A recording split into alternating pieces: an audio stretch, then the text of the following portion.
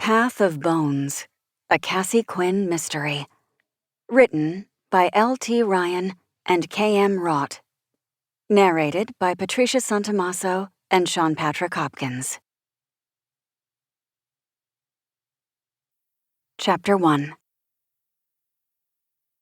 The sun's rays pierced Elizabeth's eyelids like serrated knives. She blinked against the pain until the blurriness faded and the world came into sharp focus. She laid on the ground, staring straight into the sun, which hung bright and golden in the sky above her. She could see the treetops in her peripheral vision. They swayed in a breeze she couldn't feel. Why wasn't it cooling her flushed skin? Between 1 second and the next, her confusion faded, replaced by an immense pain radiating throughout her entire body. It ravaged her nerves, from the tip of her toes to the top of her skull. Its strength gathered in her chest. No amount of deep breathing eased the agony. Panicking, Elizabeth sat up too quickly. Her head spun and her stomach lurched. Although the pain didn't fade, a new sensation arose. Sound came rushing back to her ears, and she listened to the cacophony of the world for the first time in what felt like eons. She scrambled to her feet despite the dizziness and walked backward until she hit a tree. She realized she couldn't feel the roughness of the bark, but the thought was driven away by the torment in her body. At the very least, leaning against the tree gave her shaky knees a break. She put her hands over her ears. She was so overwhelmed with awareness that all she wanted to do was scream. Her mouth twisted open in wretched agony, but no sound came out. She grasped at her neck, squeezing as if to make sure it was still there. She took another deep breath, and the pain in her chest flared. She tried to cry out again, but her voice had been taken from her. The sound around her started to even out, and the murmuring of voices reached her ears. Amidst her panic, Elizabeth grasped onto the sound, and for the first time since opening her eyes against the sun, she took in her surroundings. It was a madhouse. There were at least a dozen people scrambling this way and that, taking pictures, searching the ground, or whispering over steaming cups of coffee. How could she not have noticed? They all seemed to be revolving around one singular object in the center of a small clearing in the woods. No, not an object. A body. Elizabeth's first instinct was to run away from the horrid sight, but her limbs would not cooperate. Instead, she felt her feet moving forward against her volition, her curiosity outweighing her terror. When she was close enough to see the body through the haziness of her vision, realization dawned on her. All the air in her lungs fled her chest, and the dizziness returned. Through her tunnel vision, Elizabeth could make out the small black heels strapped to the lady's feet, the denim shorts with artistic holes that cut the front, a bright pink shirt that had been stained a deep red. Elizabeth's eyes skipped over the bloody mess in the center of the torso and traveled to the pale face that she could, in some distant part of her mind, recognize as her own. Her eyes traveled back to the body's chest, her own chest. She couldn't look away if she wanted to. A gaping hole gave way to a ruby-tinted blackness, and, only a few inches above that, an angry gash circled her throat like a gruesome necklace. The sight of her wounds caused flashes of memory to erupt inside her mind, compelling her to stumble backwards. She saw a man and a knife. She remembered what it felt like to beg for her life, only for it to fall on deaf ears. She could still feel the pain of the blade against her throat as it ripped into her flesh. Pinpricks of tears formed in her eyes, but didn't fall. She looked down, first at her own hands, then at her chest, not knowing what to expect. She wasn't translucent, like the ghosts she had seen in movies, but she also wasn't corporeal. She glitched in and out, as though she was nothing more than the personification of poor reception, the embodiment of static. Sometimes she was whole, other times, she faded away, as though she were nothing but a memory. More than ever, Elizabeth wished she could cry. She wished she could scream. She felt the emotion building in her chest, amplifying the non-subsiding pain. It was more than a constant, dull ache. It was like walking around covered in acid. Every nerve in her body was on fire, and there was no way to put out the flames. The sounds of the world around her ebbed and flowed in time with her glitching. Her mind was in chaos, still wrapped in confusion over the scene of her own body. When she concentrated every fiber of her being on the people examining her corpse, she could hear what they were saying. Just like the others? Exactly the same. God, I hope we can get some evidence this time. We're still looking, but I wouldn't hold your breath. You need to work on your optimism. Hard when your first appointment of the day is with a serial killer's handiwork. The words serial killer broke Elizabeth's concentration. Those flashes of memory returned. The man, the knife, the pain. She shook her head and the memories faded, but the conversation was still muffled. She took a step closer, forcing her mind to block out everything else. Any leads? Elizabeth stared at the person speaking. He was a middle-aged man with a bad comb-over. He may have been handsome in his youth, but he had let himself go. Pudgy around his middle and more than a 5 o'clock shadow. This was the one who had been pessimistic. The one who had uttered the words Elizabeth was desperately trying to keep out of her thoughts. 1, it's a long shot, but I'm desperate enough to try anything. You gonna let me in on it? Yeah, if it leads somewhere. The second person was a woman. She was young, about 5 years older than Elizabeth. She was fit compared to the man. She had pulled her dark hair back in a tight ponytail and wore a dark, nondescript baseball cap. Elizabeth could tell by looking at her that she took her work seriously. Would this be the woman who would solve her murder? Murder. Murder. The thought entered Elizabeth's mind unbidden, and her concentration broke for a second time. It surprised her she could feel anything beyond the pain in her body. A sense of exhaustion made her want to let go and fade out of existence. But she refused. She couldn't disappear while her killer was still out there, living his life like he mattered more than her. Anger swept across her body, almost enough to drown out the pain. She tried to cry out again, to no avail. She paced the crime scene, looking at each person's face, catching snippets of conversation here and there. She didn't understand most of it when she could hear them, but it didn't matter. They knew where she was, and that was the important part. They knew she had been killed. They wouldn't rest until they found her killer. And neither would she. Her determination to stick around until they solved her case lit another fire in her. This one cooled her anger, though it didn't dull her pain. Instead, she felt a strange sensation within her chest. It went deeper than her heart, deeper than her spine. It was like a rope had been lassoed around her soul and cinched tight. It wasn't painful, but it wasn't something she could ignore. It began tugging her away from the crime scene. Elizabeth's thoughts were still frantic. It took an immense amount of effort to think. She was dead. It wasn't easy to accept, but she had no other choice. And something was dulling the attachment to the flashes of memories that struck like lightning every few seconds.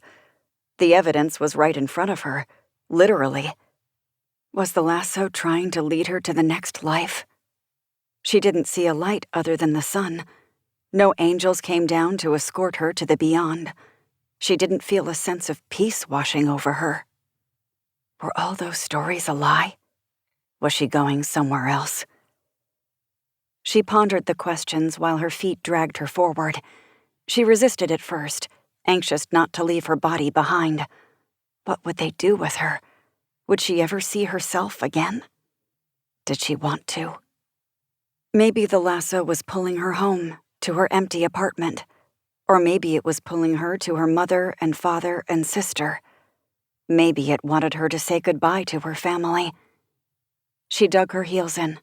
She didn't want that. Not yet, at least. She didn't want to see them crying over her. She didn't want to see them begging for answers. She wanted to have those answers before she let go. The lasso gave her a tight tug, enough to get her moving again. She stumbled forward, through the trees and out onto a road. Cars zipped by, unaware that a few 100 feet in the woods was a dead woman staring up at the sky with sightless eyes, her heart having been cut right out of her chest. Elizabeth looked at the sign in front of her. It faded in and out of view, but a few seconds later, she figured out what it said. She had driven along this road countless times, and when the lasso gave her another tug, she didn't hesitate. She still didn't know what she was supposed to do, but she knew where she would find her answers. It was taking her back to the city, back to Savannah. Chapter 2. Once again, Cassie caught herself smiling when no one was around. She found it strange to be aware of her own happiness, to have its mere existence surprise her. She had experienced darkness for so long that the slightest of light caught her off guard. She allowed herself to live in the moment, something she had struggled with most of her life. She would not take that feeling for granted again.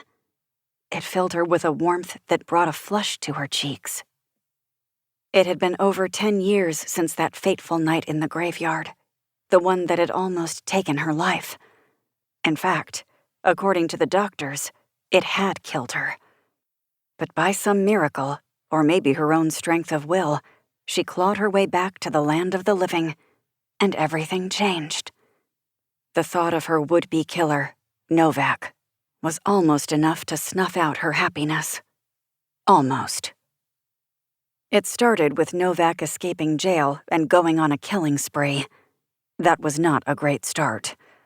He had seen her picture in the newspaper and decided to finish what he had started years ago.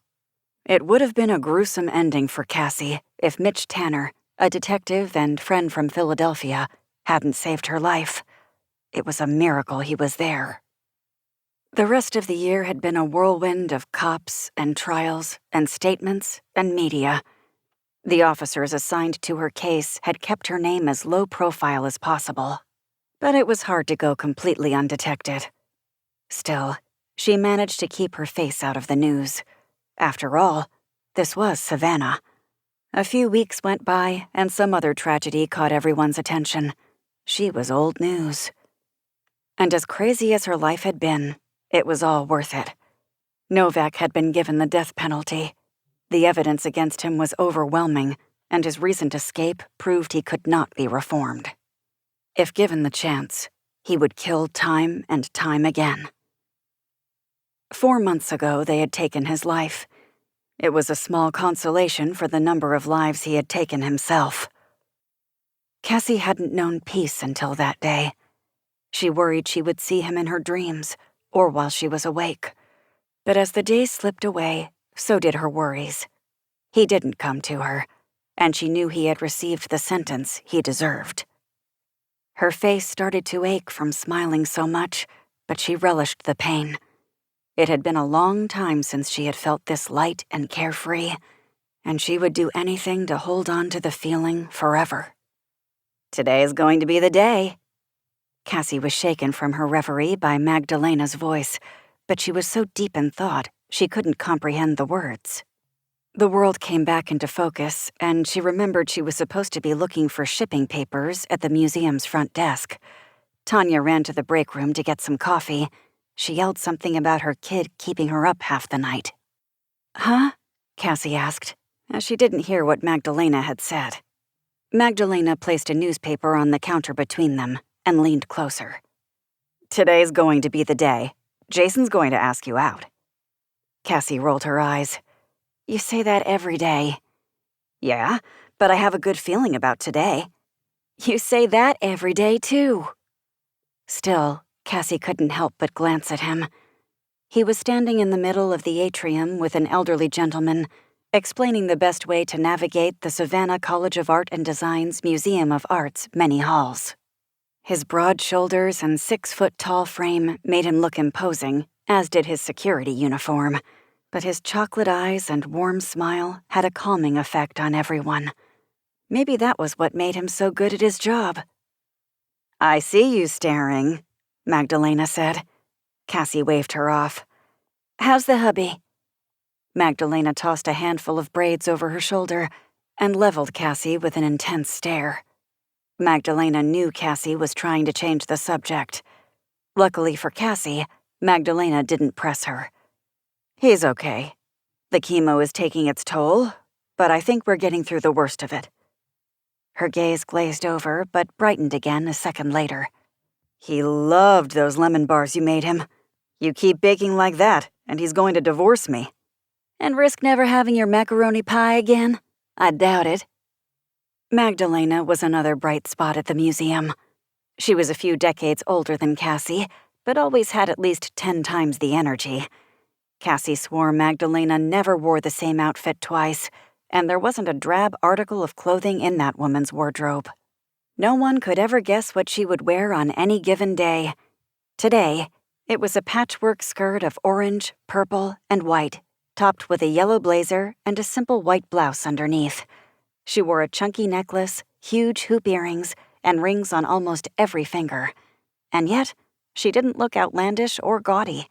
She could pull off anything. If Jason had a calming effect on everyone, Magdalena was always ready to get them pumped up for the day. That was why she was the coordinator of museum visitation. She knew how to handle people. She had a way of looking into someone's soul, just as she was doing to Cassie. "And how are you doing?" Magdalena asked. "I'm fine." "You know that doesn't cut it with me." Magdalena snapped her fingers. "Spill." Cassie took a deep breath. It had been 4 months to the day since Novak had been put to death. Magdalena was one of the only people in Cassie's life who knew the entire story, or almost the whole story at least. She knew Cassie had almost died, twice, and that her attempted killer had finally paid the ultimate price for his crimes. Magdalena didn't know about the ghosts, or that they all vanished the moment Novak took his last breath. But Magdalena was intuitive. Maybe not like Cassie, but she did have a knack for reading people, which was why she was always bugging Cassie about Jason. "I'm good," Cassie said. She formed the words slowly to make it seem like she thought about the answer. It was close to the truth. "Things are getting easier. I'm starting to trust that it's over. My life today is a lot easier than it was a month ago." Magdalena reached out to rub Cassie's shoulder, but she let her arm fall. She knew Cassie still had trouble with people touching her, specifically her scars. Cassie offered an apologetic smile, but Magdalena waved it away. "We're all works in progress," Magdalena said. "Right up until the day we die. You've been through more than most. You deserve to be happy. Don't ever forget that." Cassie nodded, but couldn't speak. A sudden well of emotion caught in her throat, and she had to swallow it back down. It was not sadness or happiness, but a strange combination of the two. So much of her life had been taken from her because of her encounters with Novak, but it had also allowed her to help many people. She couldn't erase her nightmares without erasing her dreams, too. But that was in her past. Novak would never hurt her again. She could start rebuilding the life he had destroyed. And that had all started with this job. She hadn't been working at the SCAD Museum of Art for long, but it already felt like home. With her art history degree from the Savannah College of Art and Design giving her an in at the museum, she landed a position as an art preparator. Working with artifacts and displays was more than she ever could have hoped for at this time last year. Maybe someday she would become a curator, but she still had trouble looking that far in the future. She had spent so long staring death in the face, it was sometimes difficult for her to remember she was allowed to live. Magdalena clicked her tongue, and Cassie saw she was staring at the front page of the newspaper. "What is it?" "Have you heard about those women who keep turning up dead?" "Yeah." Cassie felt another lump rise in her throat, but it was nothing like the last one. "Did they find another one?" Magdalena nodded. 28 years old. Can you believe that? Had her whole life ahead of her. And some jerk snatched it away just because he could. Cassie shivered. She knew what it felt like to be one of those women. Novak had made her feel so powerless. She hadn't understood fear until she came face to face with him, twice. It pained her to imagine someone else going through that too. And they hadn't been as lucky as she had. Though some might argue they had been luckier. She didn't have to live in this realm with the knowledge of what it was like to be a survivor, to carry those memories forever.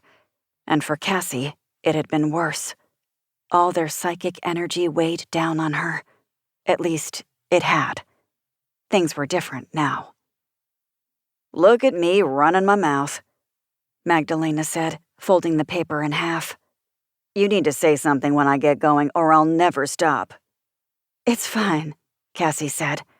When Magdalena leveled her with another look, Cassie reached over and patted the woman's hand.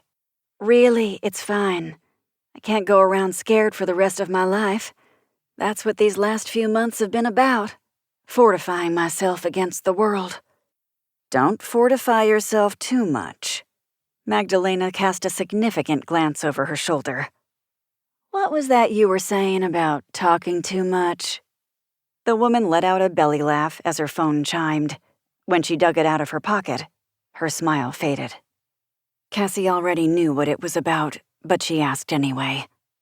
"Is something wrong?" "It's Roger. He's not feeling well. Sorry, Cassie. I know this is a big day for you, and we had dinner planned and everything." "You've got enough to worry about without worrying about me too, Mags. Take care of your hubby. We'll go out when he's feeling better." "Are you sure?" She leaned in closer. "You could always come over to our place. I know you don't always like to be home alone." "I'm sure." Cassie plastered on a smile she hoped was convincing. "I'd get in your way. Let's try again next week." "Next week," Magdalena said, tapping away at her phone. When she looked up again, she had a devilish look in her eye. "You could always ask Jason." "Maybe I will." Magdalena patted her hand before taking the newspaper and heading to her office. They both knew Cassie was lying, but neither one of them would say so. That's what friends were for, and Magdalena had proven to be a good one over the last few months. With her evening plans canceled, Cassie had trouble feeling excited about what the day had in store for her. A few minutes ago, she was looking forward to unpacking their new shipment of Vera Wang accessories and meticulously cataloging each and every one of them. Now all she could think about were the extra hours she would be spending at home, alone. It was strange how a piece of bad news could snatch that newfound happiness away like it had never existed in the first place. Cassie gathered the shipping papers she had been searching for, her heart heavy with anticipation. Even Jason's kind smile as he passed by wasn't enough to lift her spirits. Today was not the day. Chapter 3. Cassie used her hip to shut the car door, then hit the lock button on her key fob until she heard the beep. She took a deep breath, but refused to look out of the front of her house yet. Instead, she stared up into the night sky, willing the clouds to clear so she could catch a glimpse of just one star. But it wouldn't have mattered. When the evenings were clear, light pollution still made the sky hazy and gray. Still, she embraced the feel of the night air as it blew through her auburn hair, causing a few strands to tickle her cheeks. She wasn't an outdoors kind of person, but there was something special about the night sky that made her want to spread a blanket out on the grass and be one with the universe. Cassie waited a few more seconds and lowered her gaze to the front of her house. It was an unassuming, Southern-style bungalow with gray siding and red trim. Although it was small compared to most other houses on the street, it was the perfect size for her and had a guest bedroom. Not that she ever needed it. Cassie placed her hand on the front gate and passed through the entrance, letting it swing shut behind her. When she heard the click of the latch, she walked across the stone pavers with measured steps, up the stairs, onto the porch, in front of the door. She had always loved her door. It was a deep red garnet. It was bold without being garish. The right touch to make her house stand out amidst the boring whites and beiges of her neighbors. Cassie knew she was stalling, but the time had come. She took out her keys, jingled them once, and stuck the correct one in the lock and twisted. When she heard the bolt slide, she turned the handle and pushed open the door. And right on cue, her house guest greeted her. An angry meow pierced the air, and despite her mood, Cassie couldn't help but smile. "Hello, Mr. Apollo." Cassie was subjected to another piercing meow. I know. I'm late. I took myself out to dinner tonight. I had plans to go with Magdalena, but Roger was sick again." Apollo's bright green eyes stared at her from the darkness. The orange and white patches on his face seemed to glow in defiance of the jet-black parts of his body that blended into the shadows. He blinked at her once and trotted forward, brushing himself along her legs. He forgave her, and Cassie was content to run through her entire day with him, from the conversation with Magdalena in the morning to cataloging the Vera Wang pieces in the afternoon, to the fact that Jason had waited 10 minutes for her after his shift had ended so they could walk to their cars together. "He said he had been finishing up paperwork, but I know for a fact that isn't true. Tanya at the front desk says he hands in everything half an hour early and does one more sweep of the museum until the night shift arrives." Cassie rattled off whatever came to mind, and Apollo responded with various intonations of his meow whenever she paused to take a breath. She knew he was looking for his dinner and maybe a couple of treats, but part of her liked to believe he enjoyed the sound of her voice, too. And it was better than listening to the dead silence of the house. For the rest of the evening, Cassie moved from room to room, watering plants and washing yesterday's dishes and tidying up spots she had already tidied up yesterday. She kept herself busy, all the while talking to Apollo or humming whatever song had been playing on the radio during her drive home. Anything to avoid her bedroom. Anything to tire herself out so she'd be able to fall asleep. Her bedroom was the one area in her house that defied the rules the rest of her life had followed over the last 4 months. The one area that held the anomaly. That's what she had been calling it anyway. The anomaly. Like giving it another name changed what it was. It didn't. But it was midnight, and she would have to be up in 6 hours. There was no avoiding it. She looked down at Apollo, who responded with sleepy eyes and a yawning meow, and made her way to her room. It was always a few degrees cooler in there. It was nice during the hot Savannah summers, but Cassie wasn't sure the trade-off was quite worth that perk. Apollo stepped at the threshold to her room and stared into the corner Cassie always avoided looking at. Instead, she washed her face, brushed her teeth, and changed into a pair of shorts and a tank top while keeping her back to the southern wall of her room. Not that it mattered. Ghosts didn't care if you wore clothes or not. She wasn't sure if they saw her the way humans saw her. Did she glitch in and out while they stayed static? Was she a hologram to them? Could they see through her? Cassie peeled back her comforter and crawled under the top sheet, fluffing her pillow into the perfect shape. Apollo stood guard at her bedroom door. Her uninvited guests didn't alarm him, though there had been exceptions. She'd had him long enough that he was accustomed to all but the angriest of spirits. But there was something about this one that had made him reluctant to get close. Settled into her usual spot, Cassie forced her gaze to the corner of the room she had been avoiding. It was her nighttime routine. She called it her very own brand of exposure therapy. Ghosts hardly scared her, or took her by surprise these days, but she'd gotten so used to their absence over the last few months that when this one showed up at random, it was like she was starting from the beginning, back when she was learning ghosts were real for the very first time. As Cassie's gaze found the boy in the corner of her room, their eyes locked. He always stood there, pressed up against the wall, his arms hanging loose at his sides. He was almost solid. She could still see the wall through his head, even in the dark. He never broke eye contact, and he rarely blinked.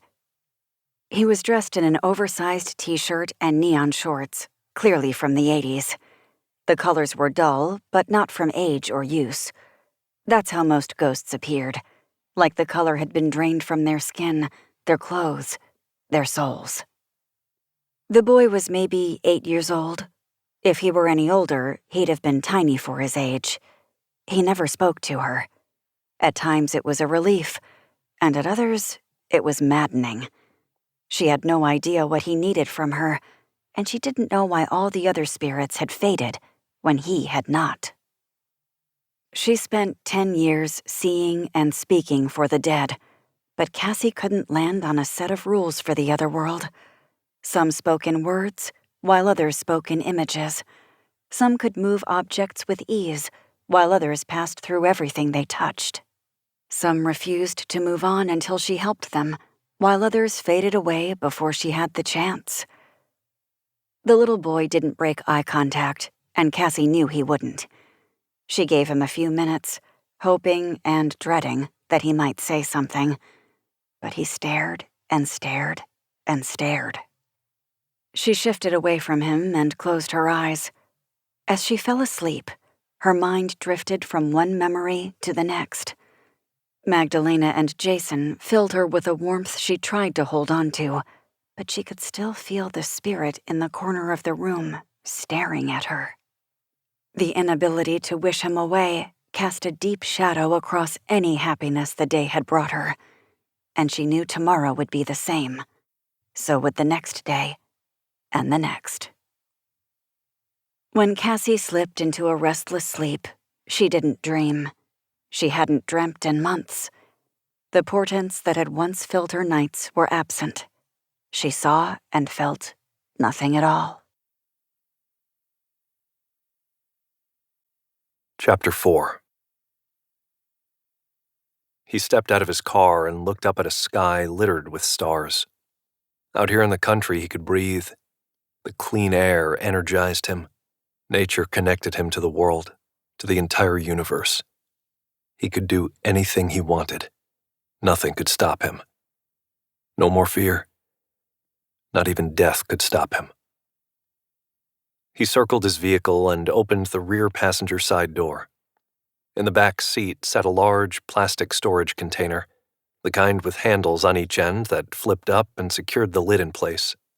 He had learned a thing or two since the first time, including how important it was to make certain everything stayed cool for as long as possible.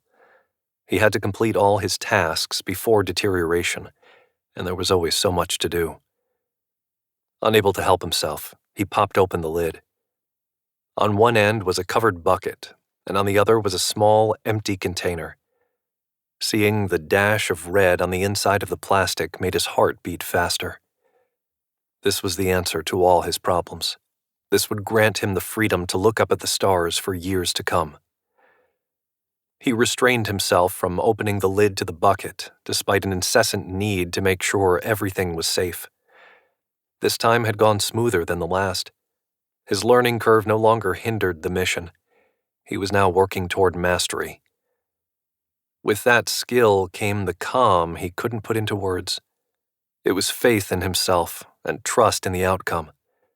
He had no other option but to believe this would work. Anything else would have been quitting. The very idea left a bitter taste in his mouth. He secured the lid back in place, snapped the handles closed, and lifted the container out of the car. The weight of it always surprised him. The human body was a miraculous system. When he was finally free of the ticking clock that carried him closer to the end, he would do his part to learn more. He had much to accomplish yet. The stairs leading up to the front of the house did not pose a problem. The steps descending to the basement always made him wary. They were steep and narrow and bowed under the additional weight of the container he carried down. He would fix that in due time. Setting the container on the ground, he looked over at the table he had set up against one of the concrete walls. Everything had been in place for a while, but he was compelled to go through the list of items again. 2 candles were lit, and he was about to light the third. A dagger waited, hidden under the table, until it was time for it to fulfill its purpose. The lines he had drawn on the wall in his own blood were starting to darken and fade. Now was the perfect moment to refresh them. His phone buzzed in his pocket. A calm apathy replaced a split second of annoyance. He checked the message and allowed himself to smile. Everything was going according to plan. 3 down, he whispered to no one. 4 to go. Chapter 5. Cassie's eyes were open before her alarm went off. She felt the gaze of the boy in the corner of the room like a thorn in her skin, but refused to look in his direction. Like most mornings, she anticipated his energy. Today was a new day, and that always replenished the positivity her evenings had drained from her. There was something about the sun shining in the sky, the heat in the air, the breeze amongst the trees. It felt like hope. Maybe today would be the day. When she picked out her clothes, Cassie tried channeling Magdalena. Her wardrobe was full of black and gray and navy, but she reached into the depths of her closet to produce a bright yellow blouse. Unlike most of her wardrobe, it was more revealing. The tips of her scars would be visible along the neckline. Cassie pulled it on over her head anyway. Throughout the year, she was prone to wearing long sleeves and full-length pants. The heat seldom bothered her, and her fingers were always as cold as icicles, even on the hottest of days. But today was a new day, and she was ready to start fresh. She wanted to start fresh. She turned to Apollo and held her arms out wide. He meowed his approval. The drive to work was uneventful, as was her arrival at the SCAD Museum of Art. She greeted Magdalena and Jason and Tanya on her way in. The museum seemed brighter, and the warmth of her coffee spread through her chest like the gentle touch of an old friend. Though she couldn't help but tug up her shirt every few minutes, she felt powerful and beautiful and determined. But she only had about 2 hours of peace. A knock on her office door startled her, but she forced her voice to steady as she yelled, "Come in!" Jason entered, looking sheepish. "Sorry to bother you." "Oh, it's okay." Cassie's voice was less steady. He had never visited her in her office, though whenever they passed each other throughout the museum, they would say hello and chat for a few minutes. Her heart started thumping against her ribs, but she couldn't keep the smile that spread over her face. "How are you?" "I'm good. Do you have a few minutes, or is this a bad time?" "No, not at all. What can I do for you?" It's not for me. There's a Detective Adelaide Harris here to see you." Cassie's heart skipped a beat for a different reason this time. She looked beyond Jason and noticed a tall, lean woman standing behind him. She wore a taupe pantsuit that complemented her bronze skin. Her chestnut hair was pulled back into a severe ponytail, and she looked as though she never smiled while on the job. Cassie wasn't sure what to do. Detective Harris stepped forward. "I apologize for bothering you at work, Miss Quinn, but it couldn't wait. Would you mind if we talked for a few minutes?" Sure." Cassie's heart felt like it would burst out of her chest, but she kept the forced smile on her face. "Thank you, Jason. I'll take it from here." "Let me know if you need anything." He paused in the doorway, looking between the two women, and, satisfied that Cassie didn't need him at that moment, shut the door behind him with a click. Detective Harris held her hand out. "We haven't met, but your reputation precedes you." Cassie firmly shook the other woman's hand. The detective took a seat across from her. In your line of work, I'm not sure that's a good thing. Normally it's not, but my colleagues speak highly of you. Cassie felt her face heat up. I'm not sure what you've heard, but I'm kind of out of the consultation business. Harris nodded and stared Cassie down with such intensity that Cassie couldn't help but squirm in her seat. Unfortunately, I don't have anywhere else to turn, the detective said. There was a hint of annoyance in her voice, or was it reluctance? Cassie swallowed back some bile.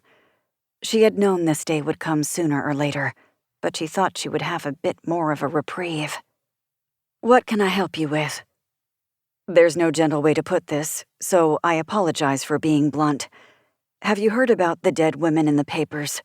3 have been found so far. Cassie thought back to the newspaper article Magdalena had talked about yesterday. She had caught the news a few times over the last couple of weeks, too. Yeah, another body was found yesterday, wasn't it? That's right. Detective Harris crossed her legs and leaned back in her chair. I was hoping maybe you could help point me in the right direction, given your... She paused here for a brief second, as if trying to find the right word. Proclivities? Proclivities? Your tendencies, your predisposition. I know what the word means. Cassie fought to keep the annoyance out of her voice. I'm asking what you're implying. I'm hoping to tap into your experience with the occult. Cassie caught herself a millisecond before she laughed in the detective's face. I have no experience with the occult. For the first time, Detective Harris's confidence seemed to waver. Have I been misinformed? I thought you talked to ghosts. Talking to ghosts and having a proclivity for the occult are 2 different things, Detective. Are they? Yes. Cassie let some of her annoyance slip through. Describing something as occult is a blanket term for the supernatural, the mystical, and magical. And ghosts do not fall under that blanket term? They do.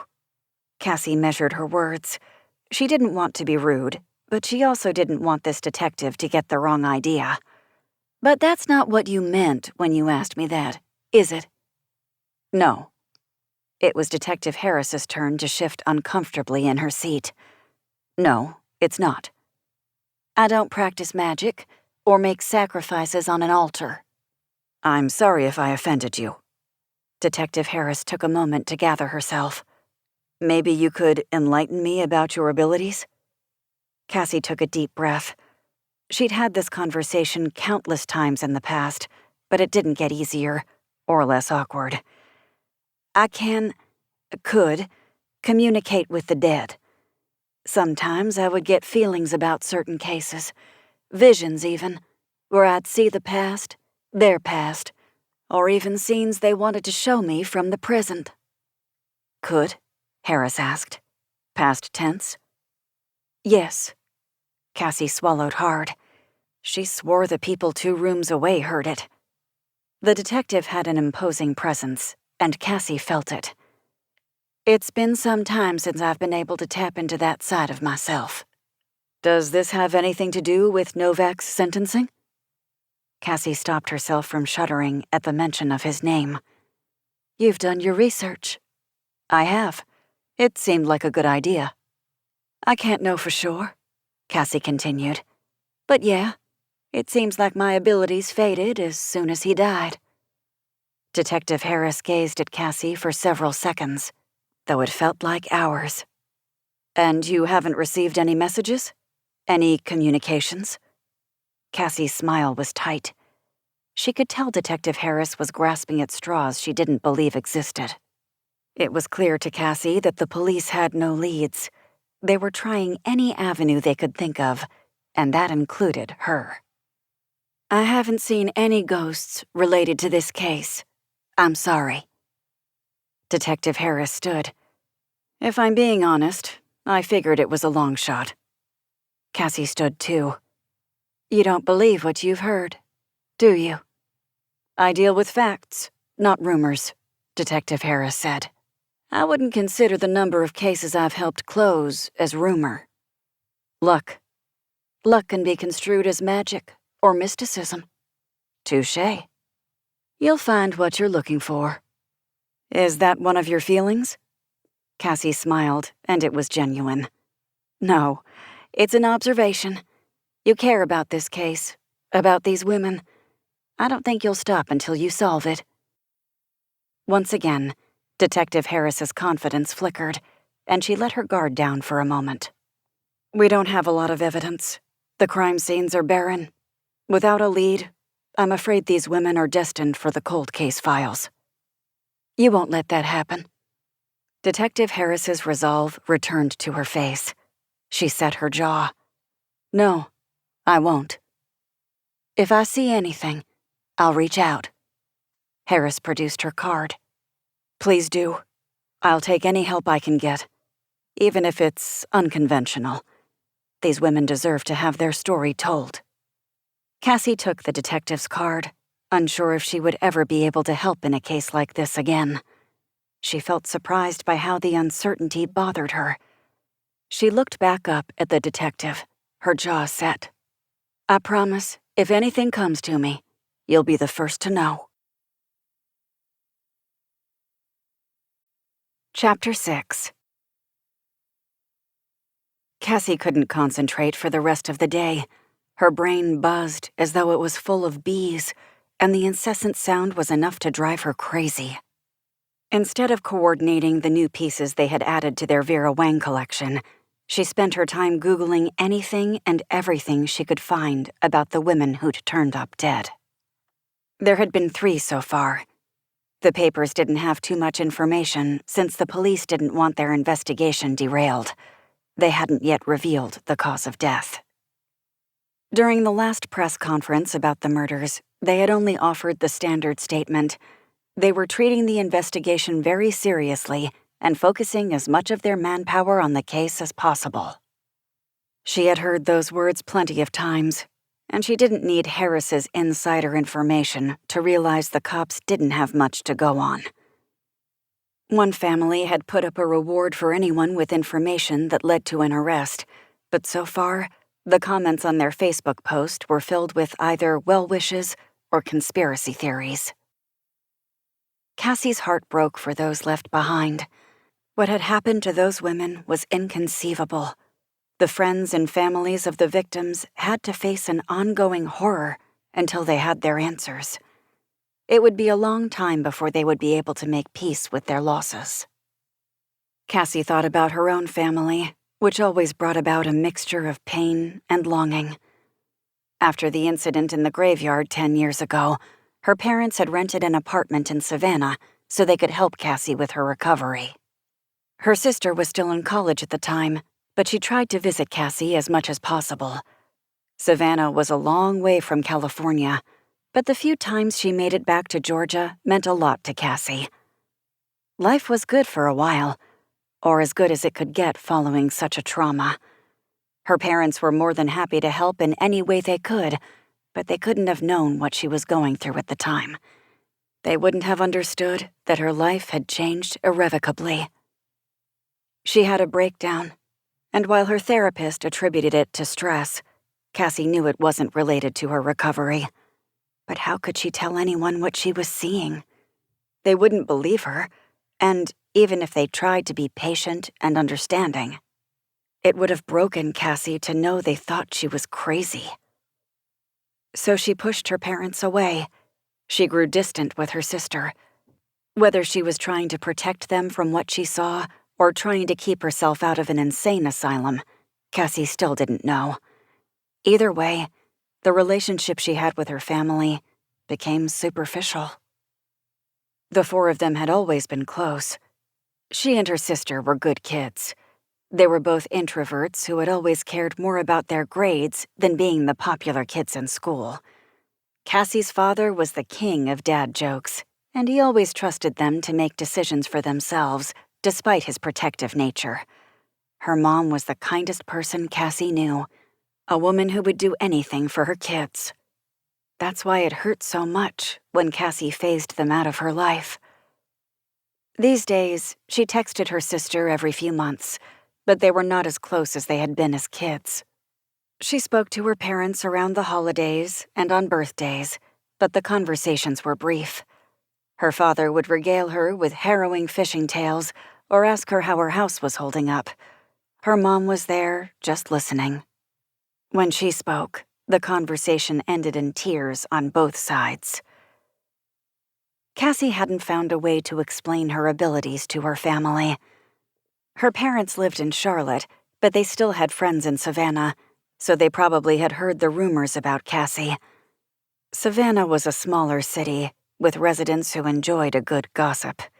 Cassie's name had been in the papers enough times that folks would have had something to talk about. If her parents had heard anything, they never mentioned it. She hadn't told them about the latest incident with Novak. Not everything, at least. The national news had caught wind of the story, so her parents were aware of his escape, his recapture, and his sentence to death. The phone call had started with tears that time, and Cassie spent an hour or two reassuring her parents she was fine and didn't need any help. She made things worse by telling them she didn't need anything. But old habits die hard. Her cautious optimism about her fading powers led her to thoughts of reconciliation. If she could lead a normal life, maybe they could be a normal family again. Or at least try without her worrying about something happening. Then, Detective Harris showed up. Cassie cursed and closed out of the tabs she had opened about the murders. That life was behind her. She had a chance to start over, to start fresh. Maybe she would be able to go on dates and hang out with friends and talk with her family without worrying that a ghost would appear out of nowhere and derail her life. It wasn't like she was asking for the moon. She wanted to be like everyone else. Was that too much to ask? With thoughts of a mundane life swirling around inside her mind, Cassie kept her head down for the rest of the day and concentrated on her work. She stayed late, both to make up for lost time and avoid any questions Jason might have for her, and to prolong her trip home to her waiting guest. If Cassie wanted to lead a normal life, she'd have to figure out what the boy in her house wanted from her. He hadn't left her room in months, so she assumed he would stick around until she solved his case. With nothing to go on except his appearance, solving his case was a long shot, but there was a familiar thrill of having a mystery to solve. She tried to squash the feeling, but it refused to be ignored. Maybe this would be her one last hurrah. She felt a stab of guilt as she thought of Detective Harris and the case with the dead women, but at some point, Cassie would have to move on with her life. She thought back to that morning when she felt the sense of a new dawn approaching her. Today might not have been the day Jason asked her out, but it could be the day she decided to move forward. Cassie packed up her bag and left the museum. The night shift security officer inclined his head in her direction, and she offered a small smile in return. He wasn't as warm and amiable as Jason, which was why he had been relegated to evenings when there were no visitors to interact with. But she had to admit it was a lot easier for her to offer him a meek goodbye than it was trying to not look like an idiot in front of Jason. The trip home wasn't long enough for Cassie to build up the confidence to charge into her room and demand the ghost give her some sign of what he wanted. Instead, she went about her routine of staring up at the starless sky, doing a slow march toward her front door, relaying her entire day to Apollo, and cleaning an already immaculate house. In the past, it hadn't taken much for Cassie to get a ghost to point her in the right direction.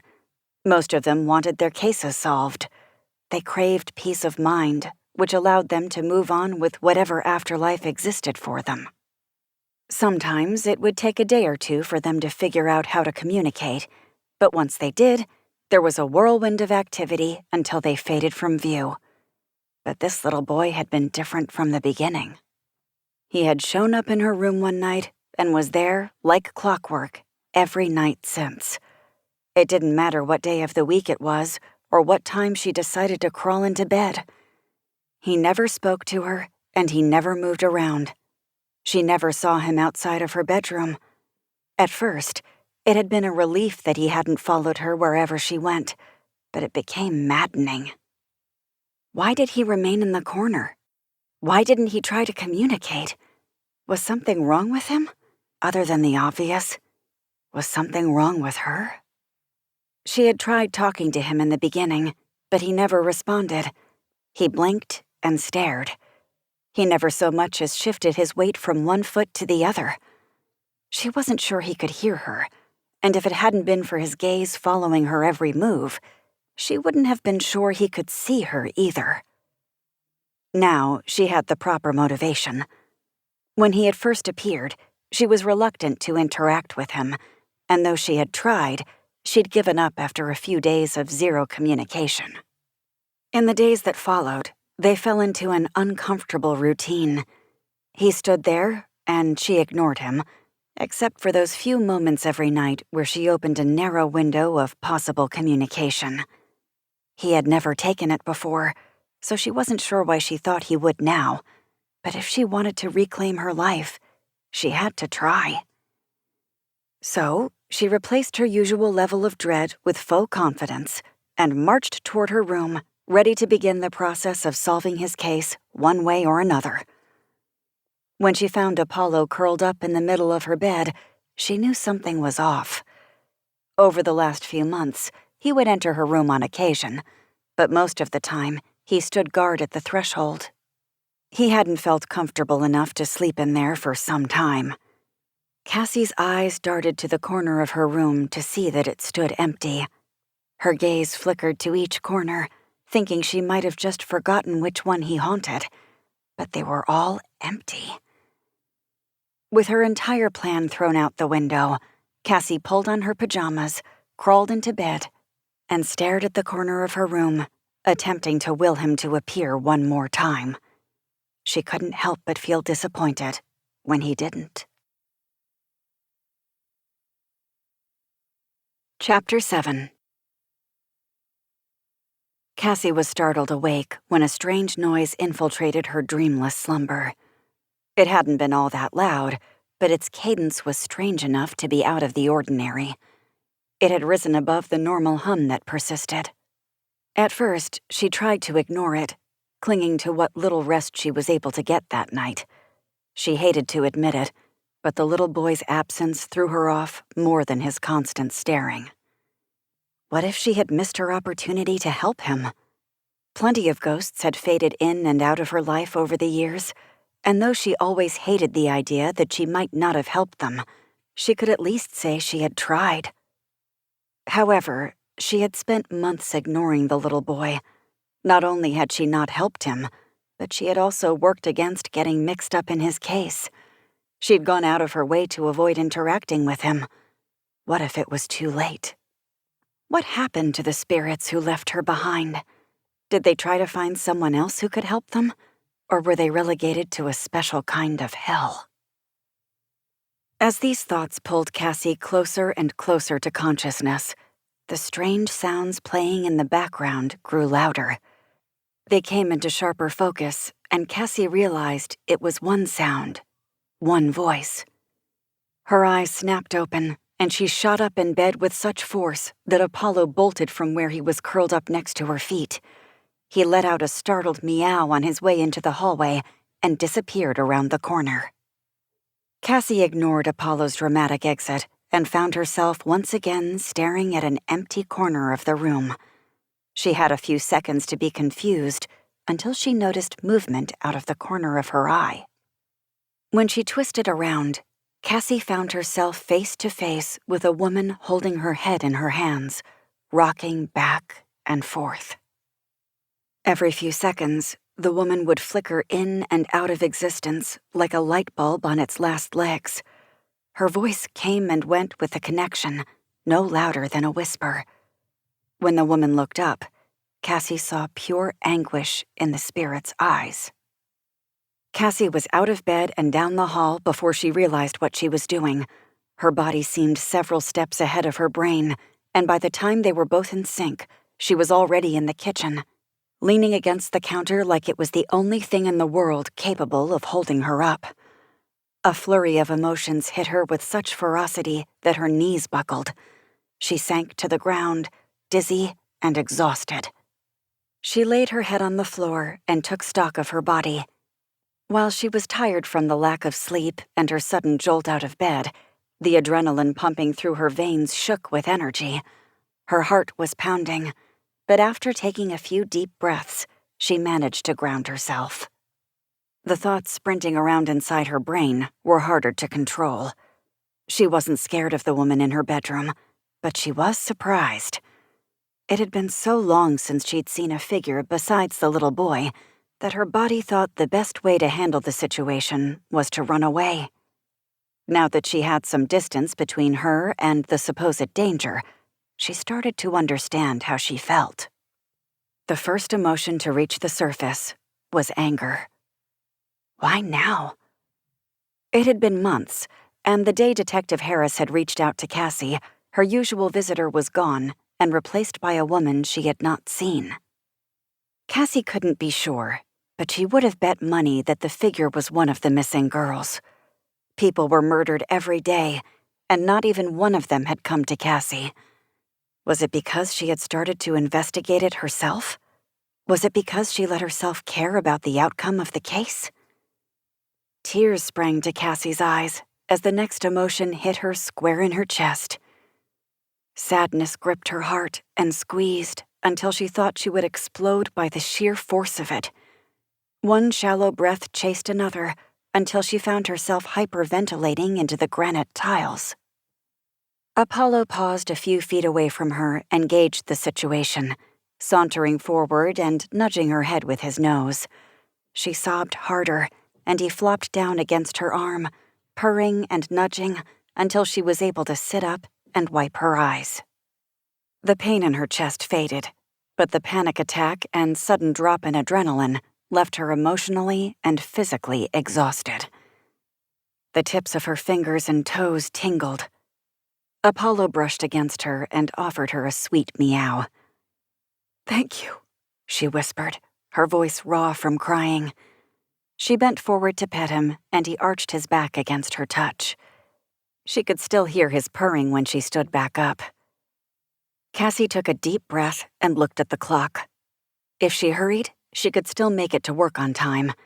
Or she could call in sick and spend the rest of the day in bed. But as tempting as that sounded, she wasn't sure she'd be able to sleep at all with the spirit of the dead woman hovering around her.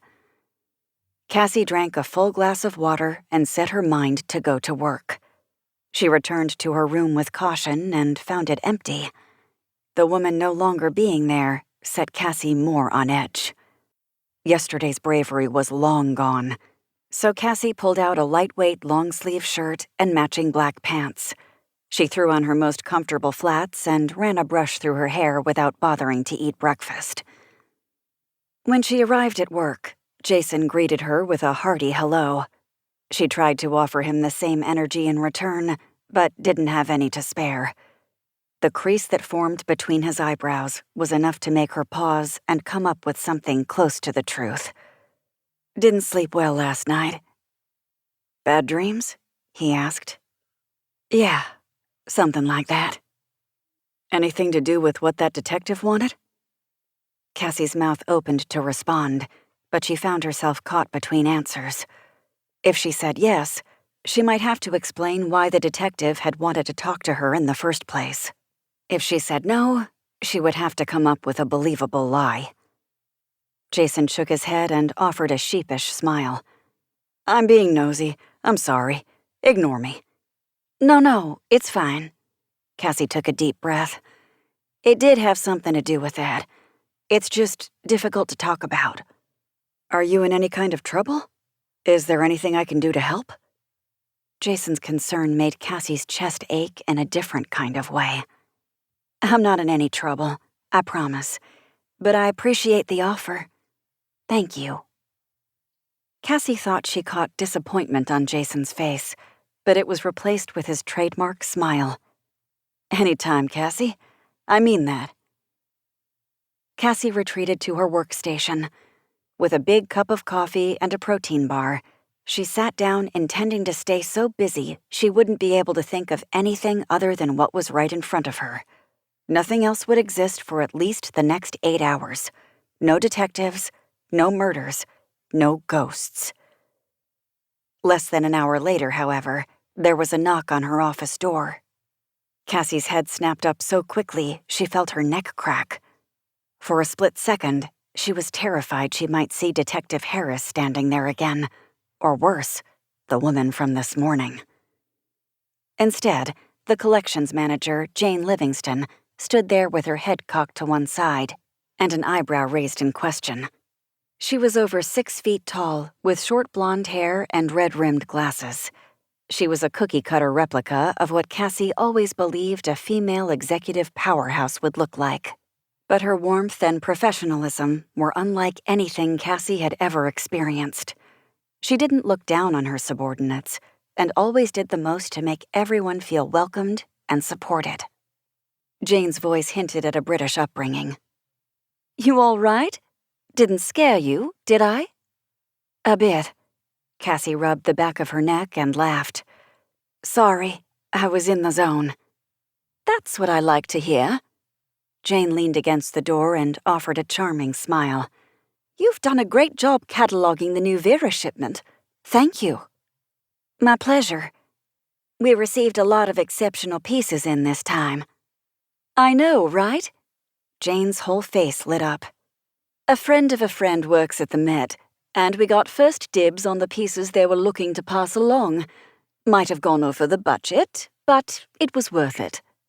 Magdalena said it's one of our most popular exhibits, so I'm sure everyone will be excited that we've got something new to look at. I suppose I should thank you for that." It was Cassie's turn to cock her head to one side. "What do you mean?" "You've done an incredible job organizing some of our modern pieces and making sure they get the attention they deserve. You have an eye for presentation, and I appreciate how diligent you've been about keeping everything neat and clean." "Oh," Cassie was at a loss for words. "You know, it wasn't just me. The exhibition team has all done a fantastic job, yes, and I've told them as much. But every one of them have sung your praises. Take the compliment, Cassandra." "Thank you. You sound apprehensive." Cassie blushed.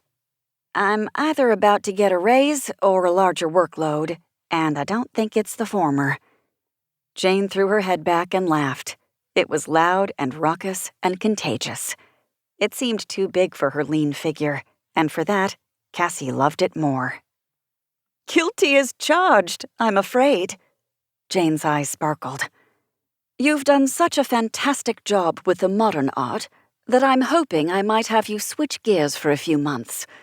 We're about to get a truckload of new pieces in for our 19th and 20th century photography collection, and I wanted to overhaul the whole exhibit. Do you think you could spend the next day or two familiarizing yourself with our current collection and get back to me in about a week with some ideas on how we can incorporate a couple hundred more photos?" Cassie knew Jane wasn't asking, so with absolute dread already filling the pit of her stomach, Cassie gave her boss the answer she was looking for. "Yes, I can do that." Chapter 8. Cassie had been standing outside the 19th and 20th century photography exhibit for a good 10 minutes when George Schaefer, the museum's curator, walked up to her with ease. "Miss Quinn?" He greeted Cassie with a smile. "Dr. Schaefer?" "Did you know this is one of my favorite exhibits in the museum?" Cassie turned to face him. He was in his 60s, with watery blue eyes and wire-rimmed glasses that made him look both ancient and eternal. He was still in excellent shape, but his wide array of sweaters and a tendency to always carry a book in one hand made him look more at home in a cottage smoking a pipe than the modern atrium of the museum. "No, I didn't," Cassie said. "I thought you weren't supposed to pick favorites." George's eyes crinkled as he smiled, and he clutched a copy of Frankenstein to his chest. "True. But there's something about photography that has always captured my attention. A picture is worth 1,000 words. They're like little windows to other parts of the world, with real people and real places. And they've been transported here, to Georgia, for us to enjoy. I have a feeling there's a lesson here. George chuckled. A lesson? No. But maybe a question. Such as, why do you hesitate to enjoy these little worlds? That was a complicated question. This wing housed over 1,000 photographs, many of which were over 200 years old. When Cassie had applied for her job at the museum, she made it known that she wanted to work with modern pieces. Despite her concentration on the classics in college, she told George, Jane, and the other bigwigs in the room that she was most interested in how current trends reflected the ancient foundations of art. It was a complete lie. Cassie needed to stay as far away as possible from anything old and historic. When her abilities were at full power, she didn't need to touch an object to pick up the tragedy, remorse, and pain of the soul attached to it. Walking through some of the older exhibits, Cassie could be inundated with spirit noise. Not every item in the museum gave off a tragic aura, but for every 2 or 3 pieces that had no effect on her, another dozen or so would reach out to her ability and latch on until she investigated further or found the strength to push it away. It was exhausting, to say the least. George cleared his throat, catching Cassie's attention. I'm a bit overwhelmed. Cassie was surprised by the truthfulness of the statement. Art can be an intense experience for me, and I feel a lot of pressure to make sure I don't disappoint Jane, or you. George hummed his acknowledgement of her statement and rocked back and forth on his heels a few times. He took longer to respond than most people, but Cassie had found it was worth the wait. I like that art has that effect on you, he said. I think that's what makes you good at your job, Miss Quinn. I think it's also what makes our collection here so special. Imagine looking at a stationary object and having that fill you with emotion. What an incredible talent to possess. Cassie smiled. It's why she fell in love with art to begin with. There was so much to analyze and feel, so much to learn when you looked at a piece of art. And every person took away something different from each piece. Their experiences, mindset, and emotions all played a role in how they interpreted what they were looking at. I think you should embrace being overwhelmed. George turned to Cassie, who was overwhelmed by the intensity of his stare. It will be uncomfortable, but imagine how much you could learn about yourself in the process. Imagine what you could learn about the effect these photographs have on our patrons. Jane has complete faith in you, and so do I. If you're willing to try, I think you could bring something unique to this exhibit. Cassie took a deep breath. It was shaky, but George's encouragement meant the world to her. I'm willing to try. Good. That's all we can ever ask of other people. He drummed his fingers against the cover of his book. Now, I have 3 meetings to attend today, and I'm going to see how much of this I can sneak in between each one. George winked at her and continued his stroll through the atrium, stopping every few feet to chat with someone for a minute or 2. Everyone wanted to say hello to him. She hadn't known many curators in her lifetime, but she imagined most of them were haughty and pretentious. George was warm and welcoming in a way that made her feel like she wasn't just another employee, but a valued member of the museum team. He and Jane were the kind of bosses one dreamed of having. That feeling was enough to make her venture forward with her chin held higher. There were a few people milling about, looking at the photographs, but for the most part, Cassie had the exhibit to herself. She noticed how silent it was. The normal buzz of supernatural energy dissipated. It wasn't as calming as she would have expected. Instead, it felt like a void. Something was supposed to be there. That set her on edge. Still, she started at the front of the room and wound her way through, looking at every single photograph and reading every single plaque. It didn't take long for her to drown out the rest of the world. The photographs took her back in time to a world not so far removed from her own. Most of the images were in black and white, but her mind tried to fill in the colors. Were the models wearing sapphire blue or ruby red? Were the trees the color of sage, or did they have young chartreuse buds? Was the sky cobalt or turquoise or indigo? Cassie was not an artist as much as she appreciated other people's talents. She couldn't draw or paint or craft, but that was why she loved it so much. She understood how difficult art could be. It would take her years, decades even, to come close to the ability these people had. And though photography wasn't her medium of choice, she couldn't help but cherish the way the photographer told a story. They played out like a movie in front of her eyes, despite not moving. She was reminded of George's words, which brought them more alive. She could hear the bells tolling from a church that stood tall in Nova Scotia. She could feel the cool breeze that accompanied a colored photograph of a couple in a red convertible. She could smell the dust kicked up by a man shoveling dirt across a series of pictures. A hand touched Cassie's shoulder, and she jumped. But when she turned, ready to apologize for her nerves, she was met with open air.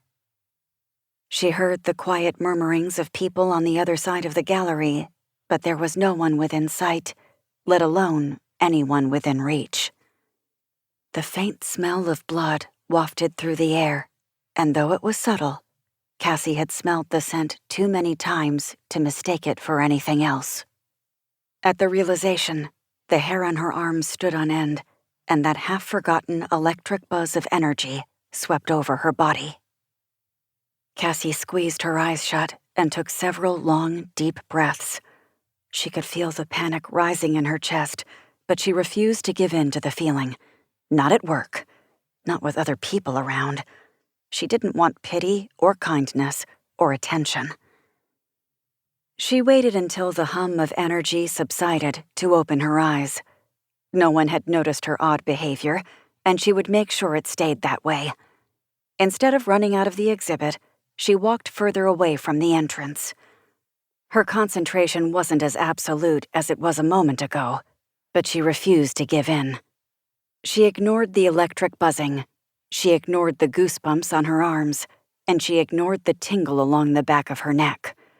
But she couldn't ignore the flickering of the lights or the silhouette of a woman who appeared when the room went dark. Cassie looked over her shoulder. An older couple walked into the exhibit, and neither one of them looked alarmed. The lights were a hallucination made for Cassie. Sometimes ghosts could control what happened on her plane of existence. Other times, it was like she could see through the veil to their side. She was the bridge that connected the two worlds, allowing her to walk from one side to the other without anyone knowing. When Cassie turned back around, it took every ounce of her willpower to swallow back the scream that clawed at her throat. She planted her feet and locked eyes with the woman standing in front of her. It was the same spirit who had been bent over her bed a few hours earlier. Cassie could see her with clarity. Her hair was wet and clung to her face in clumps. It was once dark brown, now faded and lifeless. Her face was round, and her eyes bright against her pale skin. They locked onto Cassie with an intensity she had not felt before. Having finally been noticed, the woman's mouth opened and closed. Her lips formed the words, but no sound came out. A single tear fell from her eye, dripped down her cheek, and clung to her chin. When it was shaken loose, Cassie followed the trajectory until her gaze stopped on the gash across her neck and down to the hole in her chest where her heart should have been. The scent of blood grew stronger before fading like it had been carried away by the wind. Cassie returned her gaze to the woman's face. The figure was still trying to speak. "I'm sorry," she whispered, hoping no one would see her talking to thin air. "But I can't hear you." The spirit put her hands to her own face and let out a silent scream. She dug her fingernails into her cheeks, and if she had been corporeal, she would have drawn blood. "I'm sorry," Cassie said again. "I can't help you." It broke her heart to say those words, but what else could she do? She was starting over, starting fresh, and without the ability to communicate with the dead, how could she ever expect to help them find peace? "You'll have to find someone else," she whispered. The woman stopped clawing at her face and reached for Cassie. There was a desperation in her eyes that grasped Cassie's heart and squeezed until she struggled for breath. Had this spirit found a way to physically affect her? Or had the guilt in Cassie's heart caught up to her? When Cassie's fear forced her to take a step back, the spell was broken. The woman dropped her arm, and her shoulders sank with disappointment. The lights flickered once more, and there was a small gust of wind, like the air had been displaced by an invisible hand. Between one breath and the next, Cassie's world returned to normal. The lights were steady, her goosebumps retreated, and the smell of blood no longer hung in the air. The one thing remaining was the guilt gripping Cassie's heart. Chapter 9. The air inside the museum was oppressive. It was hot and stale and clung to Cassie's skin like a damp blanket. She couldn't catch her breath, and the fear of having a full-blown panic attack in the middle of the museum's atrium was enough to send her vaulting out a side door into the fresh September air. The heat outside felt different, accompanied by a breeze that swept the sweat from her skin and filled her chest with a warmth that crept outward. She could breathe out here, and a deep lungful of air was enough to chase away the demons that had haunted her seconds before. "Cassie? You okay?" Cassie spun around to see Jason sitting at a picnic table with a sandwich in one hand and his phone in the other. He looked concerned, but it was offset by a splotch of mustard sitting at the corner of his mouth. "I didn't know there was anyone out here." She pulled her own phone out. "I also didn't realize it was lunchtime." Jason shoved the rest of his sandwich in his mouth and wiped his face clean. He gestured to the seat across from him. "You can join me if you want. I have another 10 minutes left." "I'm not that hungry, to be honest." Seeing a dead woman a few moments ago suppressed her appetite. She saw the disappointment on Jason's face for the second time that day, so she sat down across from him anyway. The sun felt good on her back. "How you doing today?" she asked. "I think I asked you first." Jason's eyes saw right through her. Cassie took a deep breath. "Honestly, I'm not sure." "Fair enough. Want to talk about it?" "Wouldn't know where to start." "How about at the beginning? How was your morning?" The image of the woman standing over her bed sent a chill down her spine. "Had a panic attack?" "They can be pretty rough. It took me a long time to get my anxiety under control, and I still struggle sometimes." "I didn't know you had anxiety too." Jason felt like more than just a coworker or someone she was interested in. He could understand her. An invisible bond connected them in a way a lot of people wouldn't understand. Jason shrugged. "I'm getting better at talking about it, but it's not always easy. I enlisted in the Army right out of high school. Figured it would be a good career, carry me into my 40s. Took me too long to realize that wasn't what I wanted to do with the rest of my life. Saw a lot of things that I'll never be able to forget." His gaze drifted past Cassie. Cassie felt the urge to say sorry, to tell him she was sad he felt that way, but she hated it when people did that to her. She realized that she had no idea if Jason was at all aware of what she had gone through. Had he seen the papers? Had he put two and two together? She didn't need to know, so she said, "Thanks for sharing that with me." "Welcome." His smile warmed her more than the sun had. "If you ever want to talk about what's going on, I promise I'm a pretty good listener." Cassie's automatic response was to wave away the offer, but she wanted someone else's advice. She didn't know what to do anymore, and she didn't trust herself to make the right decisions. "I have this situation," she said. "A friend needs help, but I'm not sure I can help. I'm not sure I want to. And I feel like that makes me a bad person." "Not necessarily." His answer was easy and automatic. It loosened some of the worry in her chest. "Does helping your friend hurt you in any way? Does it make you uncomfortable?" Cassie ducked her head and stared at the ground. "Yes." "But you're still thinking about helping them? I think that makes you a good person." "Even if I don't end up doing what they're asking me to do?" "A good friend will understand you might be at your limit. We all have buckets full of different kinds of energy. Physical energy, emotional energy, social energy. At any given time, they could be empty or full or somewhere in between for no reason at all." "That seems arbitrary and dumb." Jason threw his head back and laughed. "It is, but it's how we operate. Or at least how some of us operate.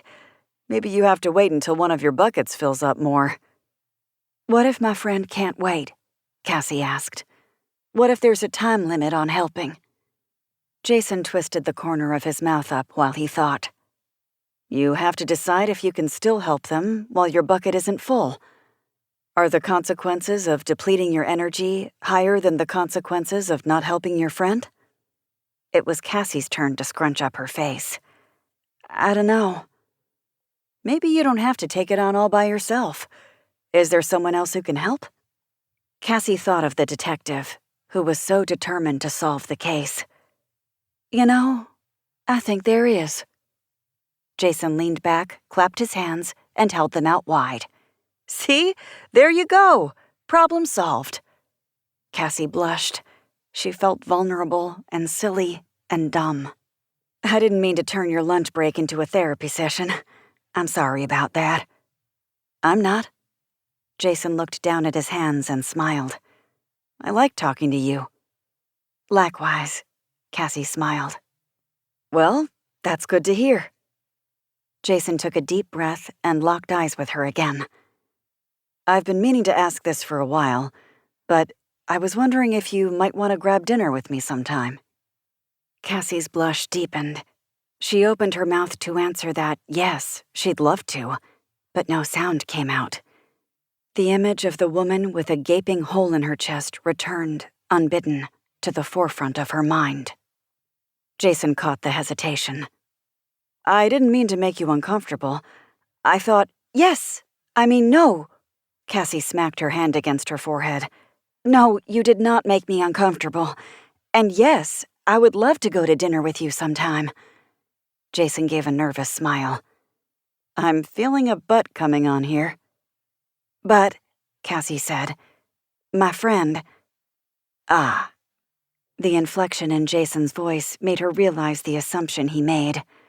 She wanted nothing more than to hang out with Jason outside of work, but she also didn't want her unwelcome visitor to show up in the middle of dinner.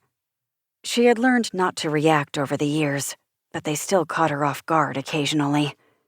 Plus, if she could solve this case, it could mean plenty of dates without any interruptions, and that would be worth the wait. "I'm not sure what my friend might need from me, so I don't want to make any promises I can't keep," Cassie said, proud that it wasn't a lie. "But once that's taken care of, I would love to grab dinner with you." "Sounds like a date." Cassie smiled. "It does." Jason returned to work, but Cassie elected to soak up the sun for a few more minutes. She pulled out her cell and the detective's business card, which she'd kept tucked inside her phone case on the off chance she decided to reach out. Any excitement left over from being asked out had already faded away. She had a bigger mountain in front of her. How to solve a murder when her abilities were faulty at best. Chapter 10. Detective Harris met Cassie at Lafayette Square at Abercorn and Macon Streets after work. A mother and daughter stood hand in front of a 3-tiered fountain in the center of the square. The little girl shut her eyes tight, raised a clenched fist, and tossed a handful of change into the water. She lifted one eyelid, then the other. A smile crept across her face, and Cassie felt the child's innocence and joy lifting the mood of the park. Even the Spanish moss waltzed in 3/4 time with the gentle breeze. Cassie spotted Harris exiting her sedan. The detective had on a navy pantsuit and cream-colored boots. Despite her attire, Cassie was sure the detective could take down any other person in a 100-foot radius without breaking a sweat. She was all business as she approached Cassie. Harris called out, but the sound of her voice was drowned out by the bells ringing in the Cathedral of St. John the Baptist. Recently renovated, Cassie enjoyed the cathedral from a distance. She had no idea if the work done to the building had stirred up spirits, and she didn't want to find out. "I was glad to hear from you," the detective said. Cassie stood and shook her hand. "Were you? I kind of got the impression you were leery of meeting with me." To Cassie's surprise, Detective Harris looked sheepish. "You're not wrong." She took a long moment to look at Cassie, sizing her up. "I can't quite get a read on you, Miss Quinn. I'm not sure what to expect. That makes me uneasy." "You can call me Cassie." She shrugged her shoulders. "And to be honest, you're not the first person to tell me that. I'm not sure if that's a good thing." "Neither am I." The two women sat down on the park bench. Harris looked down at the folder in her hands, but didn't open it. When she looked back up at Cassie, all her previous vulnerability had vanished. "Before I show you what's in here, can I ask why you called me? I got the impression you didn't want to help." "It was more that I wasn't sure I could help." Cassie shifted in her seat and looked down the length of the brick pathway that ran along the outer edge of the park. There were a few runners, the little girl and her mother walking together, and a couple of people walking their dogs. A young couple and their toddler sat on a blanket sharing a picnic. The little one perked up when he spotted a dog approaching. The weather was warm, but the breeze made it tolerable. "As I'm sure you know, these sorts of things can take a lot out of you." "And by these sorts of things, you mean the murder?" Cassie held back an inappropriate laugh. "Yeah, the murder." The humor drained away. "But you chose this. I didn't. I like learning about art and history and literature." "Yet you keep finding yourself in this position." Detective Harris held up the folder as if to say, "You know, the murder." Cassie shifted her gaze back to the detective. "Did you feel like detective work was your calling?" A wistful look came over Harris's face. "Both my father and grandfather were police officers. So were both my uncles. I never thought about being anything else." "Does it feel right? Do you feel like you're right where you're supposed to be?" Detective Harris met Cassie's eyes. A conviction there was tangible. The detective's voice was firm when she responded, "Yes, I do." "I felt that way too, for a while." "But not anymore?" Cassie sighed. "I know you don't believe in my abilities, and you're not convinced that what I can do is real, and I'm not sure today is going to help with that." "Why do you say that?" "My abilities have been fading since Novak's death." It took all of Cassie's strength to keep her voice from wavering when she spoke his name. "Honestly, I thought they had all but disappeared. That is, until you visited me yesterday." "Me?" "You." Cassie swallowed and looked back at the young family in front of her. They looked so happy, so carefree, so ignorant of what the two women on the park bench were discussing. "Last night, I saw one of the murdered women, and again today at the museum. That's why I called you." "You saw one of the murder victims?" Detective Harris's voice was dubious. "I don't know who it was, but she had a huge gash across her neck, and it looked like her heart was ripped out of her chest. The timing makes me think she's one of your victims." Harris didn't bother hiding her surprise this time. "That information hasn't been released to the public." "May I?" Cassie gestured to the folder in the detective's hands, and when Harris hesitated, she dropped her hand. "I don't mean any disrespect, but if you don't trust me or want me involved, why did you agree to meet with me?" "I do trust you, or rather, my colleagues do." She handed the folder over. "And that's good enough for me. For now." It was difficult for Harris to say that, and Cassie didn't take this for granted. She waited a few seconds to brace herself for what she might find inside the folder. She had been down this road dozens of times, but it didn't get easier. Cassie held her breath as she opened the folder. She was met with a small picture of a woman paper-clipped to the medical examiner's report. Her name was Hannah Williams, and she was killed 3 weeks ago.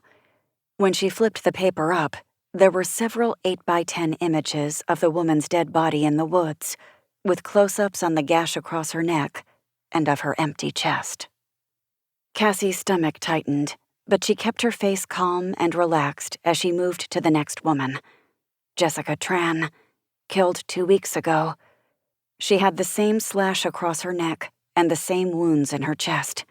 Her heart had been cut out. When Cassie turned to the third and final victim, it took her a second to recognize the face of the spirit that had been haunting her. Found dead in the woods 2 days ago. Her throat was slit and her heart carved out of her chest. Cassie pulled the paper-clipped file out and set it on top of the closed folder. She read the name out loud. Elizabeth Montgomery. Detective Harris's eyebrows pinched together. "You recognize her?" "She was the woman I saw this morning, and again this afternoon." "How did you know her wounds?" Cassie returned the detective's gaze in silence. She was used to this part, the confusion, the discomfort, the distrust. Sometimes she was met with anger or fear. Detective Harris had landed on disbelief. "They were hard to miss. I didn't see them the first time. She was crouched over my bed. But when she came to me in the museum, she was standing upright. She reached out to me and tried to say something, but she made no sound." Harris looked confused. "She's the third victim in as many weeks. They were all killed the same way. The department doesn't want me to tell the press we may have a serial killer in Savannah, but the media is asking a lot of questions." "Are there any connections between the victims?" "Not that we can tell." Detective Harris's voice became tight.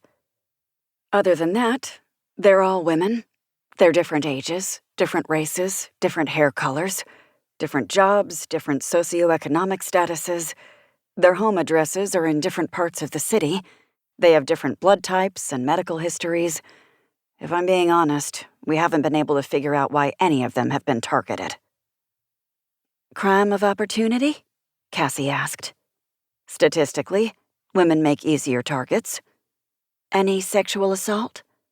"No, which tells me there's another reason why they're being chosen. This isn't a typical case." "You came to me because you thought there was an occult element. Why?" Detective Harris looked up at the sky as if she were searching the clouds for answers. "It feels ritualistic to me. Their hearts were cut out. There's a reason for that. What is it?" Cassie stared down at Elizabeth's face. "Is there a pattern to the days they showed up dead? Any holidays? Special dates for the victims?" Harris returned her gaze to Cassie's face, and her eyes were hard. "Look, I appreciate you trying to get a grasp of the case. I can tell you've been around the block. You're asking all the right questions. But we've explored all of these options. The moon's phases, the days of the week, solar events, everything. We've explored every avenue to connect these murders, and there isn't one. That's why I came to you. I was told that you could look at the pictures of the victims and get a feeling, or whatever it is you do." Cassie slid Elizabeth's photo into the folder and handed it back to the detective. "At one point in time, I could have. But Elizabeth is the first spirit I've seen in months. Other than... Cassie couldn't finish the sentence. The little boy who had disappeared yesterday still weighed on her, as did Elizabeth's ghost. She resigned herself to solving one murder, not two. One more case, and she could be free of this life. But it was starting to feel like that was not going to happen. I'm not getting any readings from the pictures, Cassie said. I don't feel anything at all. Does that mean something? Maybe. Cassie tried to remember if there'd ever been a time when her abilities were blocked like this. Had she ever felt a void like the one she was feeling now? But I don't think so. I might not be the person to help you solve this case. When Harris spoke again, her words felt like a sledgehammer against Cassie's heart. I see. I'm sorry. Cassie stood up, and the detective mirrored her movements. I wish I could help. That's it? Detective Harris's disappointment was soon replaced with a mask of professional courtesy. I understand. I assume you know not to share any of this information with anyone else?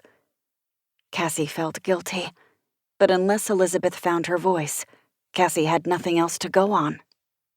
If I come up with anything, I'll let you know. For a second, it looked like Detective Harris was about to tell her not to bother. Instead, she stuck out her hand. I'd appreciate it. Cassie shook the detective's hand and watched her walk away with the folder of victims clutched in her grasp. Cassie thought she might feel a sense of relief. She reached out to the detective, and she tried her best. But really, she'd done nothing at all. Chapter 11. The dying sun brought him a sense of purpose. This was a rebirth. As night fell, opportunity rose. He wasn't the type to waste time on fear or hesitation, so he pushed through the door just as his phone chimed to signal sundown. With the bucket in one hand and the small container in the other, he bounded down the stairs and out to his side yard, hustling to the third marker from the left. He had already calculated the distances between each burial spot to make sure they were equal. The preparations had been made months ahead of time. He had thought of everything. Setting the two containers down in the grass, he walked along the shallow trench running from his house and ending in a hole about 5 inches deep. The trench was still neat and orderly, and with a smile on his face, he nodded at his own handiwork. He had it all in place. Back at the hole, he popped the lid off the small container. He took a moment to appreciate the size of the human heart. Over the years, he'd heard it was roughly as big as a fist, but this one was smaller. It was amazing to think such a small organ could keep an entire human being alive and well. That bitter taste filled his mouth again. So important, yet so fragile. Why had humans evolved to be so delicate? Instead of armor, they had skin. Instead of claws, they had fingernails. No horns or fangs, no venom. They weren't large or strong or fast. But they had brains, and that was all the advantage he needed. Shaking himself from his own misery, he pulled the heart out and felt its cool texture against his skin. Touching a human heart for the first time had caused a chill to run down his spine. It had made him uneasy, if not squeamish. But he had moved beyond that by now, and was committed to using this little organ's power to his advantage. He placed the heart in the hole and packed the dirt down over it. The missing grass was an obvious indicator that something had been buried there, but he wasn't worried about anyone looking in on his small, unorthodox garden. His neighbors were miles away, and the surrounding woods ensured he'd be left alone. Giving the mound one more pat, he turned his attention to the bucket.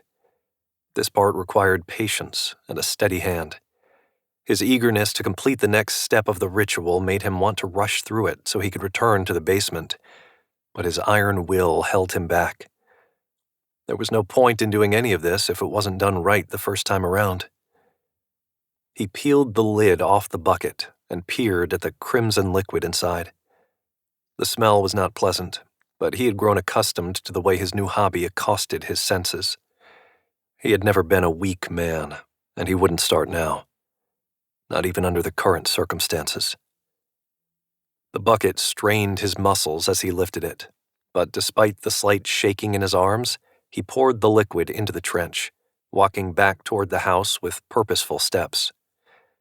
He made sure all the blood disappeared into the dirt. Not a single drop would be wasted. When the last of the blood left the bucket, he set the container down and watched as the earth drank up his sacrifice. He already felt lighter, stronger, freer. Was there anything he couldn't do? Chapter 12.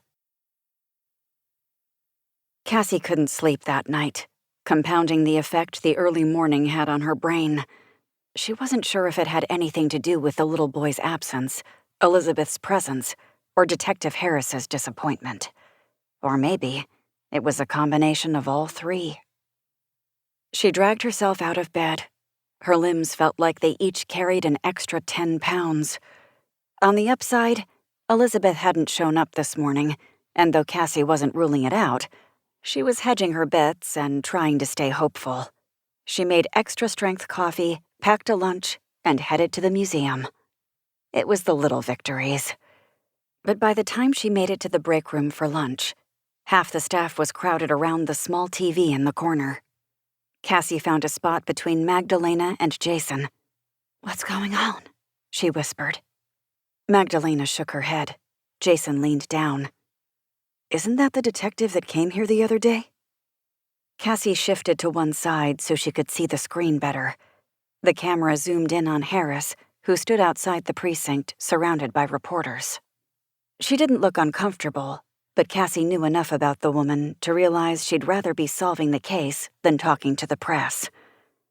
Harris held up her hands and the camera zoomed in further. "As I've said previously, I cannot share any sensitive details about any ongoing cases. This is to protect the investigation and the friends and families of anyone involved in a serious crime." "Like the murder of 3 young women?" The camera panned over to a young blonde woman whose curls bounced when she talked. She was tall and imposing, and Cassie had a feeling she wasn't the least bit afraid of Harris's demeanor. The reporter was holding her microphone out to the detective, waiting for an answer. "Like I said," Harris repeated, looking the woman dead in the eyes. "I cannot comment." The reporter didn't let her finish. "Is it true all 3 women have the exact same wounds?" Harris's eyes widened for a fraction of a second. It wasn't enough for most people to notice, but the reporter narrowed in on it like a hawk. She smiled like she had won a secret competition between her and the detective. She knew she had hit close to home. "I cannot comment on the nature of our investigations. As soon as I can share any details about any of my current cases, I will be sure to inform all of you." The rest of the press surged forward, yelling over each other to be heard. One voice was louder than the others, and it belonged to a short man with graying hair. He wasn't as pushy as the others, but it was clear he knew how to make himself heard. "Does this mean we have a serial killer on our hands?" The group of reporters fell silent. They didn't want to miss the detective's answer. "Like I said—" "With all due respect, Detective," the man said, "people are scared. Is there anything you can tell us?" Detective Harris sighed and looked around the crowd. For a split second, she looked into the camera and to Cassie. It felt like Harris was speaking directly to her. "I know everyone is scared, but please know that we're doing the best we can. I can't share any information with you because I don't want to corrupt the investigation. I'm not trying to keep secrets from you. I'm trying to preserve the integrity of the investigation." When the voices started to shout again, she held up her hand. Cassie was impressed with the way she could command a crowd. "My suggestion is to stay safe and vigilant, as you have always done. Don't meet up with strangers alone, and don't do anything that your gut tells you is too dangerous." The blonde reporter's voice rose above the rest. "So, you're telling the women of Savannah that they should be afraid for their safety?" Detective Harris kept her eyes forward and her face neutral as she pushed her way through the crowd and got into her car. She drove off, leaving the gaggle of reporters in her wake. The cameras cut to a side-by-side of the reporter outside the precinct and the two news anchors sitting behind a desk. The break room erupted into several different conversations, and Cassie noticed Jane discussing the news with other employees. It seemed everyone had tuned in to the broadcast. "Those poor girls," Magdalena said. "They don't deserve to be paraded around the headlines like that. Their souls won't have any rest until that detective solves the case. Why can't the press let her do her job?" "The press is trying to do their jobs too," Cassie said. "But I don't disagree with you." Jason leaned in close to Cassie. "But that is the detective who visited you the other day, isn't it?" Magdalena must have caught sight of the panic in Cassie's eyes because she gave Jason a death glare. "If Cassie doesn't want to talk about it, she doesn't have to." Jason looked so chastised that Cassie put a gentle hand on his arm. "It's fine. Yeah, she's the one that was here the other day. She had a couple questions, but I wasn't able to help her." "And you're sure you're not in any trouble?" he asked. "I'm sure. I'm safe." Cassie gulped. "I'll tell you more some other time, but not here." "Sure," Jason said. His eyes were huge, and Cassie felt bad about the millions of theories running through his brain. "You know where I am if you need me." "Thanks, Jason." Cassie waited for him to leave. She turned back to Magdalena. "So, he asked me out yesterday." "And you didn't tell me?" Magdalena hissed. "I was going to," Cassie hissed back. "I've had a lot on my mind." "Are you going to tell him about you-know-what?" "I'd like to, one day. Kind of a difficult thing to work around for too long. But I'll let him buy me dinner first." "Smart move. Get into his pants first." Magdalena smiled and winked and looked between Cassie and the television. Her tone turned serious. "But what did she want?" "You know, you're as nosy as he is." "Yes, but you let me be this nosy." Cassie couldn't deny that. "I've helped out the police with cases in the past." Cassie measured each word as she said it. "I know some people downtown, so she's heard of me. I think they're pretty desperate for answers." "I would be too," Magdalena said. "If they're not careful, they're going to have a full-blown panic on their hands." "I think that's what the detective is worried about," Cassie said. "Sharing details about the case might make things worse." "Do me a favor." Magdalena placed her hands on Cassie's shoulders and squeezed. Her eyes wavered as she took Cassie in. "Be extra careful." "I always am," Cassie said. "Trust me, I'm the last person you need to worry about." "Yeah, well, crazier things have happened." Magdalena looked at her with concern. "Sometimes, it doesn't matter how mindful you think you are." Cassie sighed. She knew Magdalena was right. Those kinds of thoughts could keep her up at night, but she'd been better about keeping them at bay. However, this case brought back some terrible memories. "All right, then."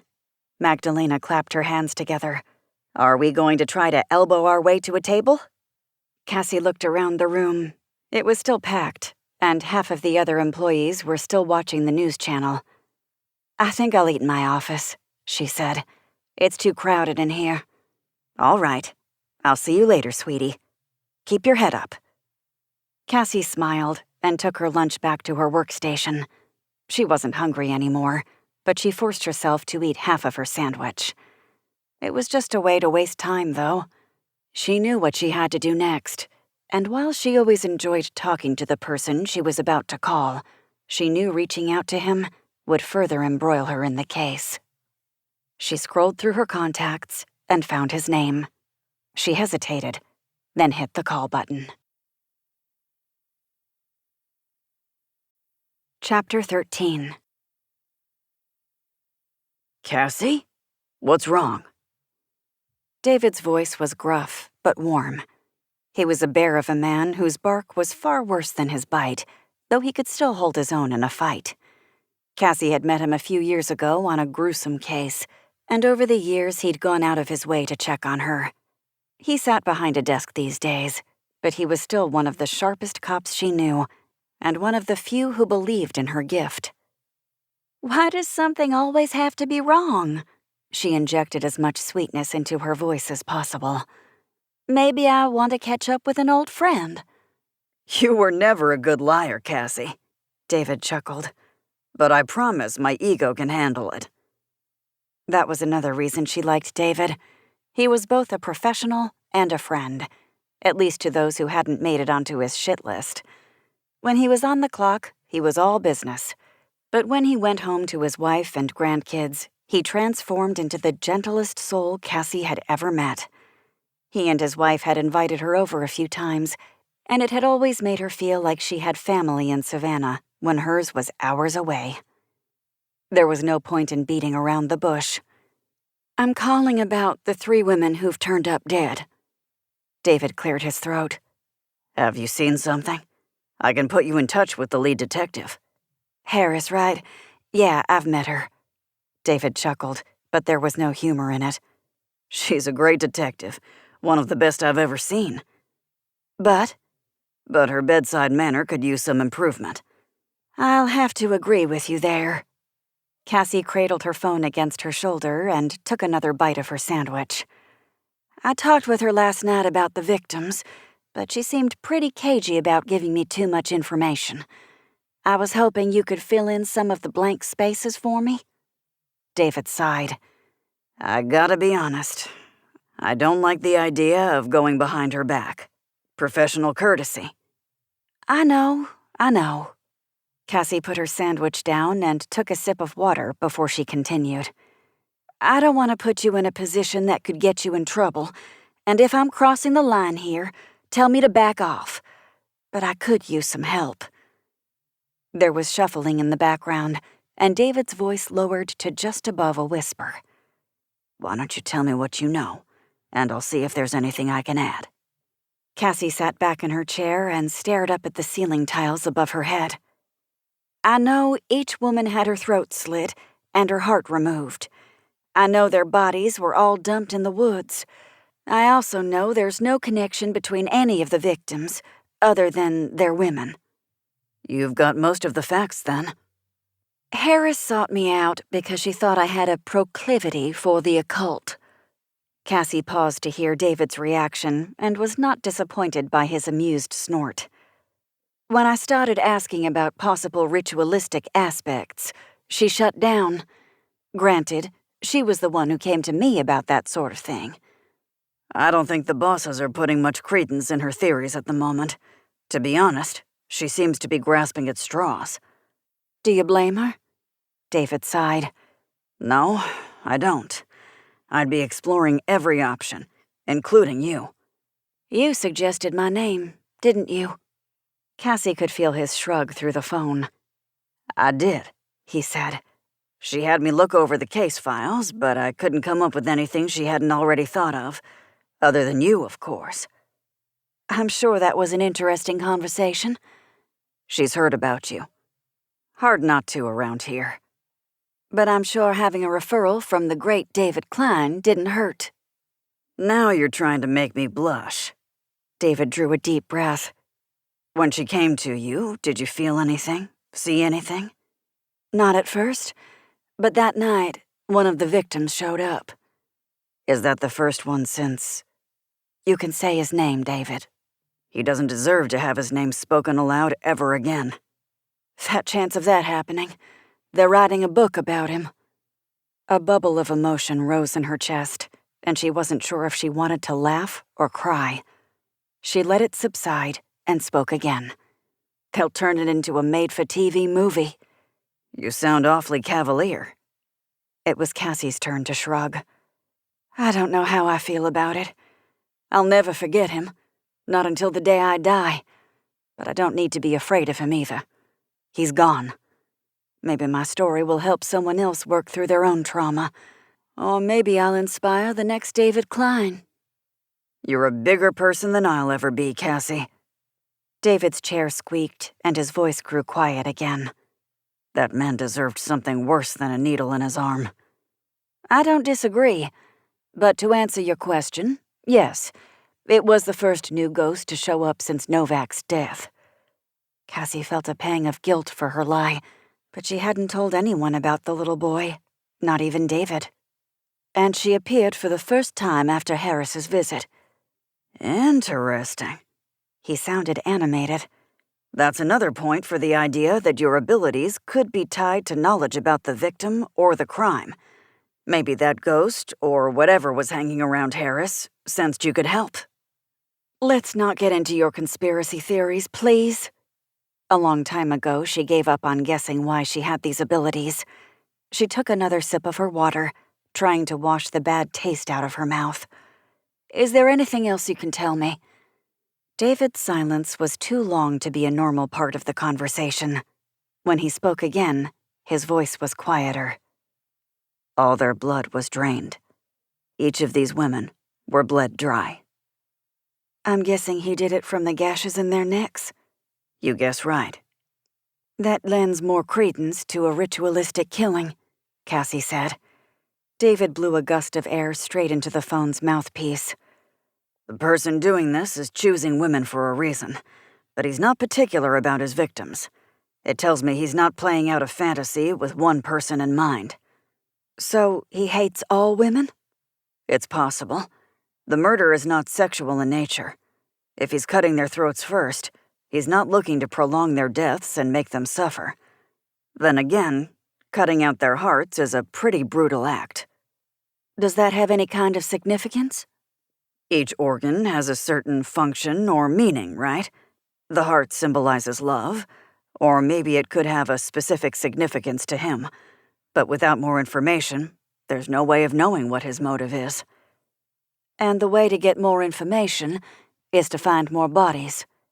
Not something we're hoping for. What about where the bodies were found? They were all found in the middle of the woods in different public parks.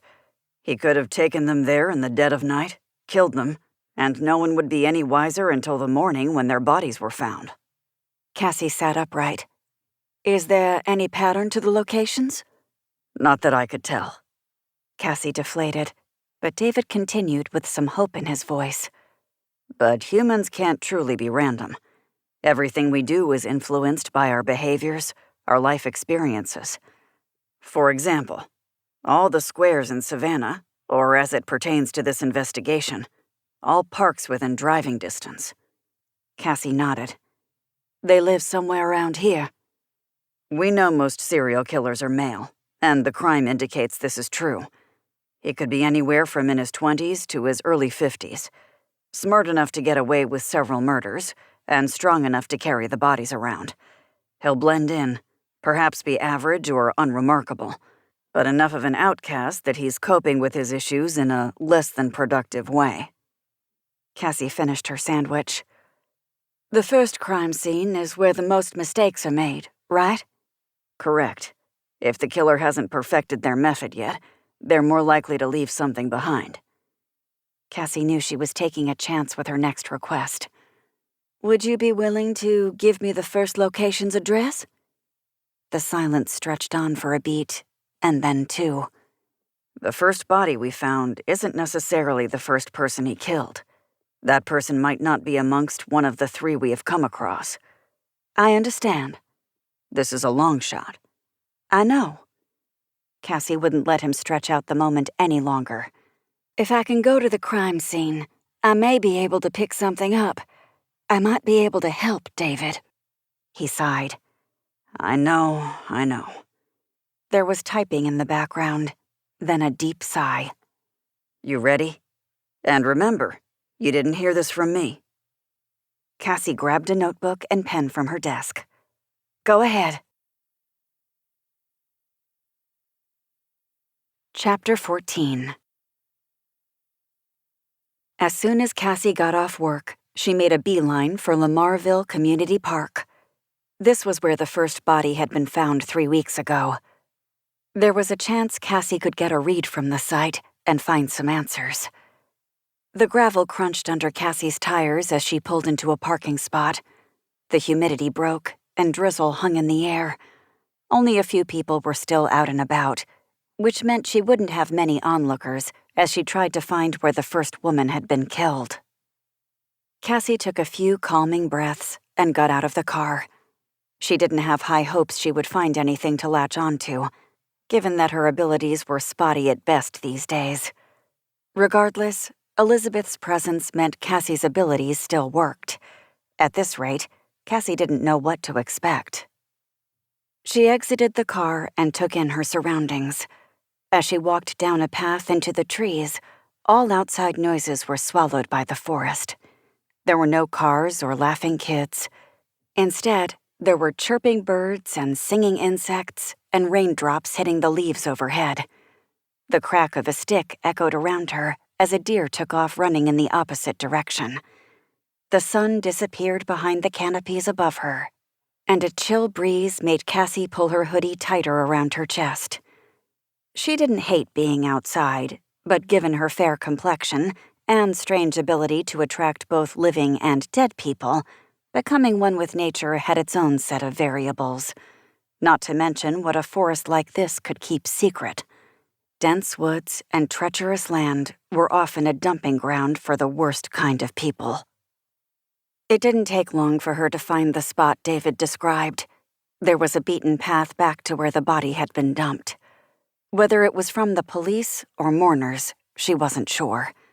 Maybe it was from people who had a morbid sense of curiosity and couldn't help themselves. The police had found the body about 3 weeks ago after a pair of young teenagers playing hooky from school had decided to take a walk through the woods. The scene freaked them out. They called the cops, then left the area, afraid to get in trouble. They'd been tracked down. David had said the officers who went to interview each of them hadn't given them too much trouble given the circumstances, but they had reiterated how important it was not to try to hide from the police. Cassie wondered how finding a dead body would change each of their lives. Would they become cops? Doctors? Killers? There was no telling. People had laid flowers for Hannah Williams in the spot where she had been found, but they were withered and dead by the time Cassie got there. There may have been other mementos like teddy bears or candles, but they had either been stolen or taken away. There were no other indications of the horror that had been found here. Cassie felt the crunch of sticks and dead leaves underfoot. The scene was unassuming, to say the least. The body had been removed, and there was no indication that it had been there at all. Biohazard techs would have cleaned the site.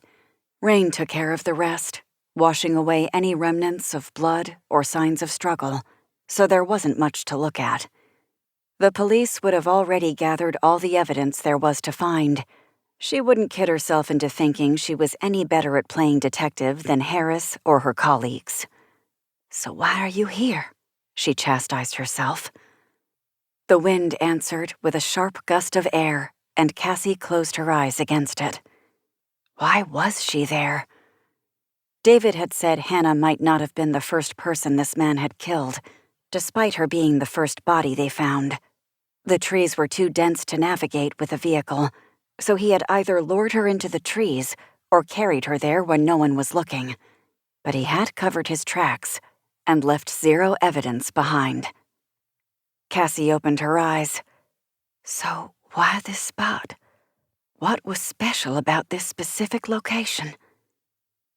Despite dealing with the dead for the last decade, Cassie didn't know much about ritualistic sacrifices, if that's what this was.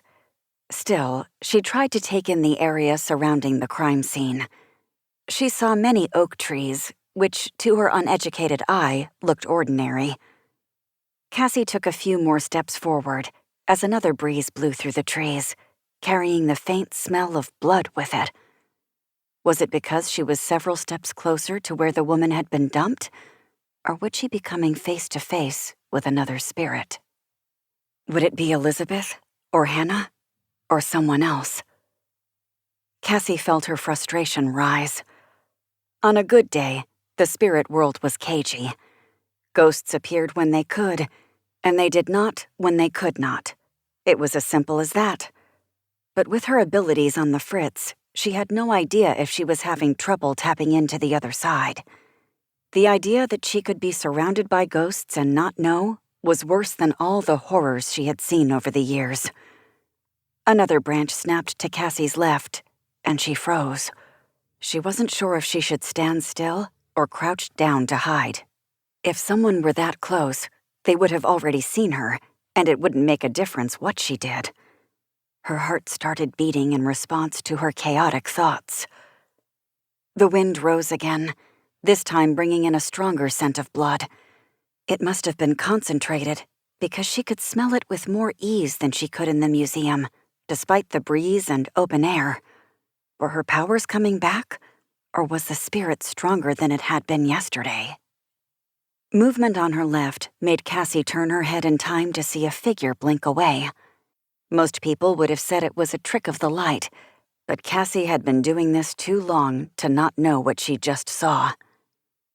The creak of a tree forced Cassie's attention forward, and she saw the figure again. This time, brighter than she was a few seconds ago. Cassie recognized her from the folder of victims. It was Hannah Williams, the woman whose body had been dumped here in the dead of night. She was wearing a long, flowing red dress that fluttered in a wind that didn't exist. The spirit looked at Cassie for the span of 2 heartbeats and stepped forward. Another branch cracked from behind Cassie. She didn't bother checking. She didn't want to risk losing the connection she had with Hannah. The apparition was unflinching as she strode toward Cassie. She looked stronger than Elizabeth had. She had been here longer, so it made sense. Like Elizabeth, her hair was still stringy and wet, but Hannah's was platinum-colored. And like Elizabeth, she had a gruesome gash across her neck, and her heart was missing from her chest. Instead of the fear Elizabeth had displayed, there was angry determination. "I'm trying to help you." Cassie's voice came out in a croak, and the woman stopped advancing. "But I need you to point me in the right direction. I need you to tell me something, anything. If there's the tiniest piece of fabric, skin, or even blood out here, show me." Hannah took a couple more steps forward. She opened her mouth, but seemed unsure that anything would come out. When it did, she looked relieved. "It'll be over soon." The words were encased in static, as though coming from a distant radio station. Hannah's voice was deeper than Cassie expected. With every glitch in her words, Hannah faded in and out of existence. Cassie hoped the spirit could maintain the connection long enough to reveal her truth.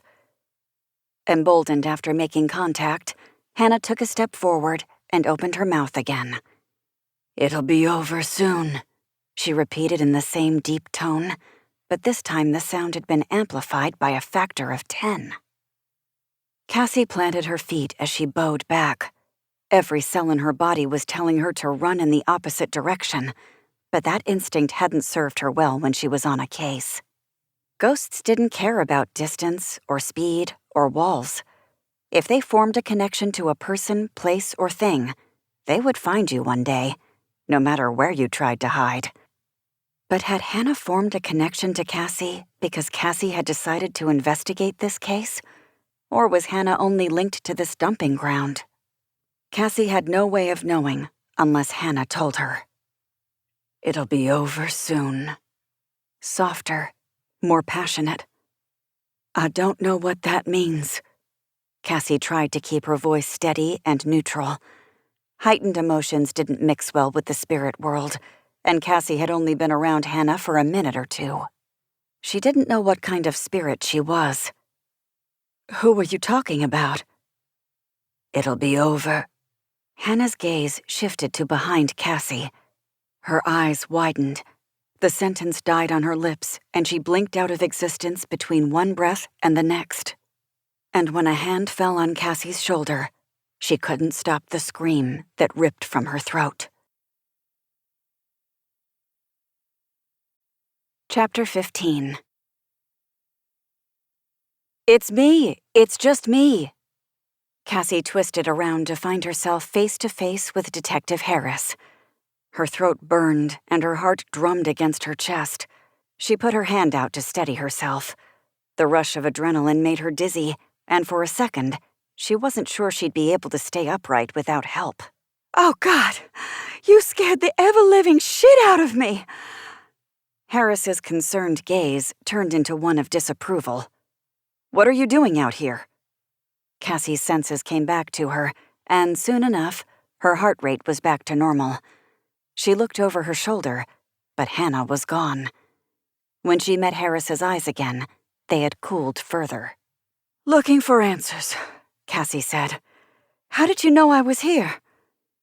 Harris had the wherewithal to keep direct eye contact with Cassie. I went to the museum, but you had just pulled out of the parking lot, so I decided to follow you. So, you're stalking me? Cassie tried to smile, but was sure it looked like a sarcastic smirk.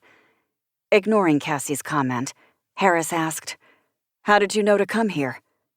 When Cassie's cheeks colored, Harris's lips thinned as she shook her head while crossing her arms over her chest. "Klein. What else did he tell you?" He might have mentioned the victim's blood had been drained. Cassie caught the anger on the detective's face and rushed on. Don't be mad at him. He was trying to help me. And the victims. And I'm trying to help you. Are you sure that's what this is? Cassie's blush faded, but the heat in her cheeks remained, replaced with a flash of anger. Am I a suspect, Detective Harris? At the moment? No. Am I a person of interest? Again, at the moment, no. Then why are you treating me like one? Detective Harris tilted her head back and let out a huff of air aimed at the trees. Her lips flapped for a second or two. When she looked back down at Cassie, her eyes seemed a few shades warmer. You want the honest answer? Cassie raised an eyebrow in response. I'm not sure what to make of you. You're not the first. I'm sure. Harris paced the clearing, deliberately kicking leaves up as she walked. Look, I know you had nothing to do with this. You're not a suspect. But I have to be careful. We don't need a media frenzy on our hands. That's not something I want to deal with on top of everything else. I caught your impromptu press conference. It looks like it's going to be hard not to have the press digging into this more than they already are. I'm not trying to make your life harder. I know you have no reason to trust me, but we both know David. Does he seem like a guy who would put stock in some crazy lady who claims she can talk to ghosts? Harris laughed, disproving Cassie's previous theory that Harris never smiled on the job. No, he doesn't. He's a good man, and I know you trust him. He trusts me. So let me help you. You came to me, remember? I didn't ask for any of this. I thought I was done, and I was okay with that. Detective Harris moved past Cassie, and while she didn't welcome Cassie with open arms, she didn't tell her to get lost either. That seemed like a win, however marginal. Did you figure anything out? Harris held out her arms and wiggled her fingers. Get any feelings? Okay, you don't have to say it like that, Cassie teased. But no, I didn't. No feelings, at least. She paused and waited for Harris to re-engage her focus. I did see Hannah for the first time, though.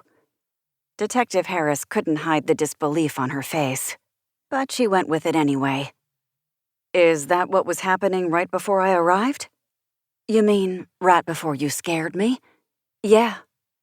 You were muttering to yourself. I called your name at least 3 times. Cassie shook her head. I was pretty focused. She talked to me. She kept repeating the phrase, "It'll be over soon." Harris's mouth twisted to one side. Any idea why? I'm kind of hoping it's the last words she heard, and not an omen of death, you know? Fair enough. For a moment, the only sounds came from the birds and insects and trees around them. There was a faint buzzing, and Harris pulled her phone out of her pocket. She held up a finger and walked a few paces away. Cassie returned her focus to the crime scene and gave Harris her privacy. The smell of blood had vanished, but the breeze still chilled Cassie in an unnatural way. There was a chance Hannah was still hanging around, but refused to show herself while Harris was present. It felt good to have another living person nearby. At the same time, Cassie wanted to see if Hannah had anything else to say. Moreover, she wanted to make sure "it'll be over soon" didn't have a double meaning. Ghosts were imprints of their former selves, with a limited amount of energy to use when making contact. In all of Cassie's experiences, she found that when they spoke, it was relevant information. However, it sapped their energy as quickly as physically manipulating an object. It might take days or weeks before they could reappear without access to a power source. Sometimes they had enough humanity left inside them to pass on messages or say goodbye to loved ones, but that was rare. Those came with older spirits. They'd hung on to the plane long enough to understand whatever physics was needed to move objects or speak to people other than mediums. They were the ones horror stories were based on. Cassie didn't have a lot of experience with that kind. By the time they had reached that point, they were less interested in helping and more interested in hurting. Luckily, both Hannah and Elizabeth seemed like they were trying to make contact for productive reasons. If only Cassie knew what Hannah was trying to say to her. "I'll be there in 15. Yeah, thanks. Bye." Harris walked back over to Cassie. "That was the coroner. They're going to release Elizabeth's body back to her family in the morning. I convinced the medical examiner to hold off on stitching her back up right away, because I was kind of hoping you'd go down there with me." "That's why you're stalking me?" "You don't have to say it like that." Harris smiled again for show. "Look, I'm going to be the first one to admit that I don't believe in psychics and ghosts and all of that mumbo-jumbo. But I know Klein.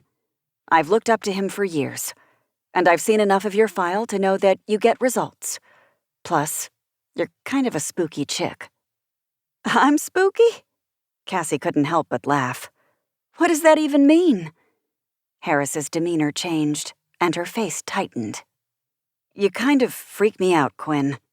You might not look the part, but you act it." "Thanks, I think," Cassie sighed. She didn't feel like visiting a morgue on a Friday night, but she did want to help Harris solve this case sooner rather than later. For Elizabeth and Hannah's sake, as well as her own. "All right, deal. Do I at least get dinner out of this?" Harris rolled her eyes. "If you're still hungry after we see Elizabeth, we can go to Nairobi's. They have the best shrimp and grits in Savannah." "That seems like a bold claim, but I'm willing to give it a try." Cassie followed Harris back toward the trail. "Hey, I know this isn't easy for you." "What, trusting a psychic? Or an outsider?" Cassie wet her lips. She didn't know what she wanted to say, but she wanted to reassure Harris that she wasn't making a mistake by confiding in Cassie. "I've been doing this for a while, and it still seems crazy to me. I don't blame you for being hesitant." "I appreciate that." Harris threw a glance at Cassie and continued. "Can I ask you something?" "Yes, they look dead. No, I can't make them go away when I wish super hard. Yes, they've interrupted some, special times." "That's not... Wait a second. Are those all the questions people ask you?" "Without fail."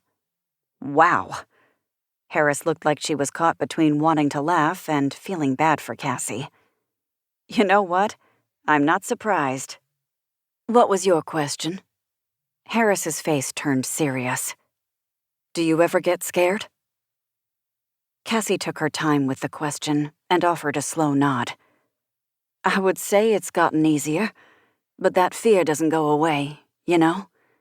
There's a reason why they make horror movies out of this stuff, and while I may have seen just about anything you could think of, it is still shocking at the very least when receiving an unexpected visitor." "True." Harris took a deep breath as her gaze drifted to the canopy overhead. Already a smattering of orange and yellow and red leaves softened the view. Cassie took advantage of the void hanging between them. "Do you still get scared?" Harris's gaze returned to Cassie. She smiled and took a moment to respond. Yeah, all the time. When you're around death this much, it's kind of hard not to. You want to be this hard as steel, tough as nails, badass detective, solving crimes and all. But it's all a front. Were you hoping I'd say it would get easier? That one day you might be less scared? Harris shrugged. Maybe. Kinda. Yeah. Cassie smiled. It's okay to hope that. I wish I were less scared. But sometimes fear is a good thing. Sometimes it can save your life. I'm sure you already know that. I do, Harris said. But sometimes it's nice to hear that out loud. These murders, they're weighing on you, aren't they? It's not easy, Harris said. No matter who it is. But I see these women, and they're not much younger than me. We can't come up with a pattern with a reason for why they've been chosen. It's unnerving. Well, for what it's worth, I believe in you. Thanks.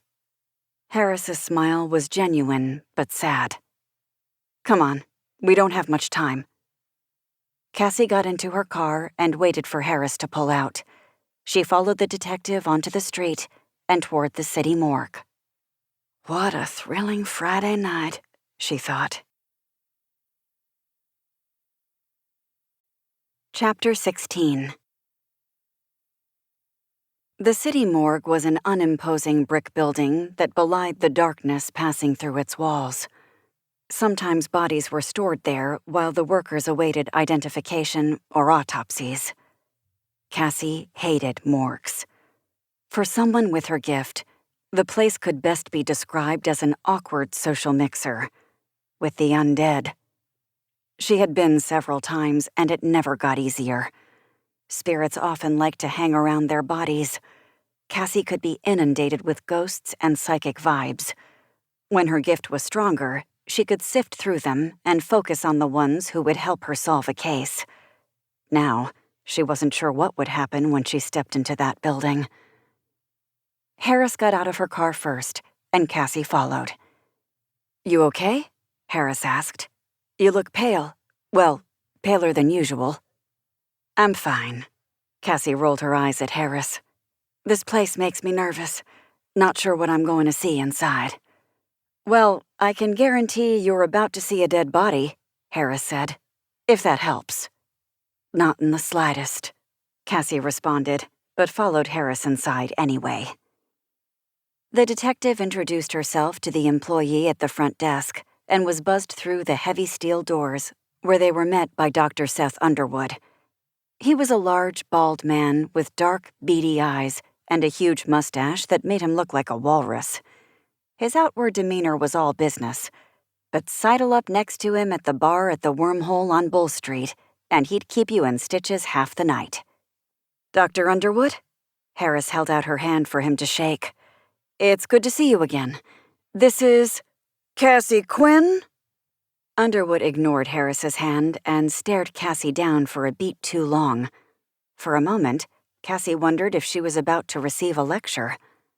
Underwood's face erupted into a huge smile, and he bent over to hug her. How have you been? Better. Cassie allowed the big man to squeeze most of the air out of her lungs. How about you? Your hip still bothering you? Underwood waved her off. I'll be fine. More important things to do, like get back on my Harley. You two know each other. Harris's hand still hanging in the air. Wait, of course you do. We go way back, Cassie said. Dr. Underwood let me bribe him with my chocolate chip cookies on more than one occasion. Underwood shifted from foot to foot. When she says bribe, Cassie patted him on the arm. I'm sure Detective Harris is a lot more interested in what you have to say about Elizabeth's body than your sugar intake. Right. The breath Underwood blew out in relief ruffled his mustache. This way. Harris turned and quirked an eye at Cassie. I have not seen that man smile in the 2 years I've known him. I make really good chocolate chip cookies, Cassie said. He's a nice guy once you work out his quirks. Guess you gotta be a little weird to work here, Harris said. Cassie gestured for Harris to go first, and the two women followed in Underwood's wake as they made their way down a hall and a set of stairs. It was colder downstairs, and Cassie knew it wasn't because of the cooling units for storing bodies. The memory of an electric hum filled her fingers and toes, and she could almost feel what it was like to have her powers at full capacity. She hadn't yet decided if she liked or wanted that feeling. "We don't have much time," Underwood said, "so I have to make this quick." "Works for me," Cassie said. She was already chilled to the bone. The room was larger than she remembered. She could feel the spirits crowding her. But what caught her attention was the table in the center of the room. It was covered in a sheet, and there was a light shining straight down on it, illuminating the body underneath in a way that felt unnatural. Cassie always felt like, at any moment, a body would sit up and look at her. Seeing ghosts was less terrifying than the idea that someone hadn't been dead all that time. Or they were dead, and they'd come back to life. Not for the first time in her life, Cassie prayed zombies weren't real. "Elizabeth Montgomery," Underwood pulled out her chart and read from it.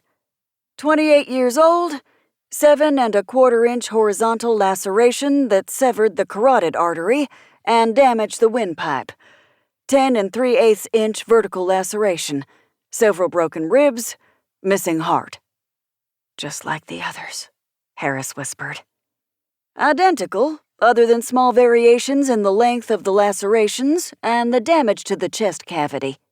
Underwood looked up at the two women. "Are you ready?" Harris looked at Cassie, who nodded. When she turned back to Underwood, her face was set in a mask of neutral professionalism. "Go ahead." Underwood peeled back the sheet, stopping it above Elizabeth's hip bones. Cassie couldn't help the sharp gasp as she inhaled deeply. She had seen more than her fair share of dead bodies, but this was one of the worst. "Can you walk me through it?" Harris asked, her voice steady. Underwood's tone was casual, but Cassie knew him well enough to know that what he saw in his line of work stayed with him. It was a given that this case would, too. "Toxicology shows rohypnol in her system. She was drugged, presumably to make her easier to deal with. There are no defensive wounds, which tells me she was pretty out of it when the attack started, though the pain would have flooded her system with adrenaline and snapped her back to reality, at least somewhat." "Are you able to tell which happened first?" Cassie pointed between the woman's neck and chest. "It looks like he cut her throat first and drained as much of her blood as possible. Her death would have been quick, all things considered. Cutting the carotid artery means she would have bled out in about a minute, give or take. After that, he cut out her heart." Cassie knew there was nothing quick about it. The saving grace was upon passing through the veil to the afterlife. The pain and fear were forgotten. Usually. Harris looked up at Underwood. "You sound like you have more to say about that." "It's interesting." Underwood twisted the end of his mustache. "The blade cut through her neck like butter. That tells me it was sharper than steel. Maybe something like obsidian." Cassie looked over at Harris. "Are obsidian blades ever used in ritualistic killings?" "Yes," Harris said. "What about her chest?" "The chest was cut with the same blade," Underwood continued. "The line is steady and even, which tells me this isn't the first time the killer made an incision like this. But what's more interesting is that he used a bone saw to cut through her ribs to get to the heart." "A bone saw?" Cassie asked. "Like what a doctor would use?"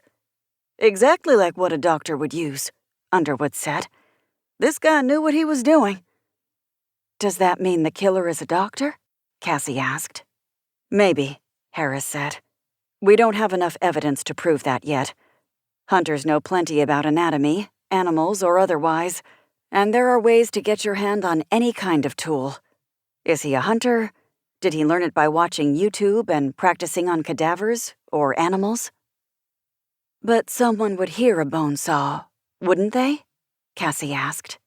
If they did, Harris said, they might think they're hearing a chainsaw. Not a whole lot of people who run toward that sound in the middle of the woods, in the middle of the night. Cassie knew she was right. She looked back down at Elizabeth, and a well of emotion filled her chest. She was sad and angry and scared and confused all at once. The poor woman had done nothing wrong, other than perhaps allow the wrong man to get close to her. And here she was, spread open like a specimen for dissection. She deserved better than that. She deserved to see her 30s and beyond. Cassie was hit with a wave of nausea when the lights flickered overhead. She looked up at Harris and Underwood, but neither of them looked alarmed. Cassie knew this was a message only for her. Between one breath and the next, Elizabeth appeared in the corner of the room. Elizabeth walked toward Cassie with her arm outstretched, like she was pleading, begging for her life. Cassie wondered if that was the same face she made when her executioner had pulled out his knife and pressed it to her throat. The nausea in Cassie's stomach threatened to spill over. Elizabeth dropped her arm and looked down at her body. Another tear slid down her cheek, and she looked into Cassie's eyes. Anger filled the spirit's face, and she took one step toward Cassie, then another. When she was inches from Cassie, Elizabeth leaned close and whispered in Cassie's ear, "It'll be over soon." "Cassie, are you okay?" Harris's voice broke the spell. The lights returned to normal, shining bright overhead. Elizabeth was gone, and left in her wake was the feeling of her ghostly breath on Cassie's ear. She couldn't help but shiver. When she looked up, both the detective and Underwood were staring at her like she had grown another head. "Yeah, I'm okay." Harris took a step forward with a curious look in her eye. "Did you see—" "Just dizzy." Cassie gave the detective a tight frown. "I think that might be enough for me tonight." Underwood took the hint and covered Elizabeth's body. "Thank you again, Dr. Underwood. We'll see ourselves out." Harris led the way back up the stairs and down the hallway to the front entrance. They left the building, and as soon as Cassie felt the fresh air on her skin, the nausea started to drift away. "Did you see something?" Harris asked. "Elizabeth." Cassie's tongue was dry and heavy. "She said the same thing Hannah did. It'll be over soon."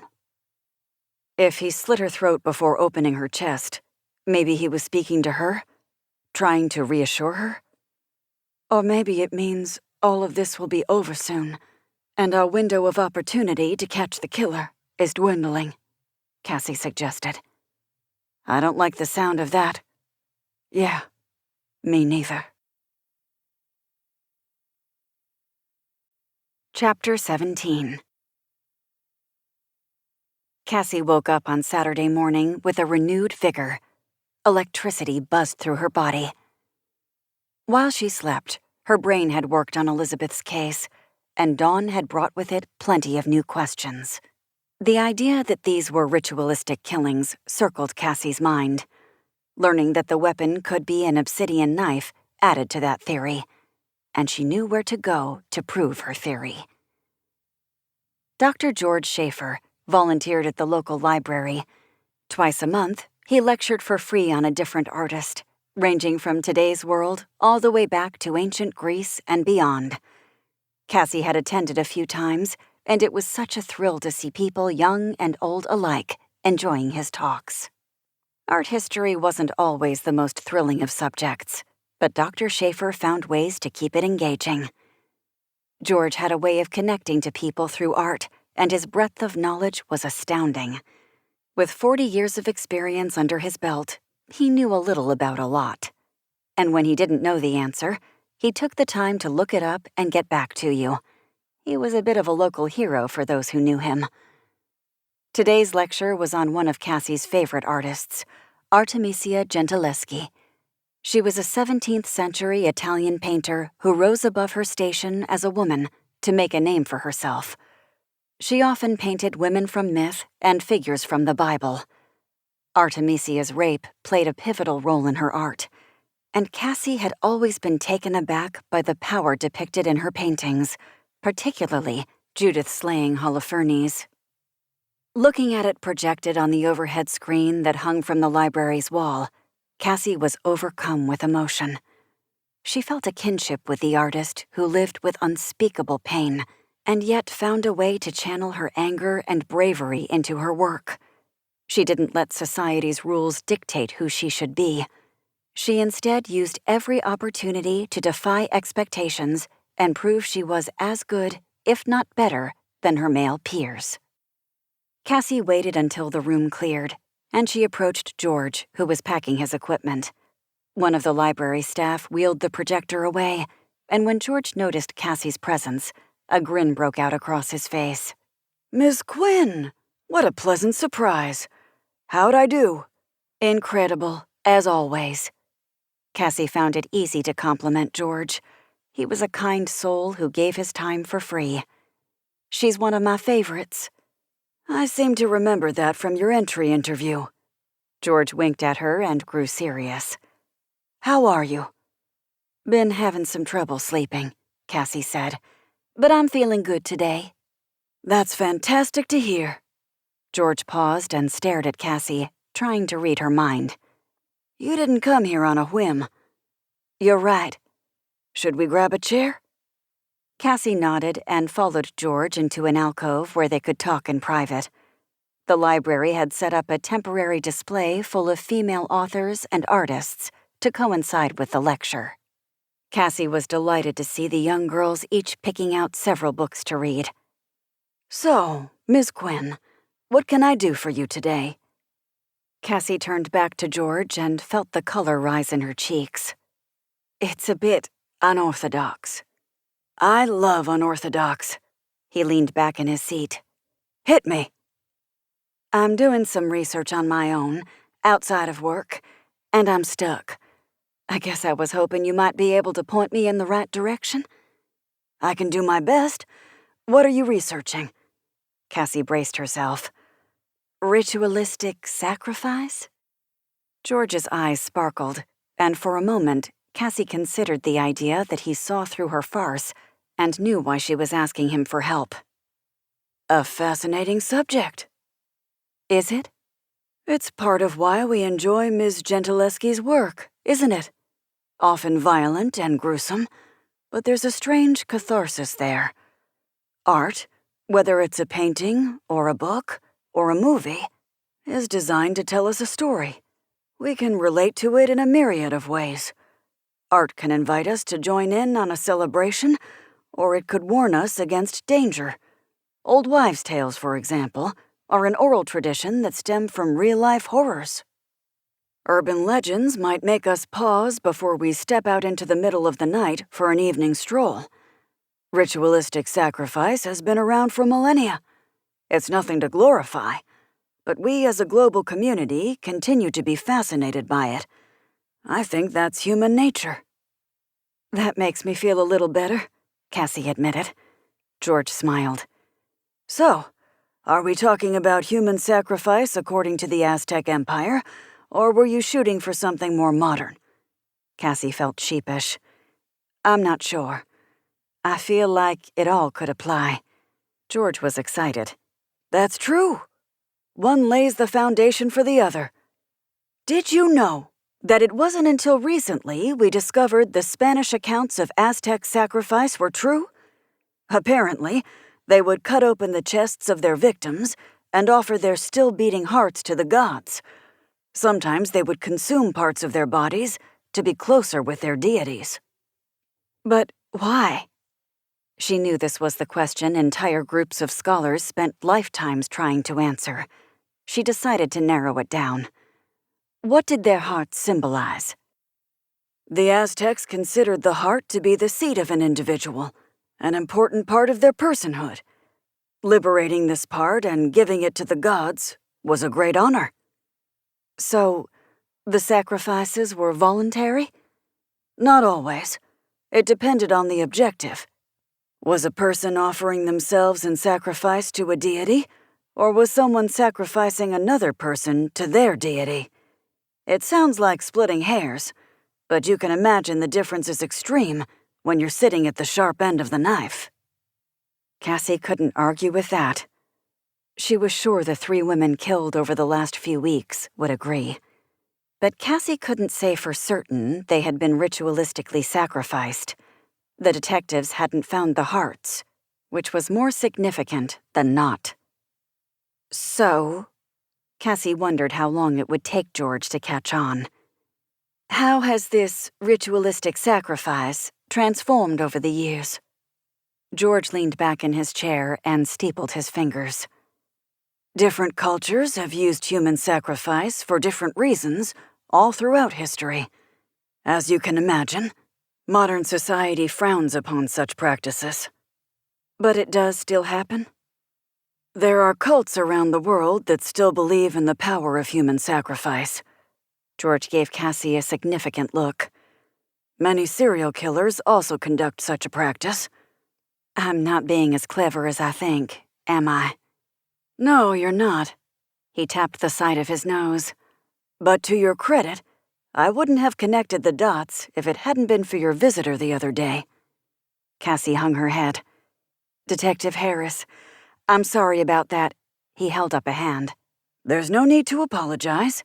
You're not in any trouble, are you? No. She wanted to know if I had any insight into the killings, given my prior, experience.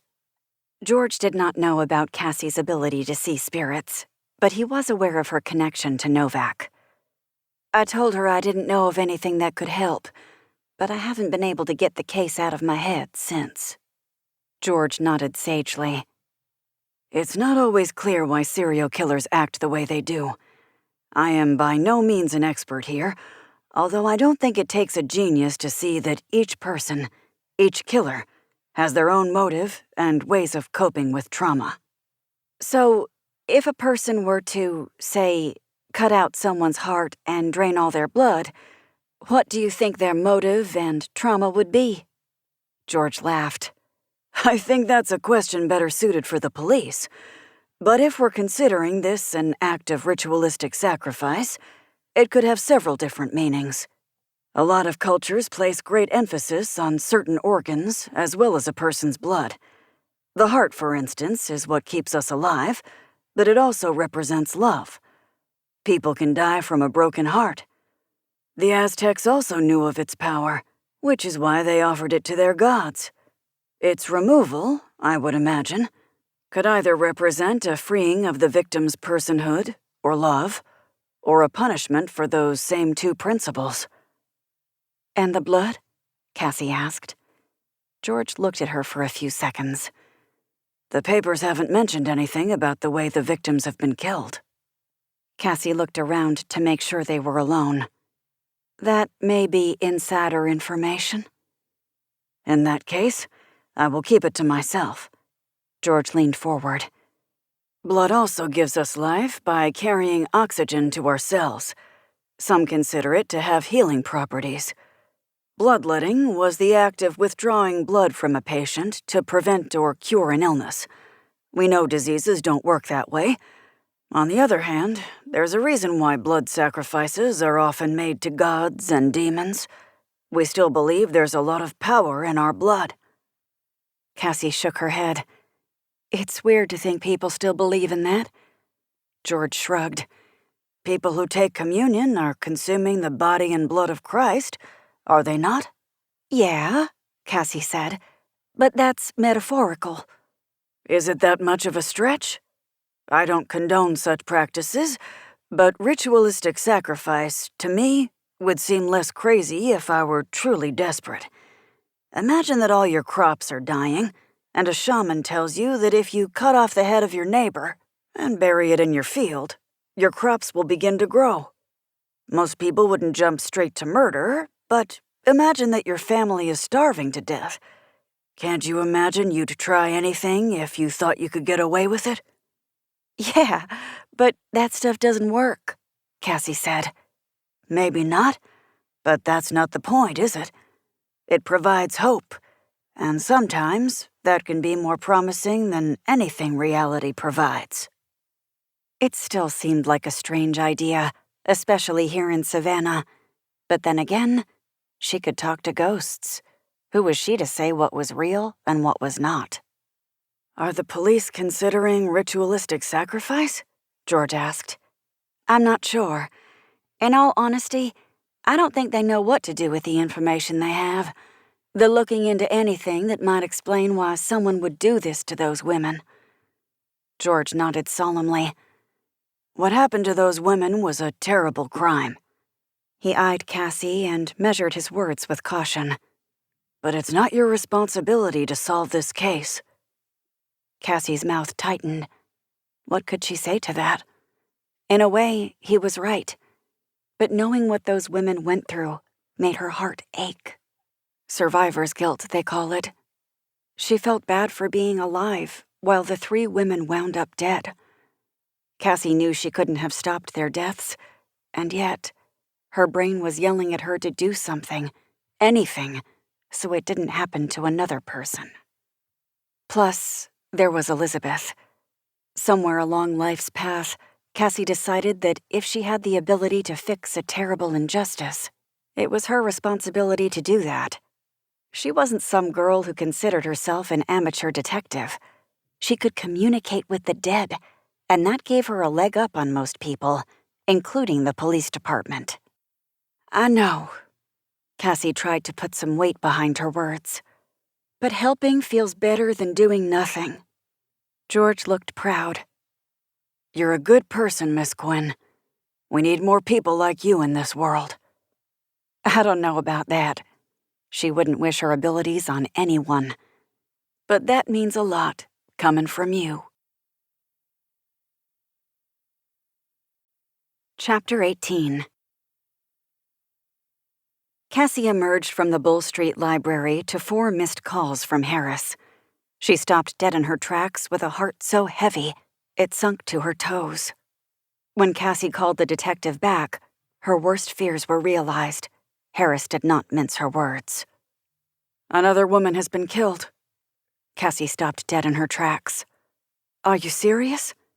Just like the others. Detective Harris took a deep breath. I know I have no right to ask. I'll be right there. Cassie got the address from Harris and hopped in her car without thought. Halfway there, Cassie understood what she was feeling. Guilt. She should have been able to do more. She should have listened to Elizabeth sooner. She should have tried harder.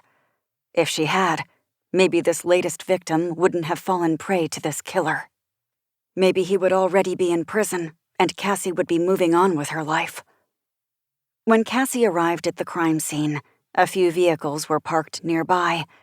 A couple of people stood off to one side, and several police cars were blocking the park's entrance. Cassie pulled up and gave them her name. She was waved right through. By the time she parked and got out of her vehicle, Harris was there to meet her. She looked tired, like she hadn't slept much last night. Her ponytail wasn't as sleek and smooth as usual, and dark circles had formed under her eyes. Are you ready for this? Harris asked. No, Cassie said. But let's go. Her name is Sage Washington, black female, 26, throat slit and heart removed. She was found about an hour ago by some park goers who were foraging and came across her body. I got here about half an hour ago. You sound rushed. Harris looked around. We're trying to keep the media away. That's why we've set the perimeter back so far. We don't want anyone to know how the women were killed, in case we can use it against any suspects. Makes sense. Cassie felt a knot form in her stomach. And what are you expecting of me here? Harris took a moment to answer. They stepped off the path and made their way deeper into the woods. It wasn't hard to figure out where they had to go.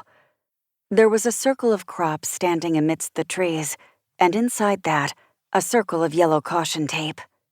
As they passed by, every one of the cops nodded in acknowledgement to Harris. No one wanted her job that morning, or most mornings, Cassie imagined. Detective Klein said fresh crime scenes can leave a bigger imprint for you to pick up. Harris formed the words like she was repeating what David told her without knowing what he meant. "I don't like to bring civilians to a crime scene like this, but you're not the typical civilian. I'm choosing to take that as a compliment." Harris halted outside the crime scene tape and looked back at Cassie. "I know you already saw Elizabeth's body, but it's always worse outside of a medical facility. If you think you're going to get sick, I'll walk away," Cassie said. "I know the drill." Harris nodded her head once and lifted the tape so they could both pass under it. Cassie could see the body up ahead, but she searched the woods around the area first. Nothing seemed out of the ordinary. Like Hannah's dumping site, this one seemed to have been chosen arbitrarily. It didn't look anything like the other one. The trees weren't the same, nothing had been erected as a warning or a tribute, and, all things considered, nothing seemed out of place. Cassie could see the body out of the corner of her eye, and her stomach turned. She wasn't prone to queasiness these days, given all she had already seen, but there was something terrible and unnatural about being able to peer inside someone's ribcage.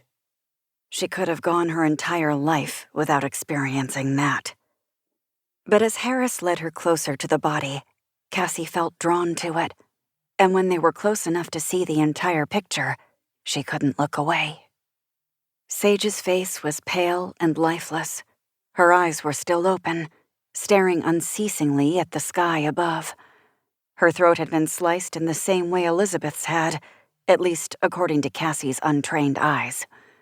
The front of her navy dress was covered in blood, but not as much as Cassie would have expected. If the killer was collecting the blood as it drained, though, that made sense. What Cassie couldn't get past was the woman's open chest. It was a bloody mess, far worse than what she had seen with Elizabeth. The ribcage had been cut and spread open in the same way, but blood and leaves blown around by the wind made it look more congested. "How long do you think she's been here?" Cassie asked. "We know he kills in the middle of the night and leaves the body to be found the next morning. It's what, almost 11? I'd say between 8 and 10 hours. "Do we know anything about her yet?"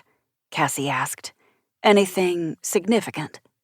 "We're still running a background check, trying to find her next of kin." Harris blew out a breath. "God, I hate this part." "It's not your fault." Cassie wondered if she was trying to convince Harris or herself of that truth. "There's not enough evidence to find the killer yet. There's nothing you could have done to stop this." "Yeah, well," Harris broke off and shook her head. Cassie could feel the punch coming. "You can say what you need to." "It's nothing. I'm just frustrated. And I never thought I'd be the type of cop to put stock in a psychic. Especially one that's not getting results." "I didn't say that." "You didn't have to. It's not like I'm not aware I've been less than helpful." Harris didn't respond, and Cassie returned her gaze to the body. It was better than standing in whatever angry silence was emanating off the detective. Cassie backed up a few feet and started doing a wide circle around the crime scene. Harris followed behind, presumably to make sure she didn't trample on any potential evidence. Cassie was grateful for the reprieve from the conversation, though she could still feel Harris's frustration in the air. Cassie noticed the air around her was already warm and humid, and the breeze didn't do much to quell the heat. She felt comfortable, as she always did in the summer, but noticed many of the cops sweating underneath their uniforms. What Cassie couldn't feel was that same hint of electric buzz that she had felt at the city morgue, where she had anticipated Elizabeth's presence and almost felt like her old self. The one who had been able to tap into her abilities and offer guidance on a case. What did she do in the past? Close her eyes and feel for the other world? No. The other world came to her, uninvited and unrelenting. She spent a decade trying to control it, trying to lead a normal life, and here she was, unable to tap back into it. What was holding her back? It couldn't be because Novak was gone. The little boy's spirit and Elizabeth's initial visit disproved that. Her powers had faded, but they hadn't gone away. And as she embroiled herself further into this case, she could feel her gift wanting to come back. The buzzing of electricity was under the surface. She could feel it wanting to reach out and grab onto her. But then she thought of work, and that made her think of Jason and her family. Could she live a normal life with these abilities? She had spent a long time alone because of them. Would she be able to hide them if she had a social life, a love life? Would she want to? And if she didn't, what would the people around her think? Would they think she was crazy, or would they embrace her abilities? Would they try to take advantage of them? "Are you getting anything?" Harris hissed. Cassie was yanked from her thoughts. The questions filling her mind were not ideal for keeping a clear head.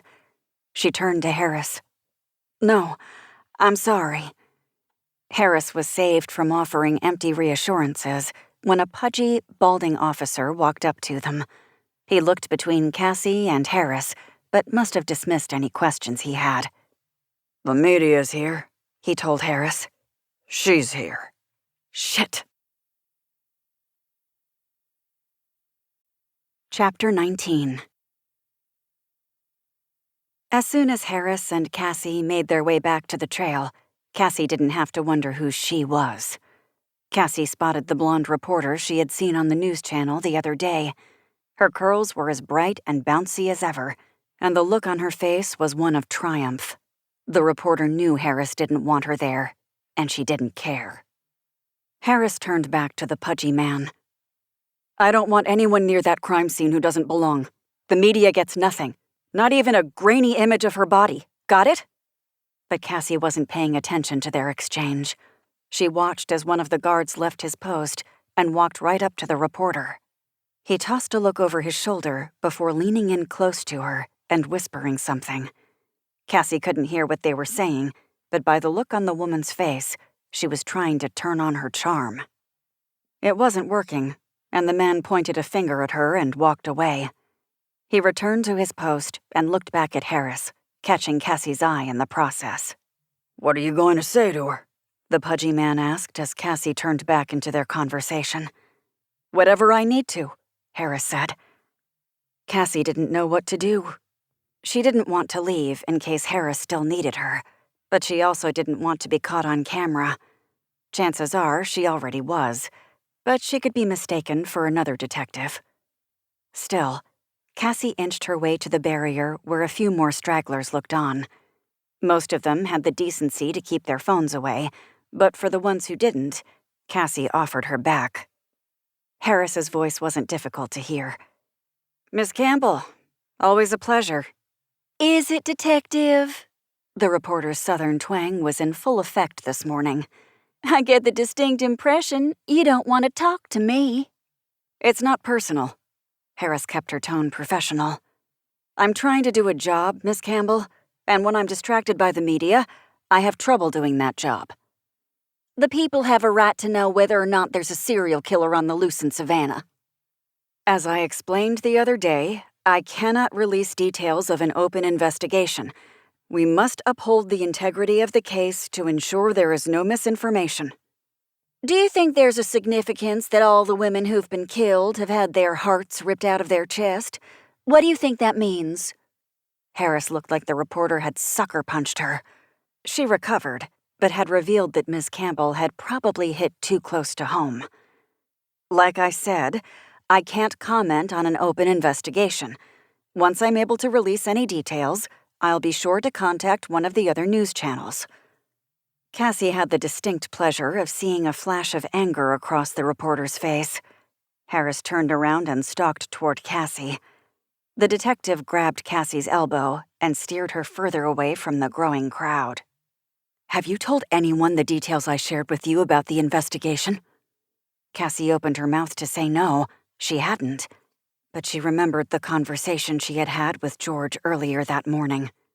Harris must have caught the look on her face. "You've got to be kidding me." "I trust him with my life," Cassie said. "He would never—" "The media got wind of it somehow, so it doesn't matter how much you trust him." "That's impossible." Harris hooked a thumb over her shoulder. "The news says otherwise."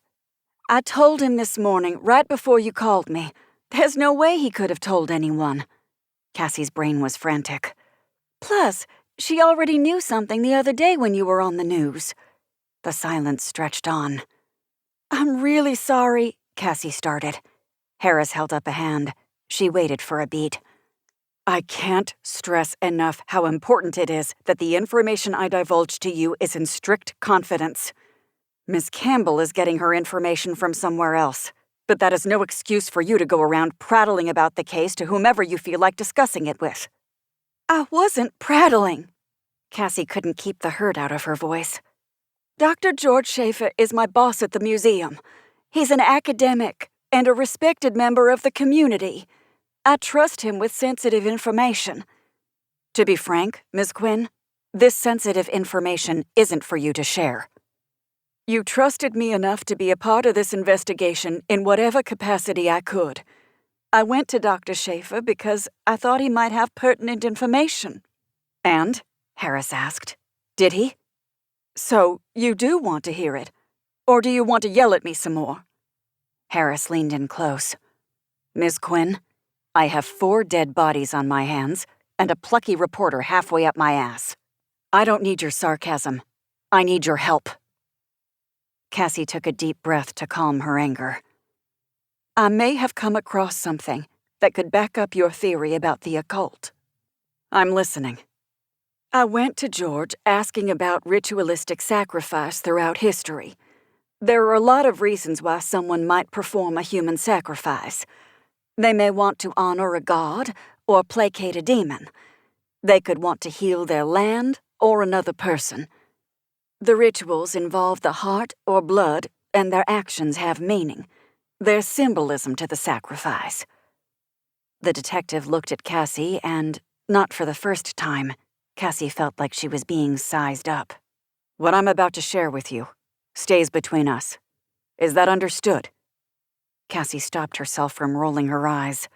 Yes, of course. Underwood called me this morning. There's been a discrepancy. What kind of discrepancy?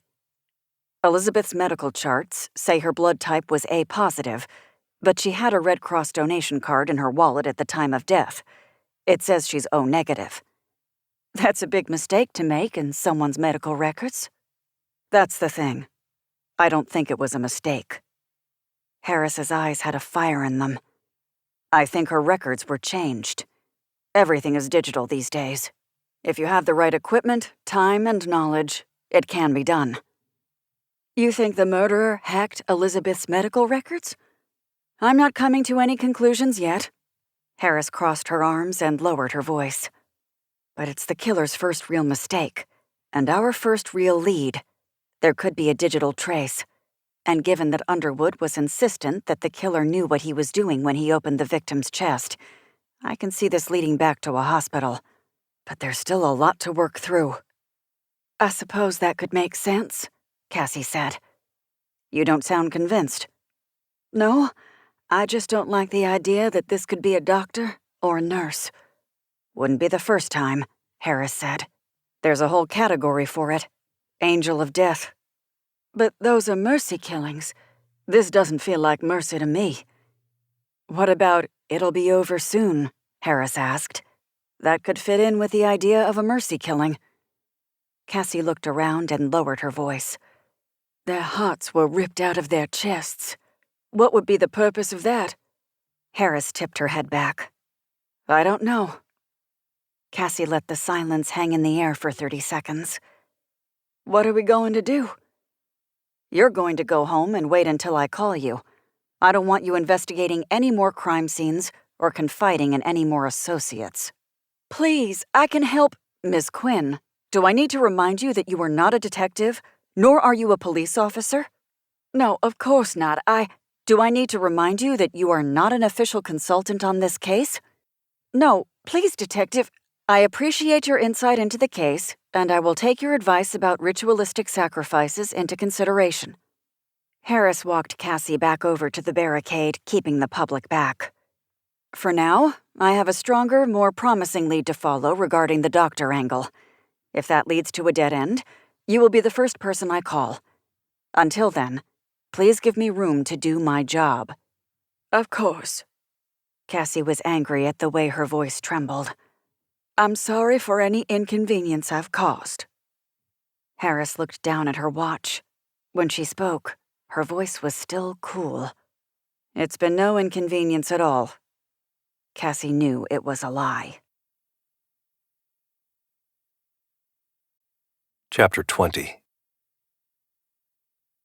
He muted the TV and slammed the remote down on the table in the middle of the living room.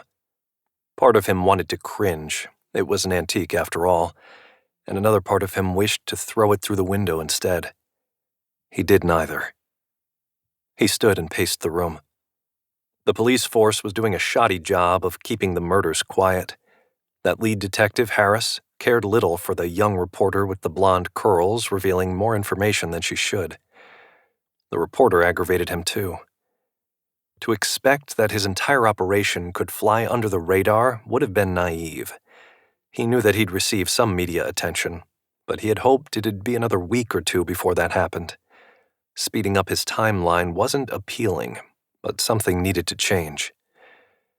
He had thought about taking the correspondent as his next victim, or even the detective, but neither of them fulfilled his needs.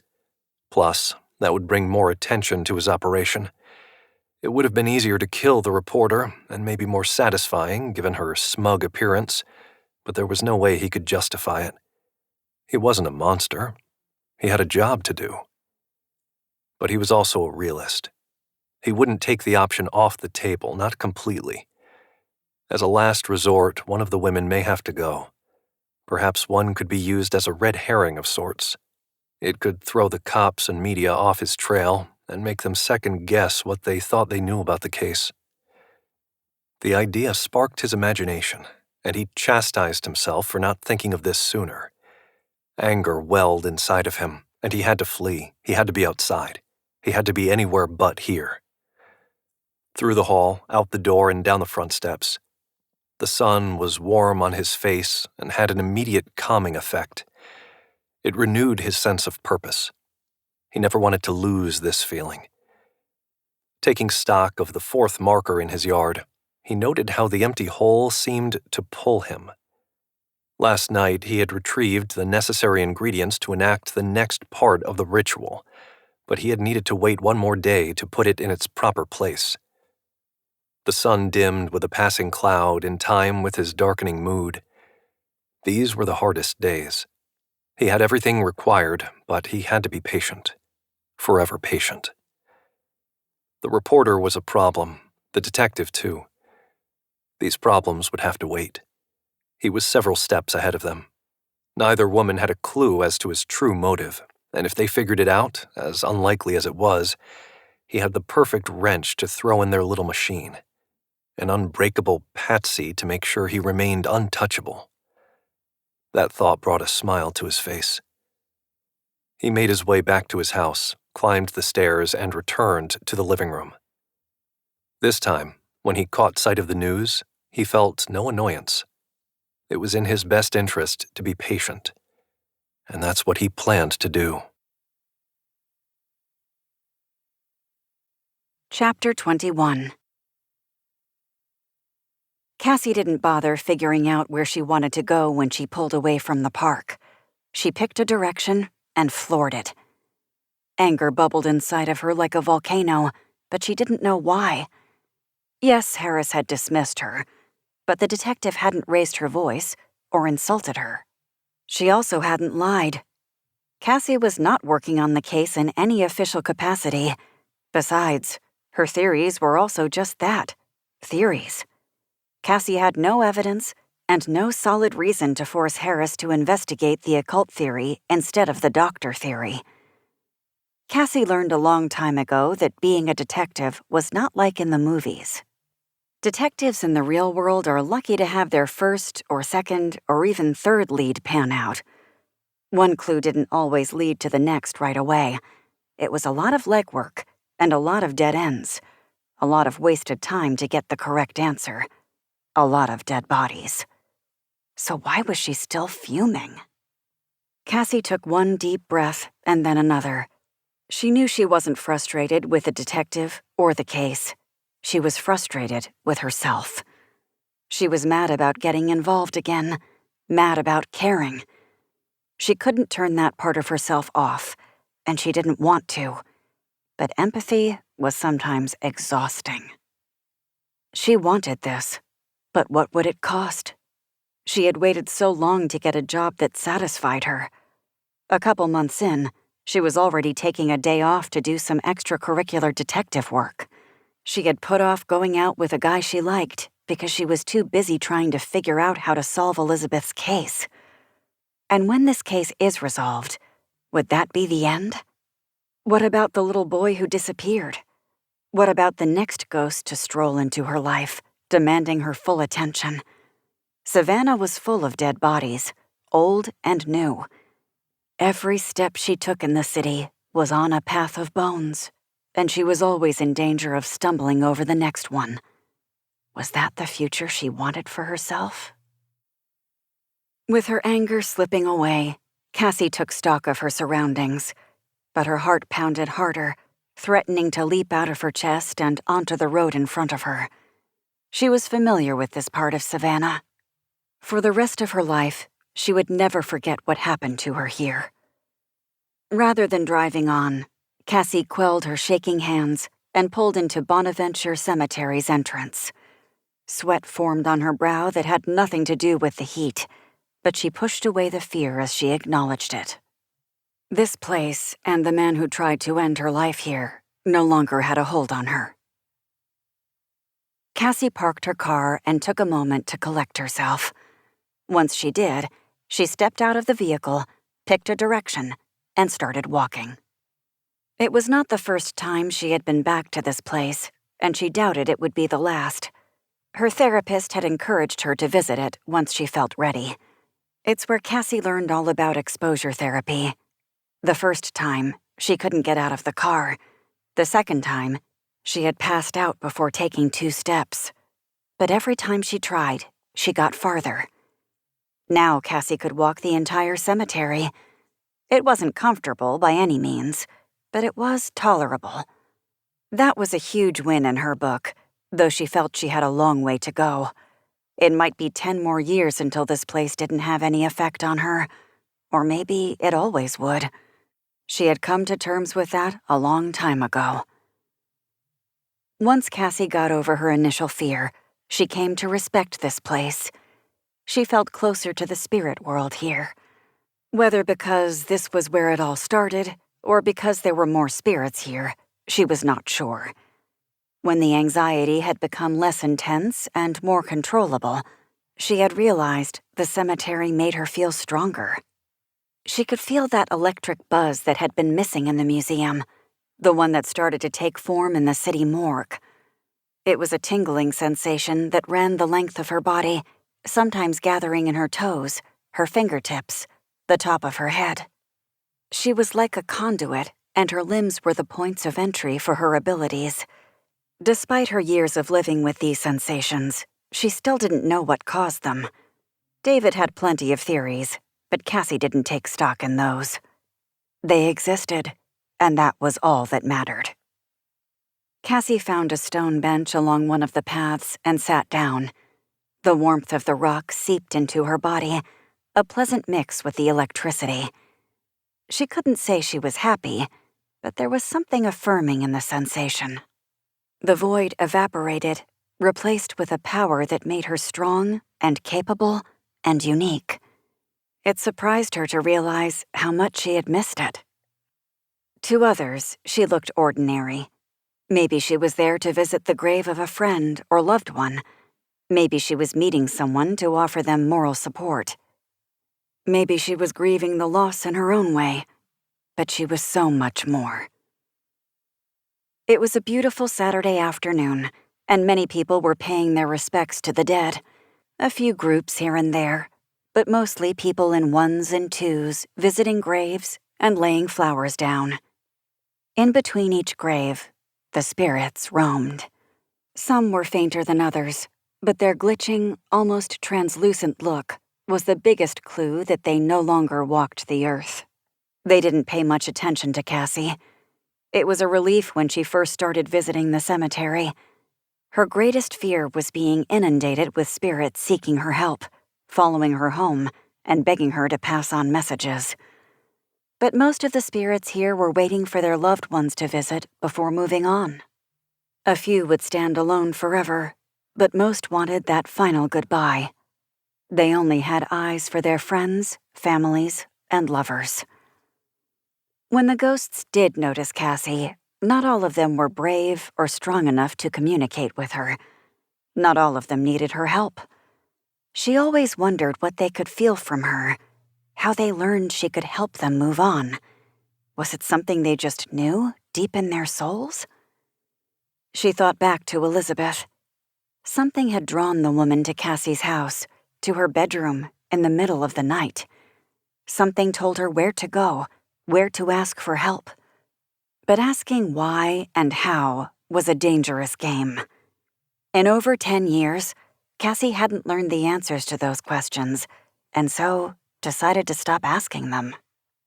Besides, there were other questions she could answer. Unlike most of the ghosts in the graveyard, Elizabeth had been ruthlessly murdered.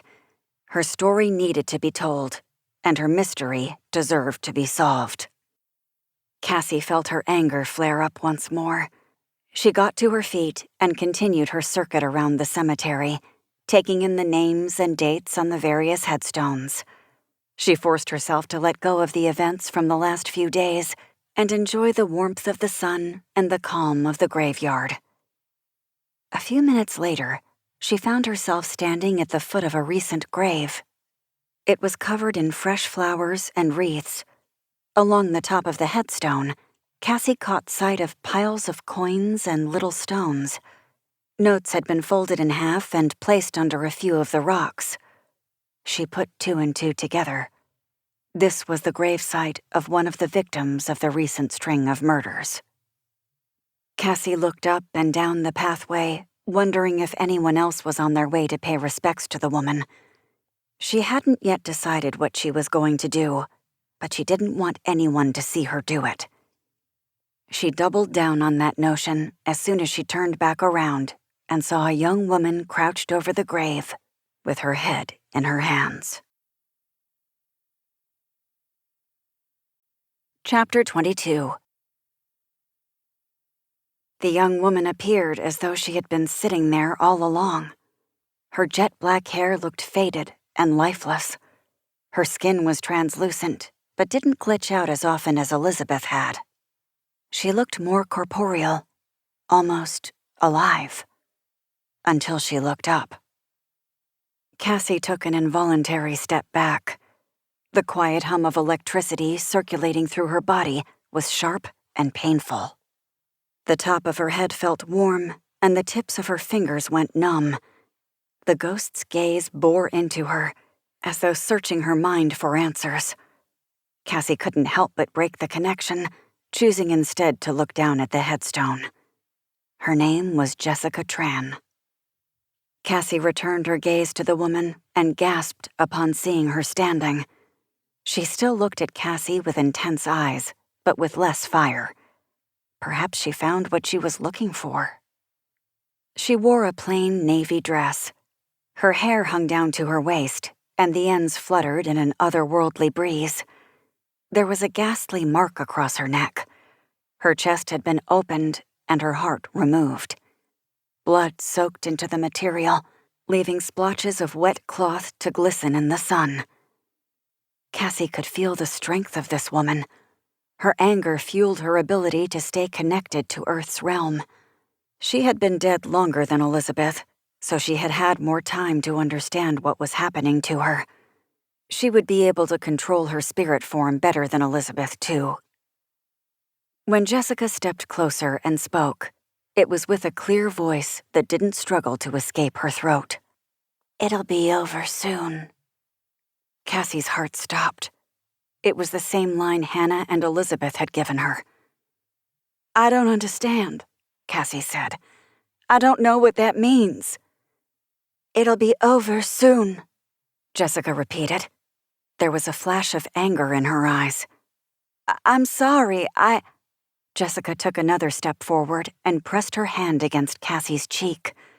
It felt like the memory of a touch. It was cool and light, but Cassie only had a second or two to comprehend the feeling when an image sliced its way into her brain. Cassie stood inside an open structure.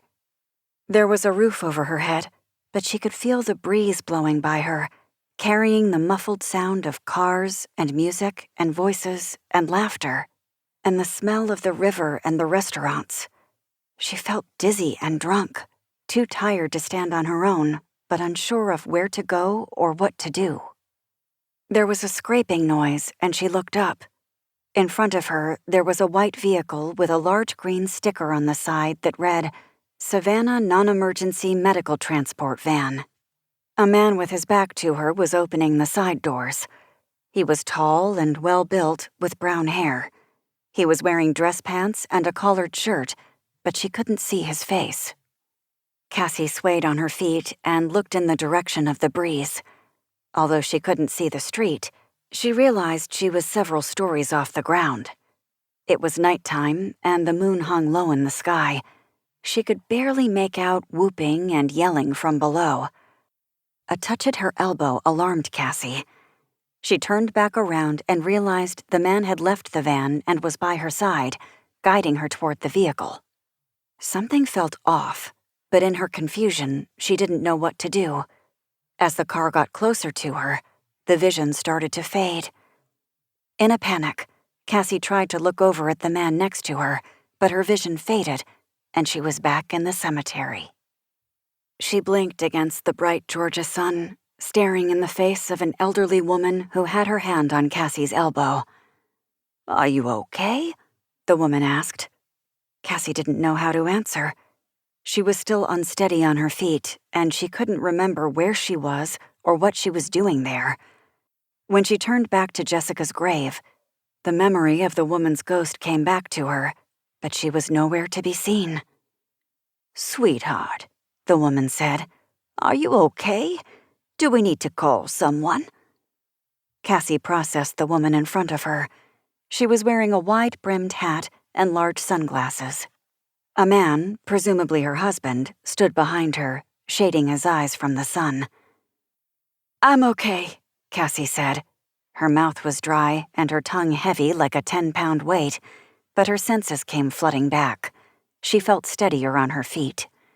"Thank you." "The sun is brutal this time of day," the woman said. "You should wear a hat, dear." Cassie forced a smile. "You're right. I'll go sit in my car for a minute, cool down in the AC." The gentleman looked down at the gravestone covered in flowers and trinkets.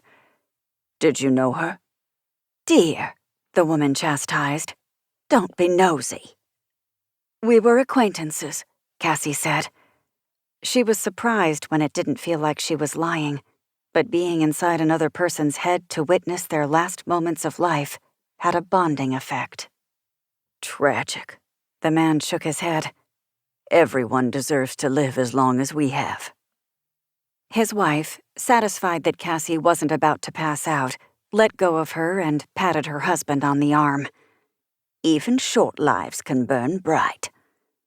He looked up at Cassie as though pulled from his reverie. "You look a bit pale, kiddo." "That's my natural state." She smiled again, and this one felt more natural. "Thank you again. I hope you have a good day." "You too, dear," the woman said. "Drink some water." Cassie waved her acknowledgement and, taking a second to make sure her feet were steady enough, walked back down the path toward her car. She felt like she had been hit by a truck and spun around until she didn't know which way was up. She had experienced visions in the form of flashes or insane dreams she had to decipher. This one was clear, if not brief. It lasted maybe 10 seconds, but the images were burned inside her brain. Jessica had spent a great amount of energy ensuring Cassie saw the medical transport van and the parking garage. If only she had been able to see the man, too. She saw he was average height with brown hair. He wore nice clothes. Added together, that could describe half the men in Savannah on any given night. The van was a different story altogether. She hadn't seen a company logo on the van, but the green sticker was enough to go on. Maybe there was credence to Harris's doctor theory. It still didn't give them the why, but it did point them in the right direction as to the who. But finding the van would be another story. She knew it was, at least at one point in time, parked in a garage several floors up. The sounds made her think it was in the downtown Savannah area, and though that spanned several blocks, it gave her a place to start. Jessica had spoken the same words as Hannah, too. Cassie still didn't know what they meant, but now more than ever, she felt like time was ticking away. 4 women had been killed, including the latest victim, Sage Washington. If this was a ritualistic killing, their killer needed their hearts and blood for a purpose. Once he fulfilled that purpose, would he keep killing? Or would he be gone forever and fade back into society like a normal person? Cassie couldn't let that happen, even if Detective Harris wanted to keep her out of the way. The women she connected with deserved to be laid to rest, and the women of Savannah, herself included, deserved to go outside without fear that they would be the next victim. Cassie had made her mind up before she got back to her car. She wasn't going to let Detective Harris's warning stop her from doing her own investigation. She wanted answers, and there was only one way to get them. Chapter 23. Detective Harris sat in her car and aimed the AC vents at her face. She took a deep breath and held it. The Georgia heat still gripped her lungs. She'd lived in Savannah for 6 years, but doubted she'd ever get used to the summers. Growing up in Montana made her resilient to thin air, bitter winters, and several feet of snow over the course of just a few hours. But heat and humidity together? Forget it. She didn't regret leaving Missoula behind, even if she did miss her parents. It took some time to get used to the pace of the South, but the people were kind, and she was proud to serve the Savannah community. But days like today were the most difficult. Putting her car in reverse, Harris backed out of the precinct parking lot and drove to the east side, searching until she found the address she was looking for. Sage Washington's house, where she had lived with her mother and 2 younger brothers. Not one to delay the inevitable, Harris got out of her car, walked up to the front of the house, pulled the screen door open, and knocked on the front door. She took a step back and let the screen door fall shut. It was silent inside, but after about 30 seconds, a bolt slid back, and the door opened enough for the security chain to be drawn taut. A young man of about 15 peered at her from the crack. He stayed silent. "Hi there. My name is Detective Adelaide Harris. I'm looking for your mother, Mrs. Washington. I spoke with her on the phone earlier." The boy closed the door in her face, and for a second, Harris thought the boy had ignored her. But when the sound of the scraping chain came from inside, and the door opened once more, she breathed a sigh of relief. "Mom is in the living room," the boy said. Harris considered that her formal invitation. She pulled open the screen door and stepped inside the tiny kitchen. It smelled like roast beef and mashed potatoes, and the savory scent reminded her she had yet to eat that day. But the thought of what came next was enough to make her forget her hunger. The boy led Harris around a corner and into the living room. It was neat and tidy and stuffy and warm. The house didn't seem to have any air conditioning, and it was late enough in the day that keeping the windows closed would be more practical than letting the heat in just for what little breeze might make its way through the rooms. A plump woman sat on the couch fanning herself. A cane rested against her leg, and there was a wrap around her knee, partially visible just below the hem of her dress. Another boy sat next to her in a tank top and shorts. He was younger than the first boy, maybe 12. He stared at cartoons on the TV. When Harris walked in, the woman looked up. Her expression was unreadable. "Mrs. Washington?" Yes? Her voice was deep and even. You're that detective, then? Detective Harris, ma'am. Mrs. Washington didn't break eye contact for a long moment. Harris felt like she was being scrutinized, but she expected nothing less. This woman's daughter had just been murdered, and she knew they didn't have any current leads. Would she cooperate, or would she send Harris packing? Boys, go to your room. But Mama, the young boy said. Don't you talk back to me. Mrs. Washington passed her icy stare from Harris to her son. Don't come out until I tell you to. Mama, can I? Both of you, she said. You don't need to hear none of this. Go. There was no arguing, and both boys seemed to understand that. The older one switched off the TV as they made their way to the back of the house. Harris waited until she heard a door click shut before she turned back to the woman in front of her. Mrs. Washington, I'm so... If you're about to tell me you're sorry, you can turn right back around and leave. The woman's eyes were hard. I don't need your apologies, Detective Harris. I need answers. Of course. Harris gestured to an open chair. May I? After a moment's hesitation, the woman nodded and then shifted in her seat, giving Harris her full attention. She waited for the detective to make the first move. Harris sighed. She didn't know where to start. These things were never easy, and there was no single right way to do this. Some people wanted to be eased into the conversation, while others wanted to know every detail of how their loved one had died. Each person mourned in their own way. I'm here to ask you a few questions about your daughter. If we can get a clearer picture of her daily life, it could help us determine a pattern and catch the person who did this. So you still don't know, then?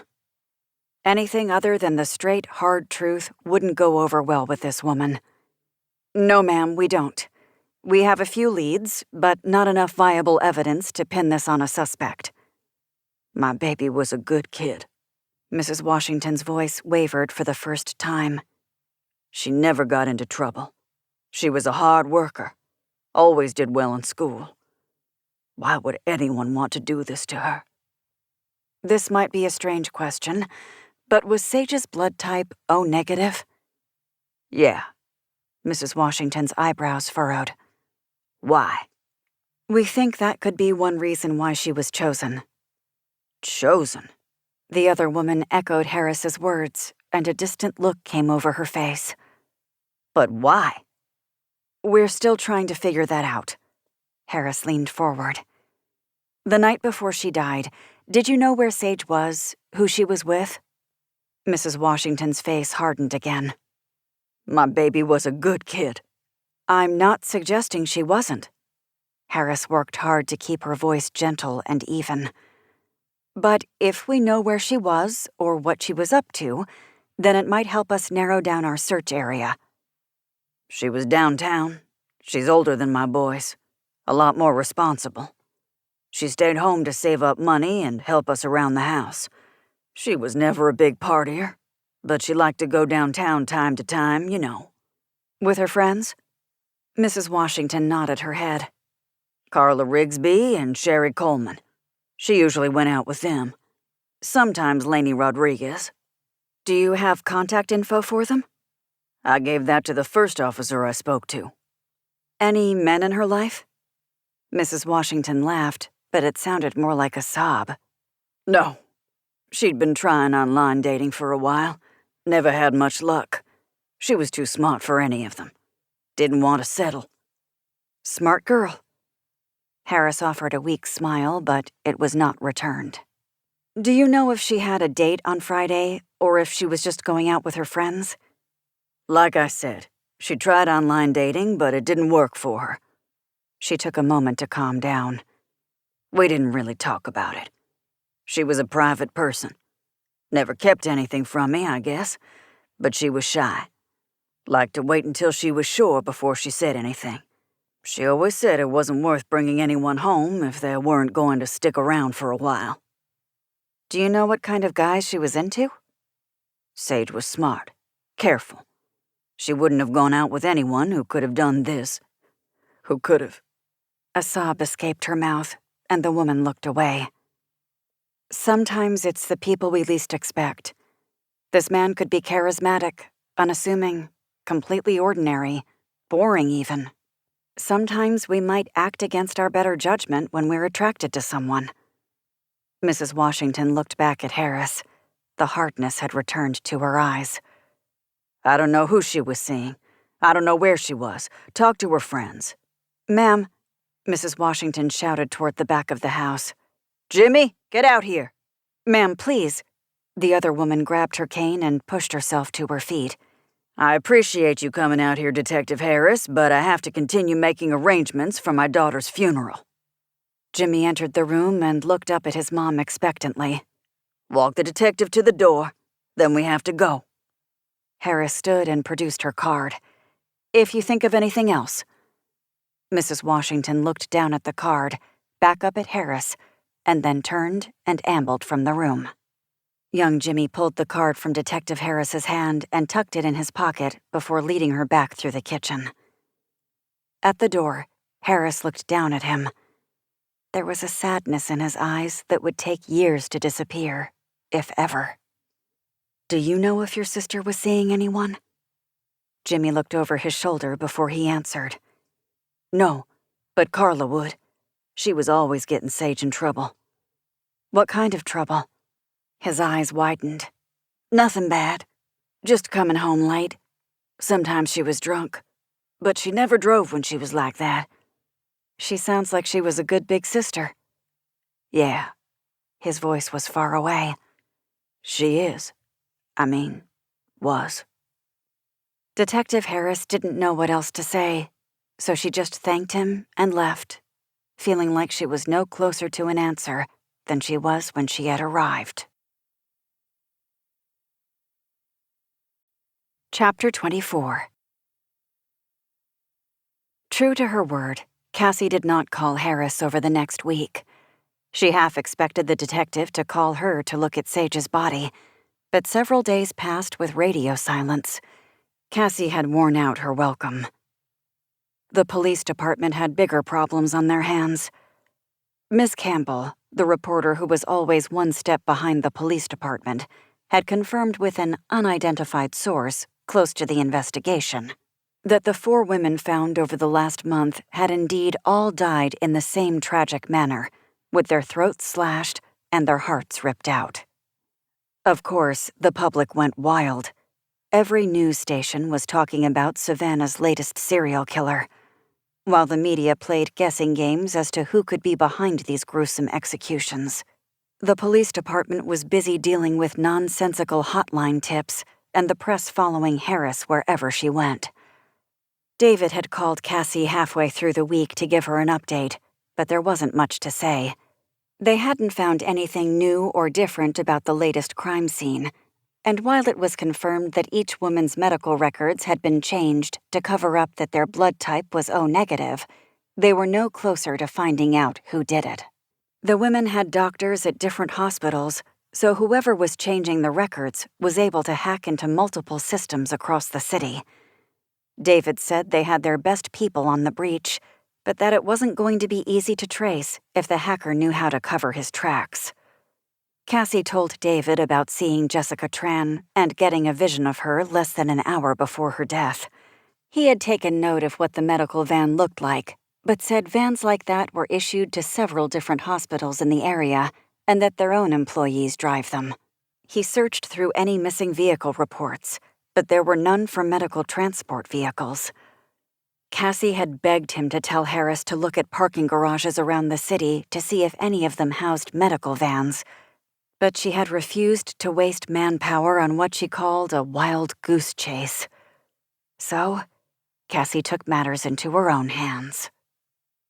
Every day that week, she picked a different parking garage and spent hours going through every level looking for something that matched up with what she saw in her vision. She knew it was a long shot. The driver could have changed where he parked the vehicle, or changed what the van looked like by swapping out decals. But going on that wild goose chase felt a lot better than doing nothing. And every day, she was disappointed.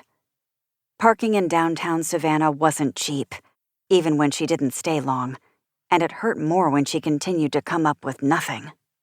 There were plenty of white vans, none of which were medical transport vehicles. The ones that looked similar weren't enough of a match to warrant calling Harris or David. When Friday night rolled around, Cassie didn't bother going home to change out of her work clothes and started her usual route around the city. With a Hardee's burger in one hand and a coffee in the other, she spent the next several hours trolling the streets of Savannah, hoping and praying she could spot the van before the killer picked out his next victim. What astounded her the most was that the nightlife in Savannah had not let up. The weather was warm without being oppressive, and Friday nights were always bound to be packed with tourists, students, and locals. She didn't expect the city to shut down because of a serial killer, but was mildly surprised by how many people were out and about, enjoying a drink and a night on the town. She stopped short of rolling down her windows and telling all the 20-somethings to go home and lock their doors. After her second dinner and a third cup of coffee, she looked down at her dashboard. It was around midnight. The pit in her stomach grew tighter, and though she was doing her best, it didn't feel like enough. Cassie pulled over along one of the side streets and parked her car. She tried to think backwards about this murder case. Harris theorized that the murders took place between midnight and 2 or 3 in the morning. It had to be late enough that most people wouldn't be at a park, and if they were, they wouldn't run into the middle of the woods if they saw something.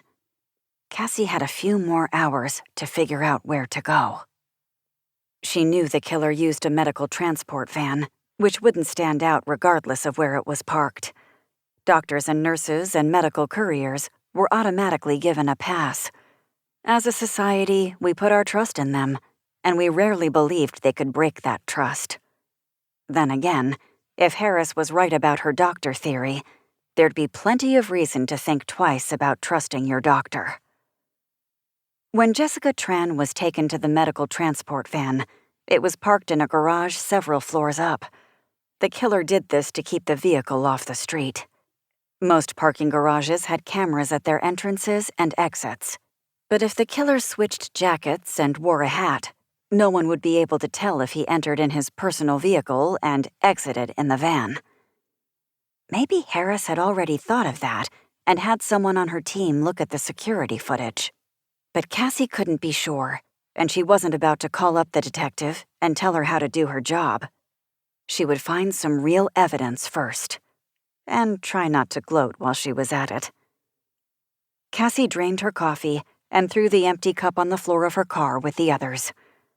As she was about to lift her foot from the brake, she checked her rearview mirror and saw the back end of a white van drive by on the main road. Her body reacted before her brain could comprehend what she had seen. She spun her vehicle around and gunned it toward the main road. When she reached the intersection, she rolled through the stop sign and took a hard left. She weighed the consequences of getting pulled over by the police. On the one hand, she could tell them who she was and get them to pull over the van to check out the driver. On the other hand, it might cause enough of a distraction for the killer to get away. She leaned heavily in the direction of the killer getting away. Cassie hit the gas and tried to distinguish the van from the other cars in front of her. In the middle of every intersection, she would slow down and peer in either direction to make sure the van hadn't made a turn. On every straightaway, she would speed up to pass as many cars as she could. At the third intersection, she saw a white van get into the turn-only lane. Cassie weaved in between multiple cars and endured several middle fingers. But when she saw the words Savannah Non-Emergency Medical Transport Van on the side of the car, her heart caught in her chest and everything else disappeared. Without a doubt, she knew she had found the killer. What would she do about it? Chapter 25. It took 20 seconds for the reality to set in. Cassie was sure she had found the killer on her own, but she didn't know what to do about it. If it wasn't him, and she was instead following some poor medical courier, that would make for an awkward encounter if she called the cops on the innocent man while the real killer had plenty of time to take his next victim. But if it was him, and she waited too long to act, she would never be able to forgive herself. However, she was dealing with a serial killer. If she managed to save his next victim, she very well could end up in the poor woman's place. Against her better instincts, Cassie didn't reach for her phone. Instead, she trailed behind the transport van at a safe distance, hoping to God that her car looked inconspicuous enough to not draw his attention. All those action movies she had watched taught her a thing or two about how to tail a suspect. The time she had spent with the actual police helped too. Cassie's palms started sweating when she realized they were driving further from Savannah. A sign for Lake Mayer caught her attention, and she slowed down enough to put more space between her and the van. She knew where he was going. Cassie looked down at her phone again. She could call Harris or David. She would have more luck with him. But something made her hesitate. What if she was wrong? What if she was wasting time?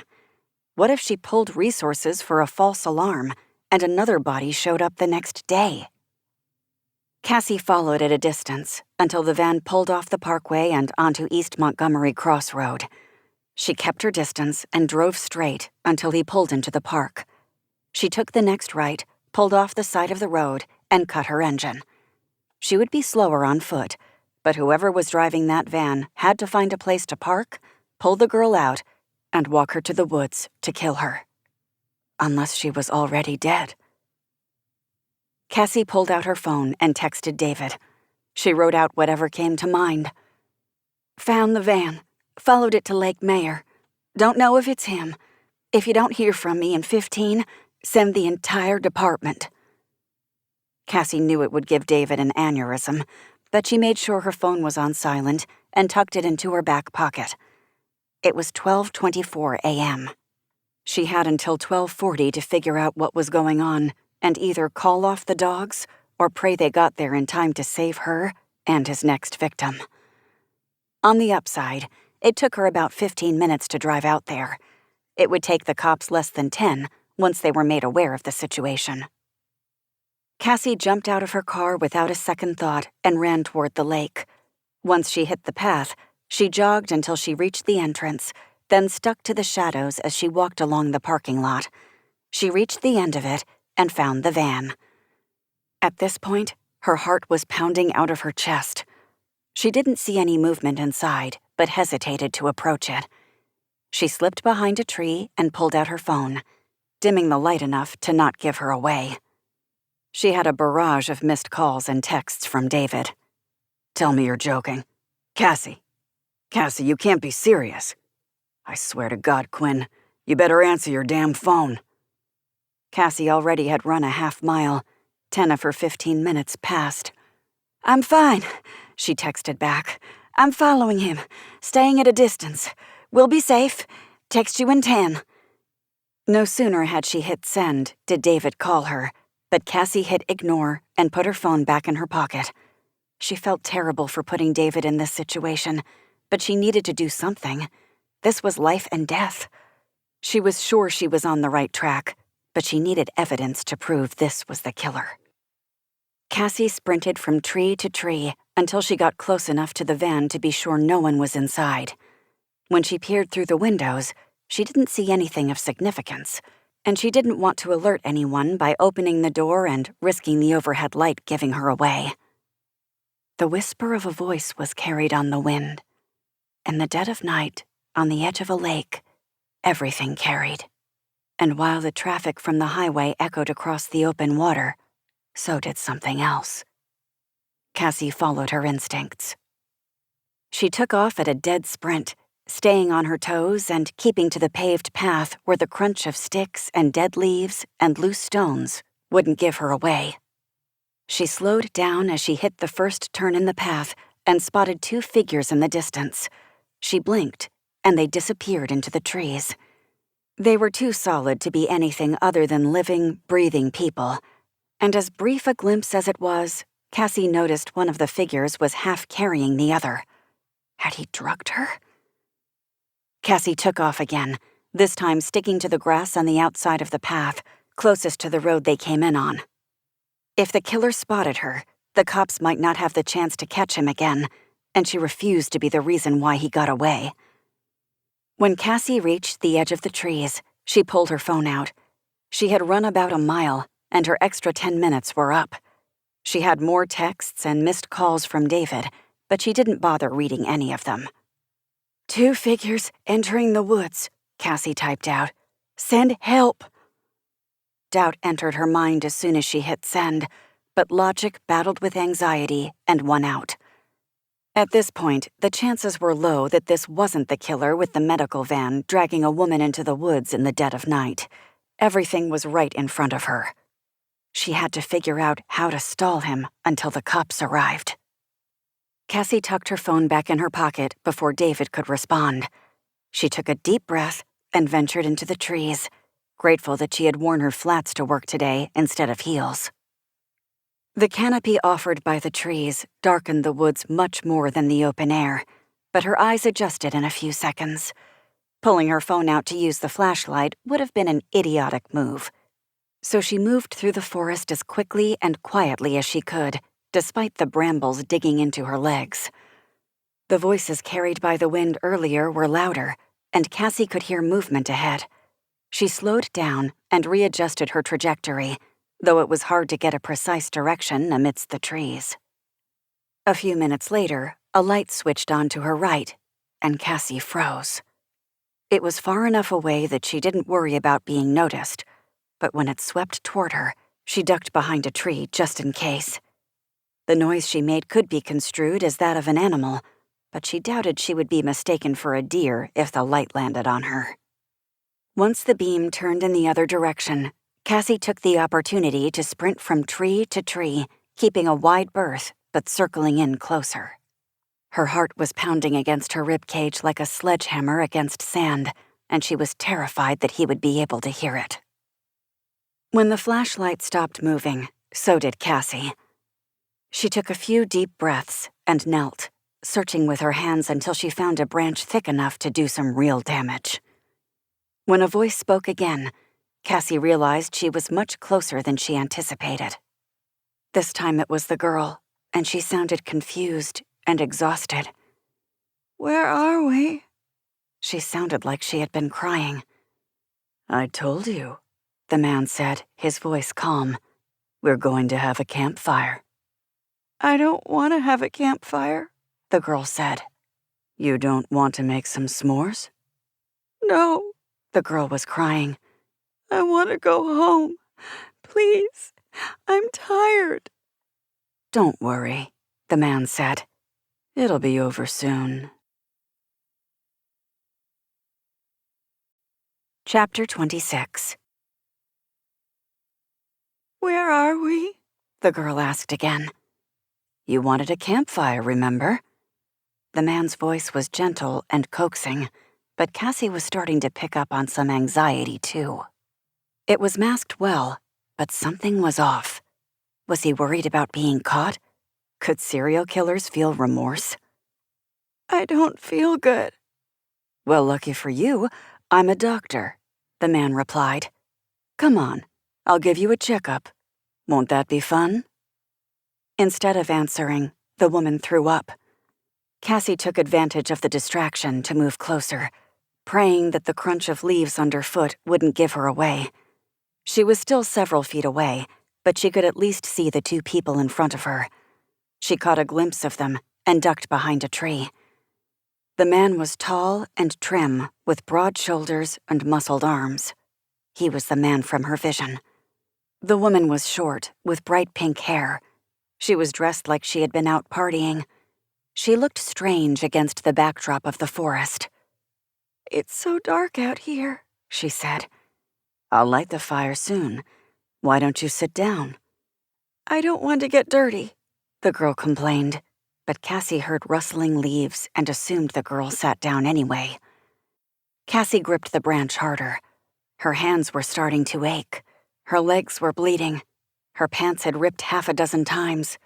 She was aware of these sensations, but they registered in the deepest part of her mind. Nothing mattered except what was right in front of her. Cassie decided to take another chance and peer around the tree again. One quick glance was enough to get a picture of what was going on a few feet in front of her. The woman was kneeling on the ground, clutching her purse to her chest. Cassie could see that she was wearing shorts and a tank top. Her arm was bleeding from rubbing up against a low-hanging branch, but she didn't appear to notice. The man was standing behind the woman. He was holding the flashlight under his arm, and he had a bucket in one hand and a toolbox in the other. Cassie shivered, knowing for a fact that the bucket was for the woman's blood, and the toolbox contained the bone saw that would soon open her chest if Cassie didn't do something first. What other torture devices might be found in there? Cassie leaned to the side, trying to get a better view of what was in front of her, but as she did, a branch snapped underfoot.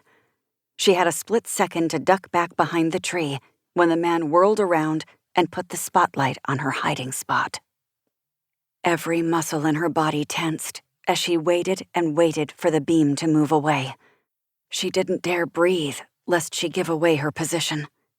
But instead of thinking it was nothing but a squirrel, the man started forward, closer to Cassie. As the light beam bounced with every step he took, Cassie's brain was a whirlwind of thought. Should she jump out and surprise him? Should she wait until he was next to the tree and attack? What side would he walk up to? Would he stop and turn around? If he did that, she would have a better chance of getting the upper hand. But what would she do after she attacked him? If she landed the perfect blow, she would only have a few seconds to get to the girl and drag her away.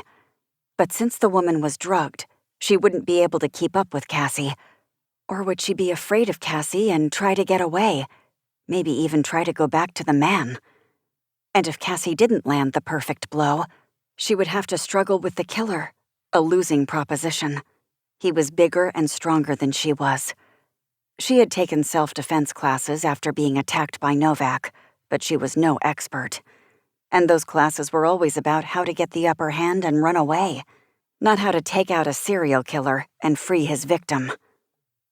The beam from the flashlight stopped bouncing. Cassie heard the man turn around, and she allowed herself to breathe again. It was now or never. Cassie lunged forward from her hiding spot and swung the branch back at the same time. The man in front of her twisted around at the noise, and Cassie didn't hesitate to bring her arm down toward his face. When the branch connected with the man's skull, it vibrated in Cassie's hands, sending a violent ripple throughout her arm from wrist to shoulder, and sending the man sprawling. But it didn't knock him out. The man scrambled to his feet and put himself between Cassie and the woman on the ground. "Who are you?" Spit flew from his mouth. Cassie saw his face in good lighting for the first time. She wasn't sure what she was expecting, but it certainly wasn't the man who stood in front of her. He was in his late 30s or early 40s and had thick brown hair that was coiffed to perfection on top of his head. He was handsome, with brown eyes and a strong jawline. He was dressed in a button-down shirt and slacks, and his shoes were neat and polished. He looked normal. If she had met him at a bar, she would have been flattered if he had flirted with her. But his confusion soon gave way to an animalistic fury that lay under the surface of his well-kept normalcy. She wondered how someone capable of that much hate and anger could ever go to work with the intent to bring comfort and solace to his patients and their loved ones. "Who are you?" he repeated, rage building. The current situation wasn't looking great for Cassie. She was convinced she wouldn't be able to go toe-to-toe with him in a fight. Her best chance of survival was either getting the upper hand with her makeshift weapon or stalling him long enough for the police to get there. "My name's Cassie." She spoke in as calm a voice as she could muster. She took a step to her right, hoping she could turn him around and get closer to the woman. "What's your name?" "Stop moving." He pointed the bright light into Cassie's eyes, and she had to look at his feet to keep her sense of where he was. "What are you doing here?" "I followed you," she said. Didn't you notice me? He took a step toward her. Does anyone know you're here? No, Cassie lied. No, they don't. Please let us go, and I promise I won't say anything. No. You've seen too much. I haven't seen anything, Cassie said. She took an imperceptible step to her right. Please, I want to get my friend and leave. She said she was out by herself tonight. She was. Cassie hoped her lie would hold for another minute or two. She didn't know I came out tonight. I spotted her, but I didn't want to interrupt you two. But I saw her leave with you, and I got worried. The man's face turned a darker shade of red. You're lying. Cassie didn't have any warning when he lunged at her. She threw herself to the side and swung at him again. This time, the branch hit his shoulder and snapped in half. What was left behind was short, but sharp on one end. The man stumbled, but lunged again and tackled her to the ground. She landed with a grunt. Despite the air being knocked out of her, she managed to stab him with the sharp end of the stick. He hollered in pain and backhanded her across the face hard enough to make her world go dark for a split second. You bitch! Cassie couldn't move. The man positioned himself on top of her and pinned her arms with his legs. The pain was excruciating, and no matter how much she bucked and kicked, she couldn't knock him off. When he threw the branch to the side, Cassie was grateful he hadn't decided to end her life then and there. But the relief was short-lived. He wrapped his large hands around her neck and squeezed until she couldn't breathe. His grip was so tight, she couldn't scream for help. The last thing she saw before she passed out was his wicked grin and the pure malice in his eyes. Chapter 27. The pressure released from Cassie's neck, and she coughed and gagged as air was restored to her lungs. Cassie looked up in time to see the young woman swinging the doctor's toolbox at his head. It connected with a sickening thud, and the man toppled off her with a grunt. His limp body collapsed on the ground and folded onto itself. Her neck was throbbing. It would bruise, and her throat was sore. She swallowed past a lump and winced again, fearing the mark that would be left. How would she explain this one at the museum? The woman stumbled past Cassie and dropped the toolbox. It burst open and sent tools flying. Cassie lurched forward and grabbed a knife at the same time the man regained consciousness and his own balance and scooped up a small device with a round blade on one end. A bone saw. The flashlight was on the ground now, half covered by detritus from the forest floor, but still illuminating all three of them in a warm cone-like stage lighting, enough that it was easy to keep track of the killer. Cassie put herself between him and the woman who sank back down to her knees and was crying again. "Please," Cassie said. The words scraped along her throat. She had to swallow to ease the pain. "Don't do this." "I don't like complications." "I don't have to be a complication," Cassie said. The pain in her throat was subsiding, but it still felt raw and tender. "Let us go." Cassie wasn't sure what she would do if he took off into the woods. He might escape, but she and the victim would both be safe. And Cassie had seen enough of him that she would be able to identify him from a photograph. Unless he could disappear from the face of the earth, his life was over. "I can't let you go." The glow of the flashlight made his smile look more menacing. "But I promise I'll make it quick." "Will you drain my blood too?" Cassie had to keep him talking. "It's not O-negative, if that's what you're wondering." "How do you know about that?" "The police know." Cassie was playing with fire. "What I'm interested in is, why? What do you need the blood for?" The man scoffed. "It's not for me." "Then for who? Who are you sacrificing these women for? Why?" He looked at her like she was an ant beneath his boot. "That's not a question I'm going to answer." Cassie decided to change tactics. "How could you do this? You're a doctor. You're supposed to keep people alive." He laughed, and for the first time, it seemed like there was actual emotion on his face. Do you know one of the first lessons I learned as a doctor? Humans are fragile. We think we're the apex predator, but all we can rely on is our brain, and most of our species can't even do that. So you choose to kill people instead? I didn't choose this. He took a step forward, his voice quieted. I didn't choose this. I'm doing what I have to. That's what we're taught as doctors. Save who you can. Choose. Play God. If you lose someone, move on. There are more to save. But you're not choosing to save one person over another. You're choosing to kill one person over another. Doesn't the Hippocratic Oath mean anything to you? Am I? He smiled again, and it looked wrong. He didn't look deranged. He was in complete control, measured. It shook Cassie to her core. Who knows you're here? No one. See, you've already lied to me once, so I'm not inclined to believe you. Let's find out, shall we? Keeping eye contact, he knelt and picked up something off the ground. It was her phone. It must have fallen out of her pocket when they'd struggled.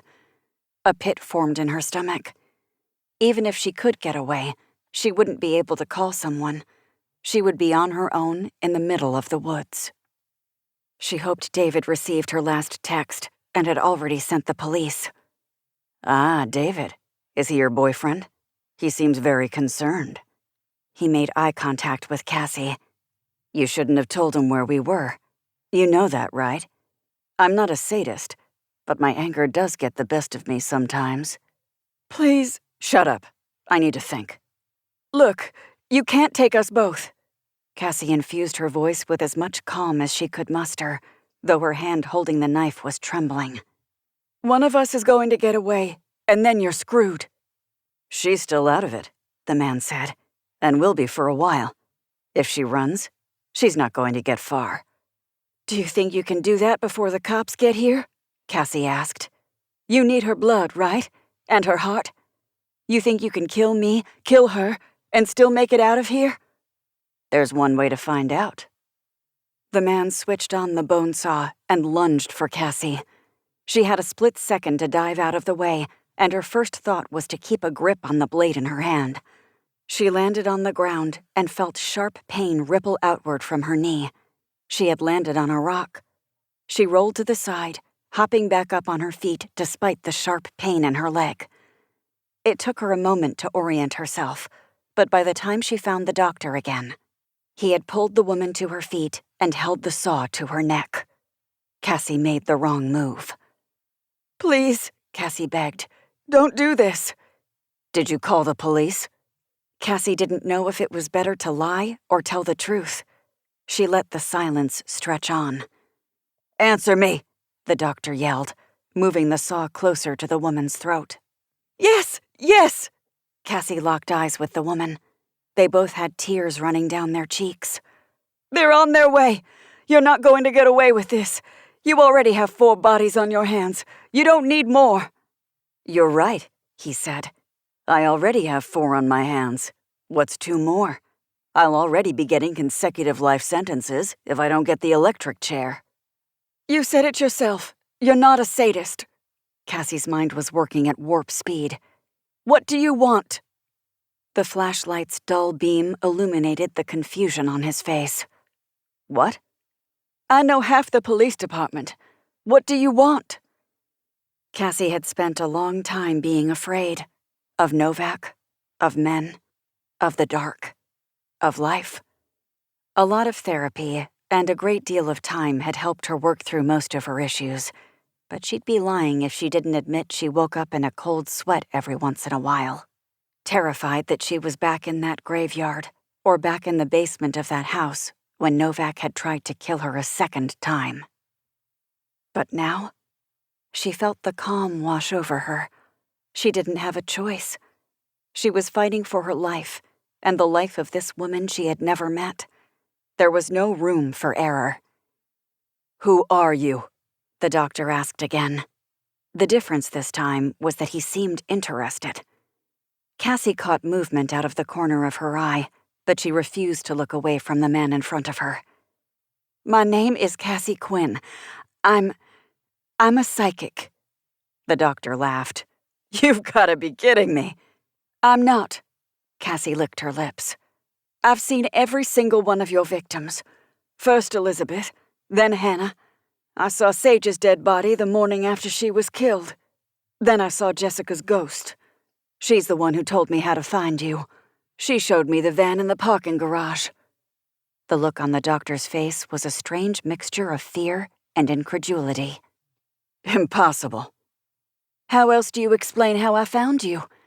How else would I know you were driving that van?" Cassie kept talking. She kept saying whatever came to mind. Anything to stretch the seconds into minutes. Engaging his curiosity had the effect of keeping his intelligent mind working, guessing, trying to figure out who this woman in front of him really was. "You've been meticulous this entire time. You left no evidence behind. Look at me. I'm not a cop. If I were, I'd have come here with a gun. I'm just some woman." The man opened his mouth to say something, but the words didn't come out.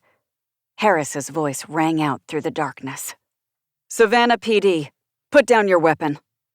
Several flashlights switched on, illuminating Cassie, the doctor, and his victim in a swath of bright light. Chapter 28. Cassie dropped the knife. Tension drained from her body. Blood drained from her head, and she felt as though she were about to collapse to the ground. The hum of the bone saw faded until all she heard were the crickets and labored breaths surrounding them. Then the woods erupted in chaos. Several officers, including Harris, moved in on the doctor and his victim, separating the two. They pushed the doctor to his knees and handcuffed him, while a pair of EMTs emerged from the trees to check out the woman, who was shaking and crying in earnest. David appeared by Cassie's side like he had materialized out of thin air. "Are you hurt?" Cassie shook her head no. It was all she could manage. Her voice had left her. Her knees shook uncontrollably. She sunk to the ground, and David stayed with her the entire way down. "Jesus Christ," he whispered. "You scared me." Another EMT ran over to Cassie and looked her over. She heard the paramedic talking with David, but the words sounded far away. She felt a cool sensation on her legs and looked down to see a woman covering the worst of her cuts with gel and several small bandages. "Is she okay?" Cassie heard her own voice as if it belonged to someone else. "The woman, is she okay?" "She's fine," David said. "You saved her life." The EMT threw a blanket over Cassie's shoulders and shined a light in her eyes. She inspected the bruise forming around Cassie's neck. When she looked back up at David, the EMT said, "No major damage. She'll be fine." "Thank God." David's hunched shoulders retreated. Harris appeared out of the darkness and knelt in front of Cassie. Her face was a strange combination of concern and anger and confusion. It took her a few minutes to find any words. "Are you okay?" "I'm fine," Cassie said. As the adrenaline faded, she regained sensation in her arms and legs, and she was grateful the paramedic had taken care of the deeper cuts. The tender areas around her neck would take longer to heal. "You shouldn't have come here by yourself." Harris's words were controlled. She was speaking just above a whisper, but her voice still held all its power. "That was incredibly stupid." "I know." "Cassie, Harris broke off and took a few seconds to gather herself. "Cassie, I'm thrilled you're okay. But what you did tonight, you should have called me." "I know. It didn't go as planned." "And how were you planning it to go?" I don't know." Cassie put her head in her hands. The reality of the situation dawned on her. "I didn't think. I reacted. I didn't want to bother you if it was nothing, but I knew I couldn't let it go." "How did you find the van?" "Coincidence?" Harris surprised Cassie by laughing. "I'm trying to figure out if you're the luckiest person alive or the unluckiest. If you figure that out, David said. "Let me know." "Why would you come here by yourself, Cassie?" Harris asked. "I wanted to see if he could be a suspect." Cassie pulled the blanket around her shoulders. "When I got here, I saw him leading her into the woods. I couldn't let him go and risk not stopping him. I figured I could stall him long enough for you guys to get here." "You messaged David, but not me." "You were pretty angry the last time we spoke." Harris blew out a big breath and placed a hand on Cassie's shoulder. "I was. I'm sorry about that. This case has been stressful." "I never intended to add to your stress." "I know." Harris laughed again, this time with a touch of hysteria. "I still don't understand you. I'm not sure I believe what you do is real, but I'd be an idiot not to see that it gets results." "You're not the first person to say that to me." "That doesn't surprise me." Harris looked up at David. "What about you? Did you believe her the first time around?" "Oh, definitely not. He threw me in jail. Overnight." Harris smiled. "Really?" "I did," David said. "Yeah, I don't blame him. It was a rough case. I was going crazy seeing all the victims. I didn't know what to do. I wanted someone to listen to me." "And he did?" Harris said. "Eventually." Cassie shrugged. "Took him a while, but yeah. We worked on another case after that. And then another. He saw I wasn't nuts. Started to trust me." Harris stood and the other two copied her movements.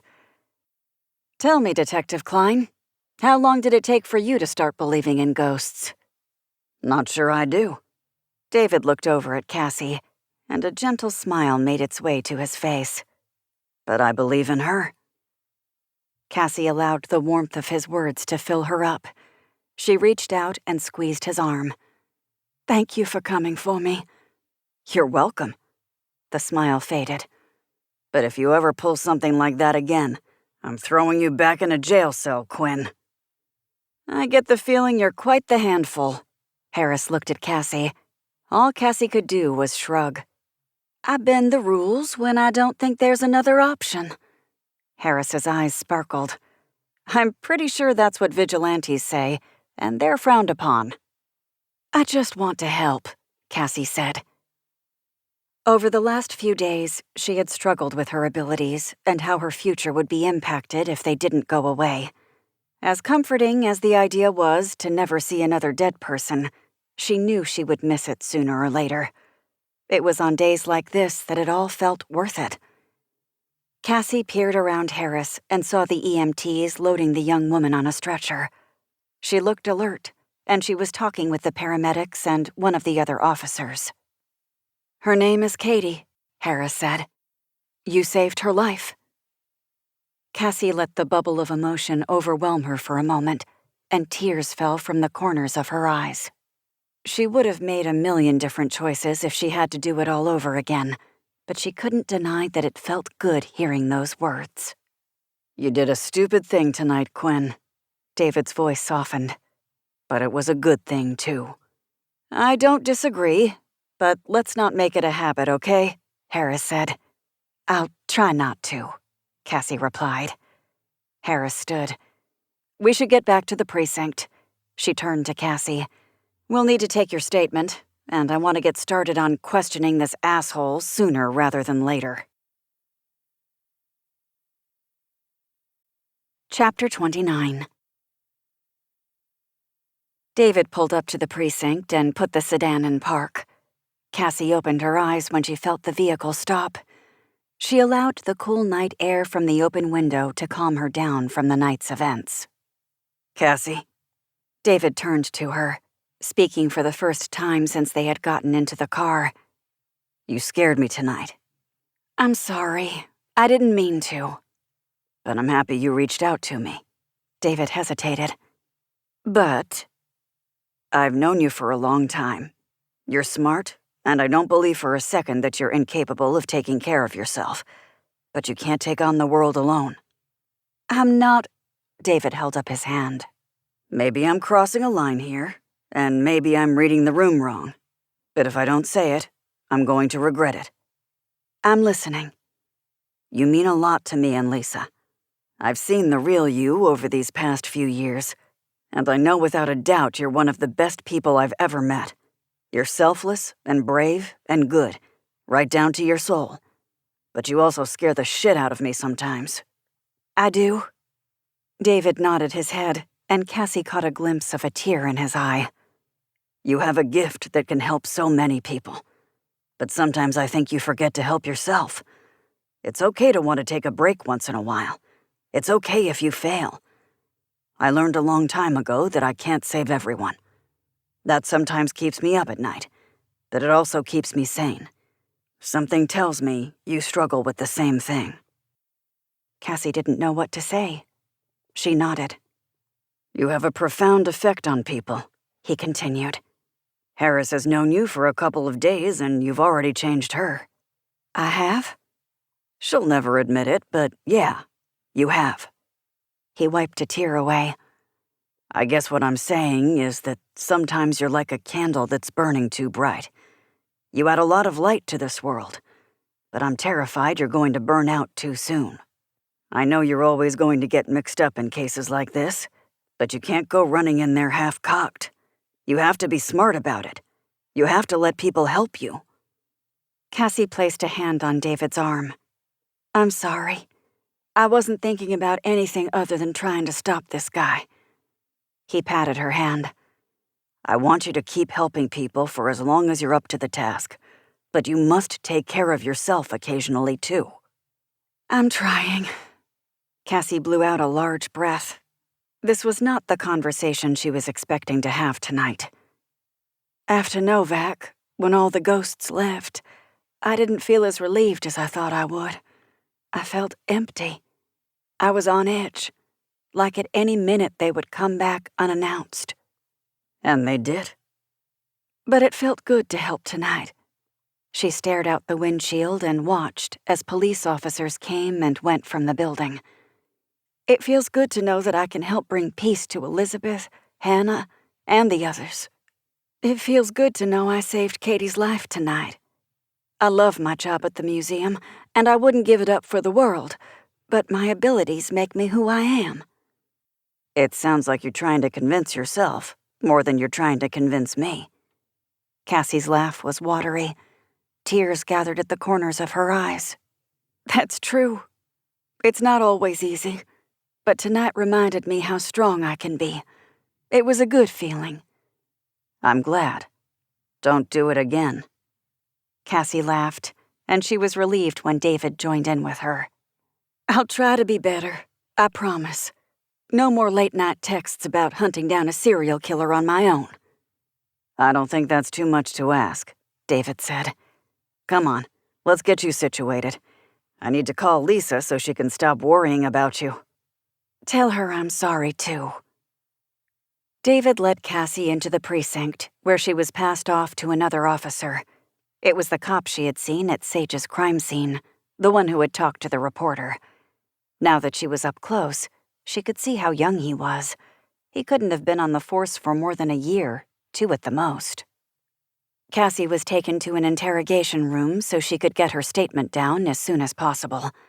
The walls of the room pressed in on her, and she remembered the countless times she had been somewhere similar. The bad memories stuck out. It didn't take long for her to write out and sign her statement. She and the rookie went over it twice to ensure she had included every detail. And she had. She started at the graveyard and the vision from Jessica, and went on to her decision to search downtown Savannah for the medical transport van. While it would make things more complicated in court, given the way they stumbled upon the evidence, they caught the killer red-handed, and that was the most important fact. When the rookie was satisfied, he left the room and was replaced by David. How are you holding up? He asked. Pretty good, all things considered. I'd like to get out of this room, though. David stepped to the side and held the door open for her. How do you feel about watching the interrogation? Cassie paused in the hallway outside the door. Really? Harris is okay with that? She suggested it, David said. Said it was the least she could do. Might help you with some resolution. Speaking of, how's Katie? Katie is fine. She'll make a full recovery. She's an incredibly lucky woman, and I think she's aware of how close she came to death tonight. That's not something she'll get over soon, as you're well aware of. But she's alive. That's the important part. She's grateful to you, by the way. Cassie smiled. It felt good to hear that. Is Lisa mad at me? David chuckled. She's relieved you're fine and that I made it back in one piece. She's glad we caught the bastard, but I'm sure she'll have some strong words for you when you see her next. Sunday roast? Cassie asked. They hadn't had one of those in a while, but it seemed like a good time to pick back up on the tradition. Sounds good to me. David opened another door, and he and Cassie filed into a dimly lit room. There were 2 other officers inside, including the chief of police. Cassie had run into her a few times, but they were not friends. By the tight-lipped smile she gave Cassie was certain she was aware of the night's events. Cassie's attention was taken over by what was happening on the other side of the 2-way mirror. The doctor was seated on one side of a shiny metal table with his hands cuffed in front of him. A man in a crisp navy suit sat next to him. David leaned down to whisper in Cassie's ear. He lawyered up the second he was arrested. He'd be dumb not to with all the evidence against him, Cassie said. At that moment, the door to the interrogation room opened and Harris walked in. She was followed by another detective. He was tall and lean, but his imposing figure was offset by boyish features. He had sandy hair and a clean-shaven face. Something about him screamed army to Cassie, but she had not met him before. I'm Detective Adelaide Harris, and this is my colleague, Detective Peyton Beauregard. Harris's demeanor was vastly different from how Cassie had ever seen it. She had a confident, almost arrogant air about her, and she seemed so at ease with the situation at hand. I love this part, David said wistfully. Harris arranged a stack of folders in front of her and sat down, folding her hands across the top of them. The other detective mirrored her movements, though his stiffness implied he had little experience sitting across from a serial killer. Harris didn't bother wasting time. She turned to the lawyer with a genuine smile on her face. Mr. White, it's always good to see you, though I'm a bit surprised you're here. I know you're used to touting the so-called innocence of your clients, but it's going to be pretty difficult to do that in this case. Mr. White's smile was as genuine. I'm going to cut to the chase, Detective Harris. My client is willing to provide you with a full confession in exchange for a reduced sentence. Harris laughed, shocked by the audacity of the statement. It's not going to be difficult to prove he committed all 4 murders, Mr. White. Why should we consider your offer? Mr. White leaned back in his chair. My client was coerced. To have his charge reduced, he's willing to provide you with every detail of this particular, situation, as well as information on the man who's been blackmailing him. Harris looked between Mr. White and the doctor. She opened her mouth, but no words came out. Mr. White leaned forward again. Shall we get started? Chapter 30. Whenever you're ready, Dr. Langford, Harris said. Cassie took a step closer to the interrogation window and looked at the doctor for the first time since their standoff in the woods. He was, in fact, a handsome man, but there was something about his eyes, something missing. They looked like shark eyes, cold, dark, void of empathy. Not for the first time that night, Cassie wondered how someone like that could be a doctor. Langford turned to his lawyer. I don't know about this. It doesn't feel right. Harris leaned forward. Dr. Langford, it is a far from little-known fact that I'm not the biggest fan of Mr. White, but I can assure you that he's an extremely capable lawyer.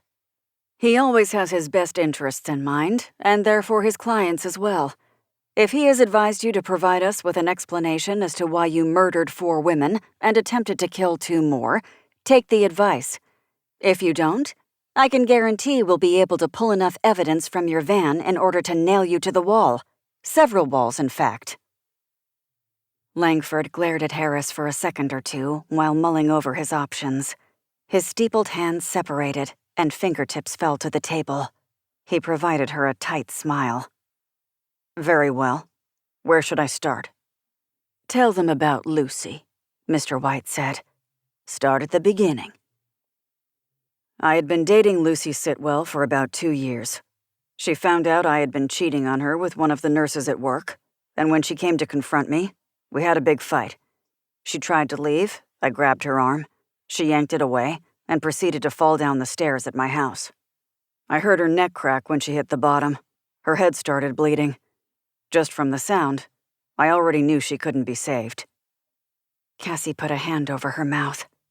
My God, she whispered. He said it like he's reading from a textbook. He doesn't even care. Harris nodded at Beauregard, who started taking notes and turned back to Langford. How long ago was this? About 6 weeks. Did you report her death to the police? No. Why not? It would have ruined my reputation. Langford's voice was easy, relaxed. If I reported her death to the police, I would have looked like a suspect. It would have been easy enough to discover I had been cheating, easy enough to see she had shown up to confront me. Even if I was not arrested or convicted, my colleagues would have always wondered if I'd done it. That would have impacted my work at the hospital. What did you do instead? For the first time, Langford looked uncomfortable. I chose to cover it up. How? I buried her body in the woods on the edge of my property in the middle of the night. I cleaned up my house, made sure it was spotless. I took all of her clothes and everything she'd left behind and put them in her car, and I drove her car back to her apartment. That same night? Yes. What did you do next? Harris asked. She glanced over at Beauregard's notes and, apparently satisfied, returned her unflinching gaze to Langford. I made sure no one was around, and then I packed a bag and made it look like she'd decided to leave town. Her sister lives in Oregon. They were always emailing back and forth. I sent her a message as Lucy, saying she needed to get away and that she was going to drive up to visit her. Lucy was always talking about wanting to take a cross-country trip. I take it you had no interest in that? It seems like a waste of time, Langford said coolly. If I wanted to visit the West Coast, it would be California and I'd fly there. I'd also make sure to go alone. Did you care about Lucy? Harris asked. At all? Langford smiled, but it didn't reach his eyes. Of course I cared about her. We were a good fit. She was good-looking, easy to please. You mean easy to manipulate? Detective Harris. Mr. White leaned forward. Please don't put words into my client's mouth. He's cooperating with your investigation. We'll see about that, Harris said. What did you do after you sent the email? I drove her car an hour west, left it in a gas station parking lot. Then I called one of my buddies and asked him to pick me up. Your friend didn't think that was strange? Langford looked at Harris like she was a simpleton. We were always doing stuff like that. Going out, getting drunk, picking up women and going back to their place. We have a strict no-questions-asked policy. And your friend will be able to corroborate your story? Colt Morrison. He'll tell you the same thing I did. We'll be sure to find out, Harris said. What about Lucy's friends and family? They must have been worried about her. Her sister tried calling her the next day. Then what happened? Obviously, she didn't pick up. Mr. Langford, do I need to remind you that you are in an incredible amount of trouble? Your life as you know it is over. I am your best shot at getting what you want from this. I suggest you use less sarcasm. Langford rolled his eyes. Of course, Detective. My apologies. Harris brushed it off. Did Lucy's sister call the police? Yes. Langford's tone was one of forced civility. They paid me a visit. I was upfront about the fight, but I said she left. I played the part of a grieving boyfriend, regretful of having cheated on her. Were you aware of whether they suspected foul play? They probably did, but you'd have to talk to the cops who interviewed me. Given my profession, I was afforded the benefit of the doubt. As far as I know, the investigation is ongoing. And Lucy's family? Her sister tracked me down at work, asked all sorts of questions. Did she suspect you? I don't think so. Like I said, being a doctor has its perks. Did your colleagues have anything to say? Your friends? Did Colt Morrison suspect you? Colt's an idiot. We were pre-med together, but he couldn't cut it. Dropped out and became a real estate agent. Like I said, he doesn't ask questions. And your colleagues? They felt bad for me. Langford looked proud of himself. I was grieving. Got some time off out of it, too. And the nurse you were sleeping with? She didn't care. She knew I had a girlfriend at the time. She thought I had bad luck. Made her feel bad for me. Worked out in my favor. Harris looked disgusted. Cassie leaned over to David. This guy's a joke. He watched his girlfriend die and has no remorse. I wouldn't be surprised if he pushed her, David said. But it's going to be hell trying to prove that, given his story. Why is he admitting to all of this anyway? He knows he's going to prison. He would have gone to prison regardless. Better to go for covering up your girlfriend's death, accidental or not, than to take the blame for killing those 4 women. But he did kill those 4 women, Cassie said. Harris spoke again, cutting off whatever David was about to say. I assume you'll be telling us the exact location for Lucy's body? Mr. White answered for his client. My client is more than willing to cooperate in any way deemed necessary. So you've said, many times. Harris turned back to Langford. So, I want to get this right. Your girlfriend catches you cheating and confronts you at your house. You get into a fight and accidentally push her down the... I didn't push her. Langford's face was red. I'm not a common criminal, Detective Harris. Please don't treat me like one. My mistake. Harris looked pleased with herself. You get into a fight and she falls down the stairs. Then instead of calling the cops and reporting the accident, you decide to bury her body and make it look like she left town. An action my client regrets, Mr. White said. Of course. Harris wasn't convinced. And when the police showed up with questions, you doubled down on your story. Is this all correct? More or less, yes, Langford said. So, I guess the question is, how does any of this tie to the reason you decided to kill 4 other women? I didn't decide anything. Langford sat up straight in his chair. Like I said, I was coerced. And who coerced you? Oh, I have no idea. Langford was dead serious. He hasn't told me who he is. Chapter 31. Harris kept her composure, but Cassie could tell she was fighting to keep her frustration at bay. She plastered a smile on her face and turned to the lawyer. Mr. White, if your client is wasting my time, so help me. I assure you, Detective Harris, he is quite serious. As he relayed the story to me, a letter showed up a week later. The sender knew my client had buried his girlfriend in his backyard and proceeded to mislead the police every step of the way in their investigation into her disappearance. How did he know? Harris asked. Not a clue. Langford's voice was cold. He didn't stop and explain his evil plan before he told me to commit murder for him. Harris leaned back in her seat and crossed one leg over the other. All right, start from the beginning. Langford looked over at his lawyer again. When White nodded, Langford turned back to the detectives. A week after Lucy died, a letter showed up in the mail. No return address. It pretty much said he knew what had happened. He told me that if I wanted it to stay a secret, I had to do a few things for him. That was it? Harris asked. That was it. A few days later, another letter showed up. This one told me to go to the junkyard and pay cash for an old medical transport van that was about to get scrapped. Given your mode of transportation, I assume you did it? At the time, it seemed like a small price to pay to keep my secret, buried, for lack of a better word. Harris's smile was tight. Did another letter come after that?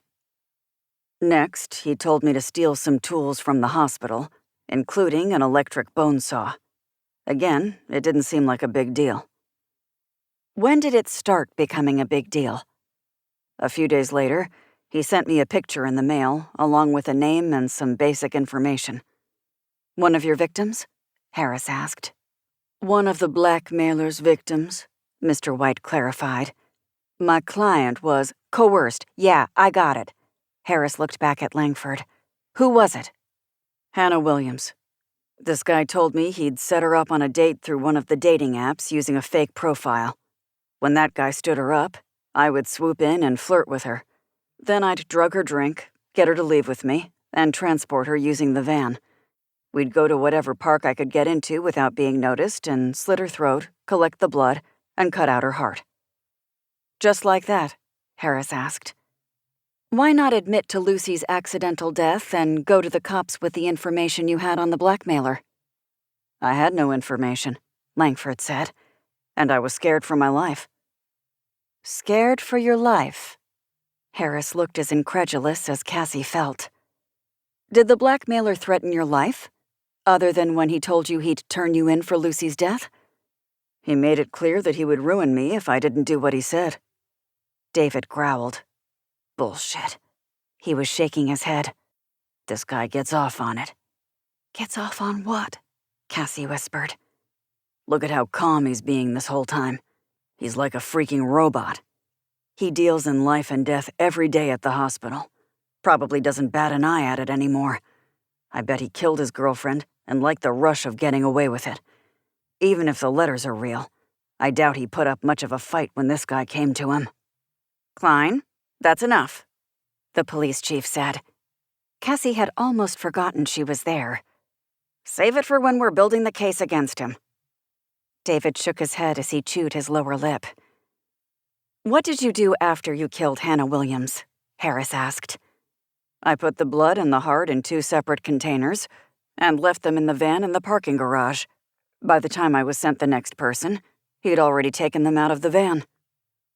I can understand why you murdered Hannah Williams, Harris said. When Langford looked confused, she continued with a shrug.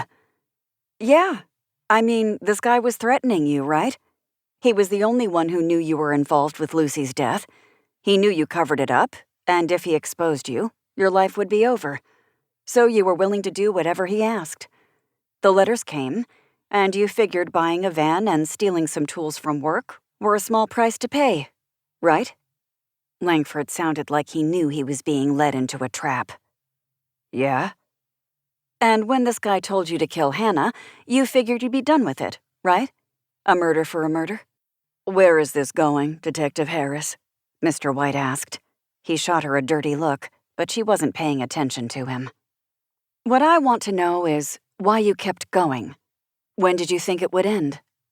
He said he needed 7 girls, Langford said, and he assured me that once it was over, I'd never hear from him again. And you believed him? Mutually assured destruction. Come again? Langford leaned forward. Mutually assured destruction. He knew what I'd done. He took a risk by reaching out to contact me. When I did what he said, I also had something hanging over his head. He knew if I got caught or turned myself in, I'd be able to point in his direction. And can you? Can I what? Can you point us in his direction?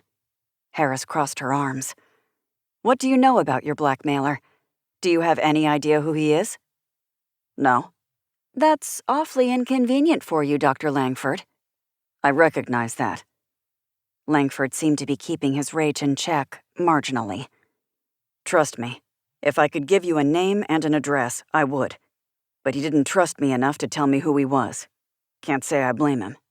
But you said he picked up the blood and the hearts from the van. Did you ever think to install a camera? Of course I did. Langford rolled his eyes. I'm not an idiot. But he found it, took it, Told me never to try that again or he'd drop an anonymous tip to the police. Something isn't lining up here, Dr. Langford. Oh yeah? What's that? I think you enjoyed killing those women. I think it started with your girlfriend and snowballed from there. Hell, maybe it started before then. Maybe you were coerced, like you said. But all it took was a little push. You wanted a reason to do it, and you thought you were smart enough to get away with it. Figured you wouldn't get caught. And then, if you did, you could blame it on this so-called blackmailer. With your money, your reputation, and a little bit of patience, I'm sure you thought you'd be in and out in no time. My client is handing you everything you need to track down his blackmailer, Mr. White said. A judge and jury of Dr. Langford's peers will be the ones to determine his level of guilt. It's up to you to find the brains of this operation. I suggest you make your move sooner rather than later. You worry about your job, Mr. White, and I'll worry about mine. Harris stared Langford down. Where will we find these letters? In a safety deposit box in my room. Lucy is buried by the huge oak tree at the edge of my property. You'll see that the only crime I've truly committed is not going to the police after she accidentally fell down the stairs. You're guilty of far more than that, Dr. Langford, but lucky for me, you got caught. I know you're not going anywhere, so we'll have plenty of time to prove that later. Harris stood. I have everything I need for now. Detective Beauregard will take down your statement in full. Do not leave any details out. At this point, leaving details out will hurt you. Harris didn't wait for a response from Langford. She left the interrogation room and entered the alcove where Cassie, David, the chief of police, and the second officer had been watching. She raked her fingers through her ponytail and sat down. All the bluster had gone out of her, and she looked exhausted. Excellent job, Harris, the chief said. Let the rookies do the legwork now. Get some sleep, and we'll put together a plan in the morning. Yes, ma'am. As the chief and the other officer left, David and Harris turned to Cassie. I guess that's it for me, Cassie said. My job's over. Far from it, Harris said. I don't plan to let you out of my sight until all of this is over. Can't risk you running off again. But, Harris held up a hand, and David tried to hide his laughter behind a cough. Harris said, I'll pick you up bright and early tomorrow. Wear some good shoes and eat some bacon and eggs. It's going to be a long day. Chapter 32. True to her word, Detective Harris picked Cassie up at 8 in the morning. Neither woman felt well rested. The exhaustion felt like she was walking through molasses every time she took a step forward. She couldn't speak for the detective, but Cassie had trouble falling asleep, wondering who Langford's blackmailer could be. It was someone who wanted 7 women dead and their blood drained and their hearts cut out. The blackmailer didn't know any of the women, and Cassie was still convinced it was a ritualistic killing. How had the blackmailer picked the women? It was someone who couldn't or wouldn't kill the women themselves. They were smart enough to drag Langford into the mix, and clever enough to know he would be a willing participant. Langford was clear he didn't know who the blackmailer was, and Cassie believed him, or else the doctor would have instantly turned in the blackmailer. But his blackmailer seemed to know the doctor. Every little noise had kept her up. Was it Elizabeth? Was it the mysterious little boy? She hadn't had any ghostly visitors as far as she knew, but that didn't mean they weren't just out of sight. Not for the first time, Cassie wondered how the spirit world worked, and if there was any way she could further tap into it. She wondered if that was what she wanted. More ghosts? More murders? Wasn't this enough? Hadn't she had enough over the years? These thoughts continued to occupy Cassie's mind all morning. She and Harris arrived at Langford's house. They hadn't said more than a few words to one another, but Harris seemed to be as lost in thought as Cassie. When they pulled to a stop, Cassie pushed open her door and looked up at the house. Jesus. I know. Harris slammed the car door shut behind her. I got into the wrong profession. For real. The entire house was built out of stone and had a turret in the back. It was 2 stories, but the square footage was enormous. An array of windows adorned the front from floor to ceiling. It was surrounded by shrubs and trees and gorgeous flowers, all professionally maintained. "Have you been inside?" Cassie asked. "Not yet. I wanted to check out where Lucy's body was buried first. They began exhuming her this morning. We should make it in time." "Perfect," Cassie said. "I love a good exhuming right after breakfast. Don't we all?" As the 2 women walked up the driveway, David met them halfway. He had a coffee in each hand. "Hello, ladies." He handed over the steaming beverages. "Take these. I'm already at my limit for the day." "What are you doing here?" Cassie glanced at Harris. "I thought you weren't involved in an official capacity."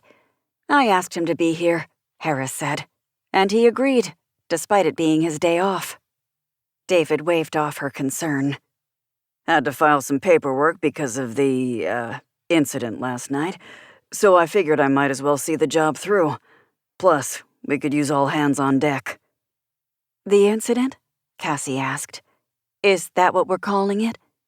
"Better than Cassie was being a pain in my ass again, right?" Yeah. Harris took a sip of the hot liquid and sighed happily. "So, you know where we're going?"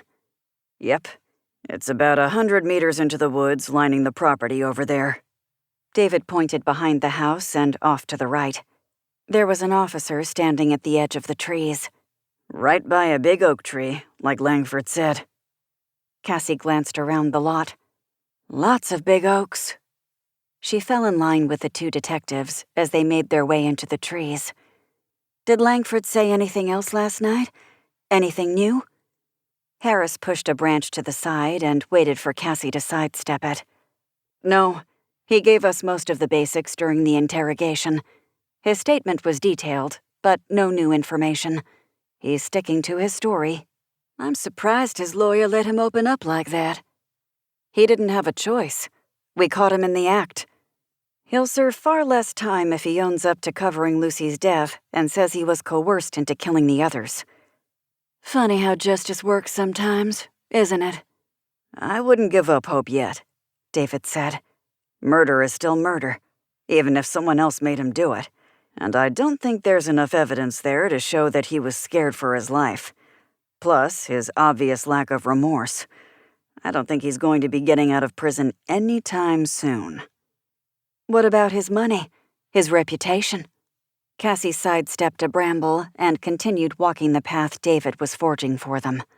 "Do you think that'll give him the upper hand in the courtroom?" "We'll work to make sure that doesn't happen." Harris didn't sound as confident as Cassie would have liked. "Right now, it's about finding as much evidence as we can to build a clearer picture of what happened." "What do we know about Lucy?" Cassie asked. "I had someone reach out to her sister this morning. We have a missing file on Lucy since she's been gone for about 2 months. But since all evidence pointed to her leaving on her own, there was nothing we could have done about it." "Sounds like you're still trying to convince yourself of that," Cassie said. "It's hard," Harris replied. "You do the best you can, but it's not always enough. You're going to miss something, and you're going to make mistakes. If we had known about Lucy earlier, maybe we could have saved Sage or Elizabeth. But that wasn't in the cards for us. And we did save Katie, and hopefully whoever he had planned for victims 6 and 7. "You were almost number 6, Harris said. Cassie inhaled and held it for an extra beat. "No, I was bonus number 1. 6 and 7 are still out there. 5, too." Harris scratched the back of her head. "Lucy was how Langford had described her, as far as we can tell. She was a good person. Did some charity work and kept her head down. Not even a parking ticket. She was way too good for that jerk. She didn't deserve to go out the way she did, accident or not." "They rarely do," said Cassie. The 3 of them fell silent, and Cassie allowed herself to tune into the woods around her. It felt normal on the surface, full of birds and bugs and deer and squirrels. But beneath that, she felt the chill of the spirit world. She was doubtful that Lucy's body was the only one buried here. She felt an overwhelming sensation that took over when she felt she wasn't doing enough, but David's words from last night came back to her. You can't save everyone. She wished she could. It would make the world a better place. But David was right. Finding Lucy's body and helping the women Langford had killed find peace would have to be enough. And after that, she would try to help the next victim, if she could. She always believed having a future laid out for herself was the best path forward. But her experience with Novak proved anything could happen, regardless of plans. Maybe the right move was just putting one foot in front of the other. Having a plan was good, but there had to be wiggle room for the obstacles that might pop up. Life had a habit of throwing curveballs, after all. It's up ahead, David said. Come on. Cassie followed his footsteps until they reached the large oak tree. Spanish moss swung in the gentle breeze. She caught the faint smell of eucalyptus and searched the woods for the telltale velvet bark, but spotted none. There were several other officers waiting for them. A lumpy figure under a not-so-white sheet was lying next to a hole at the base of the tree. When one of the officers spotted the group approaching, he jogged over to Harris. We've done our initial sweep. Nothing else in the area, but tread light if you can. It's rained enough times that there's no footprints or anything, but we'd like to do another final look or two before we do an official wrap-up. Sounds good. Thank you. Harris turned to Cassie. You ready for this? No, but let's do it anyway, Cassie said. Harris gave her a tight smile and nodded. She had already switched on the detective persona, and Cassie didn't want to get in the way. She was there to observe. There were things that only she might see. As far as we can tell, Langford has been truthful with us, David said. He brought the pair of them to the body. Lucy was buried here, under the tree, like he said. What do we know about the body so far? The officer who had greeted them knelt and looked at Harris, then at Cassie, then back at Harris. When the detective nodded her head, he slipped the sheet off Lucy. Normal decomposition as far as we can tell. We'll need to do a talk screen and all that, but it's clear her neck was broken. So far, everything lines up. Langford doesn't have a reason to lie, David said, stroking his chin. If he gets pinned for this murder, it'll reinforce the story he told us about the blackmail. A chill ran down Cassie's spine, and she let David's words fade away. When she turned, she saw a figure standing next to the large oak. She didn't know what Lucy looked like in life, but given the odd angle of the spirit's neck, Cassie was certain it was her. Cassie saw ghosts when they were at their most vulnerable or terrified. Rarely did she get to see that moment when they found peace, but it was clear from Lucy's face she was finding her peace. She kept eye contact with Cassie as a single tear rolled down her face. She smiled, though it was tight, and faded from view. There was no bright light, and Cassie didn't see her spirit fly into the sky, but a feeling in the pit of her stomach told her that Lucy moved on to wherever they went after they found peace. Her body had been discovered, and the truth about her death was known. For Lucy, that seemed to be enough. Cassie? Cassie? David took a step closer. Are you okay? Cassie started and turned toward him. The smile on her face was genuine. Yeah, I'm good. Are you ready to go inside? I'm ready, she said. Let's go. Chapter 33. David, Harris, and Cassie emerged from the woods. Halfway across the lawn, Cassie felt the shift in Harris's mood. It was like a shadow had fallen across their little group, cold and dark and heavy with foreboding. What the hell is she doing here? Cassie followed the detective's gaze and saw Miss Campbell, the reporter, pulling up the driveway in a news van. Her cameraman was driving, and Campbell's blonde curls bounced every time the vehicle hit a bump. A police officer emerged from the house and ran over to the vehicle before it even stopped and approached the reporter's window. "Hey, I recognize that guy." Cassie tried to keep up with the long strides of David and Harris. "Who, Ramirez?" "I don't remember his name, but he's the one who took my statement," she said. "He was also at the crime scene." Harris pulled up short. "What crime scene?" "The one where she showed up." Cassie pointed to Miss Campbell. "Sage's crime scene.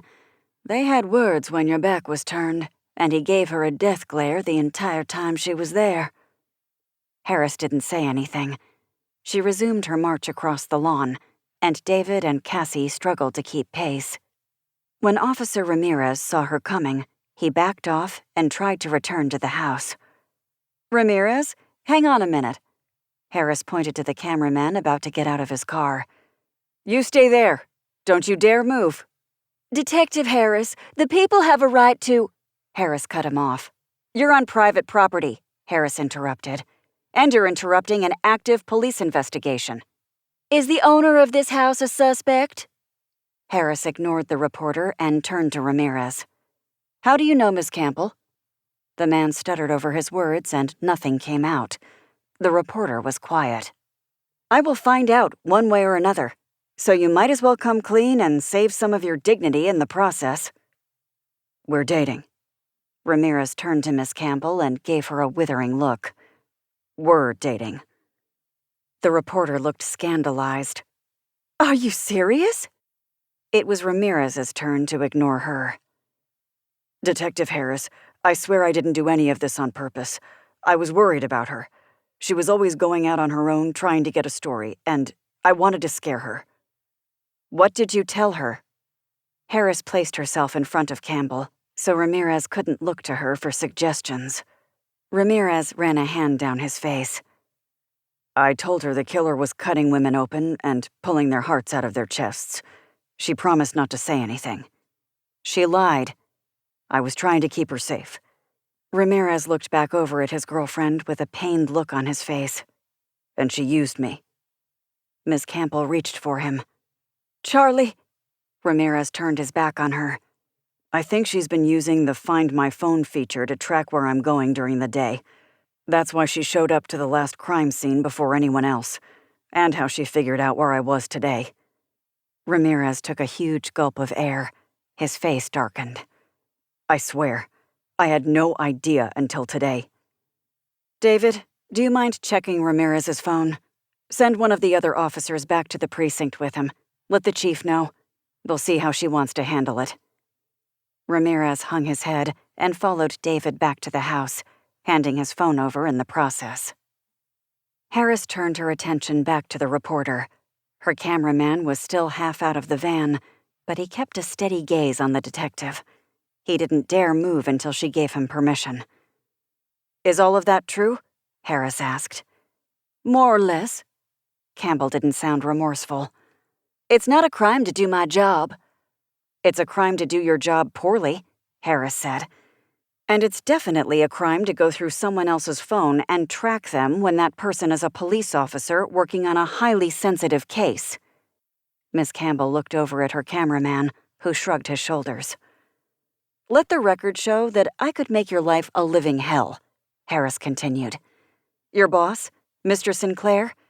He and my father were pretty good friends back in the day. I guarantee you that Bill is more worried about staying on my good side than he is about staying on yours." For the first time, Campbell looked worried. "I was trying to do your job, yes, I know." Harris put her hands on her hips. "I'm going to give you some insider information. Off the record. And it will stay off the record. Do you understand?" "Yes, ma'am." "That stunt you pulled the other day? You know, when you released information about how those women were killed. You remember that?" Campbell's jaw was set. "Yes, ma'am." "That was sensitive information that we could have used to corner a suspect. But since you chose to make it public knowledge, You took one of our tools away. It could have been your fault that we might have missed out on catching this guy. I'm not done." Harris took a step forward and Cassie saw the reporter shrink back. "This is the part that stays off the record. Do you understand?" "Yes, ma'am." "This isn't over yet, and if you report on what you saw here today, you will, without a doubt, be charged as an accessory. Am I clear?" The reporter gulped. "Crystal, ma'am." Harris turned to the cameraman. "That goes for you, too." "Yes, ma'am." His voice cracked halfway through. "Get in your van, drive away, and go home. I will be calling your boss to let him know you crossed the line, but that I am interested in giving you an exclusive when this is over." "An exclusive? Why would you do that?" "It's a peace offering," Harris said. "I don't need enemies in the media, and something tells me you're going to be around for a while. If you can sit tight for a few more days, I promise I'll give you a story worth telling." "I appreciate that, Detective." Harris looked at the reporter for a long moment. "Can I give you a word of advice, Ms. Campbell?" When she nodded, Harris continued. "You'll catch more flies with honey than vinegar." "I've heard that." "That doesn't surprise me. You're good at your job. I think you have a promising career ahead of you. You're going to make enemies throughout your life. Make sure it's worth the trouble." Campbell nodded her head and got back into the van. Her cameraman slammed his own door shut and performed a K-turn and drove back the way they came. Cassie waved her hand in front of her face to clear the exhaust and dirt that kicked up in the van's wake. "Do you think that'll work?" "For a while, maybe." Harris watched them go. "But not forever. She's smart. She's tough. She'll do what she needs to in order to get a story. If she sees me as a willing source, she'll behave." How hard was it not to cuff her just to see the look on her face? Harris threw her head back, laughing. "So hard. I thought about doing it like 3 times. The pair of them turned back to the house. "What are you going to do with Ramirez?" Cassie asked. "I don't know. I kind of hope Chief goes easy on him. I don't think he had any idea. But there needs to be consequences to his actions. Otherwise, he'll keep making mistakes." Cassie opened her mouth to agree with Detective Harris, but movement out of the corner of her eye made her turn as she was about to step through the entrance to Langford's house. It took her a moment to figure out what she was looking at, but as soon as she did, a lump formed in her throat.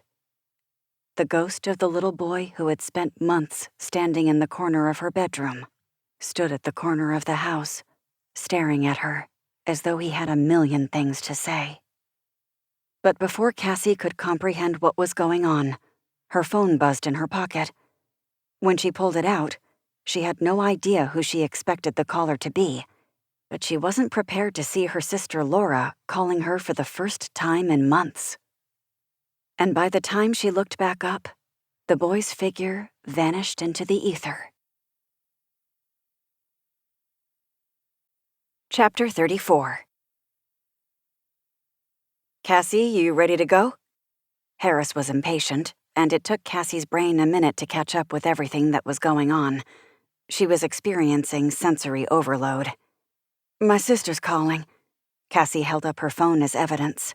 "She doesn't call unless it's an emergency. Can I meet you inside?" "Make it quick," Harris said. Cassie nodded and hit the answer button on her phone. "Hello?" Her sister's laughter filled the other end of the line, but it sounded off. "Why do you sound like you don't know who's calling you? Doesn't your phone have caller ID?" "Yes." Cassie rolled her eyes and started walking to the corner of the house where she had seen the little boy's ghost. "I wasn't expecting a call from you. Is everything okay?" "That's how you know we don't talk enough," Laura said. "Why does something have to be wrong?" Cassie could still tell this wasn't a normal phone call, but she decided to play along. "You're right. I'm sorry. How are you?" "Pretty good, all things considered. California is so expensive." Cassie laughed. "You say that every time." And I'll keep saying it until it's not. Good luck with that one, Cassie said. She searched the phone for something, anything, that she could pull from her memory about what was going on in her sister's life. Are you still seeing Alan? Laura sighed heavily. No, he was a good guy, but boring as all hell. Boring is good sometimes. Don't take it for granted. I'm saving boring for my 30s, like you. I want fun and excitement. Just not too much fun and excitement. Of course you would say that. Laura's tone rolled her eyes for her. What about you? Are you leading a boring life? Never. Cassie laughed at the idea. She had been dreaming about a boring life for a while, but the concept was too far-fetched. But the museum's going well. Still helping the police with their investigations. Cassie sighed. Her sister knew more than her parents did, but she didn't know the complete story. As far as Laura knew, she was a bit of an amateur detective. Cassie wasn't sure if Laura thought it was because of her run-ins with Novak or because she had a strange talent for solving murders. Either way, Cassie was sure her sister had no idea the spirit world was involved. Yeah, Cassie said. She rounded the corner of the house, but was disappointed when all she saw was open air. Had the little boy disappeared, or was he playing hide-and-go-seek? I'm at a crime scene as we speak. Oh, really? That's not boring. No, it's not. Cassie weighed her next words. I know you called for a reason. Laura sighed. I don't want to interrupt you if you're working. Working? You know they don't pay me for this, right? Laura laughed. You should maybe look into getting compensated. I'll do that. Now stop stalling. What's up? The silence stretched on, and Cassie could hear the gears turning in her sister's head. Look, there's no easy way to say this, so I'm going to be blunt about it. Mom's sick.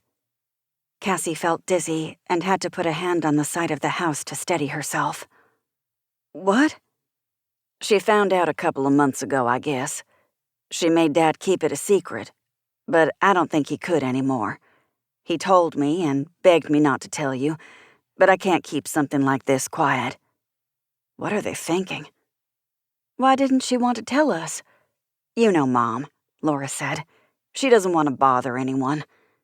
Jesus Christ. She'd wait until we surrounded her on her deathbed to tell us she's dying. Probably. Is it bad? She has a brain tumor. You're shitting me. Laura laughed.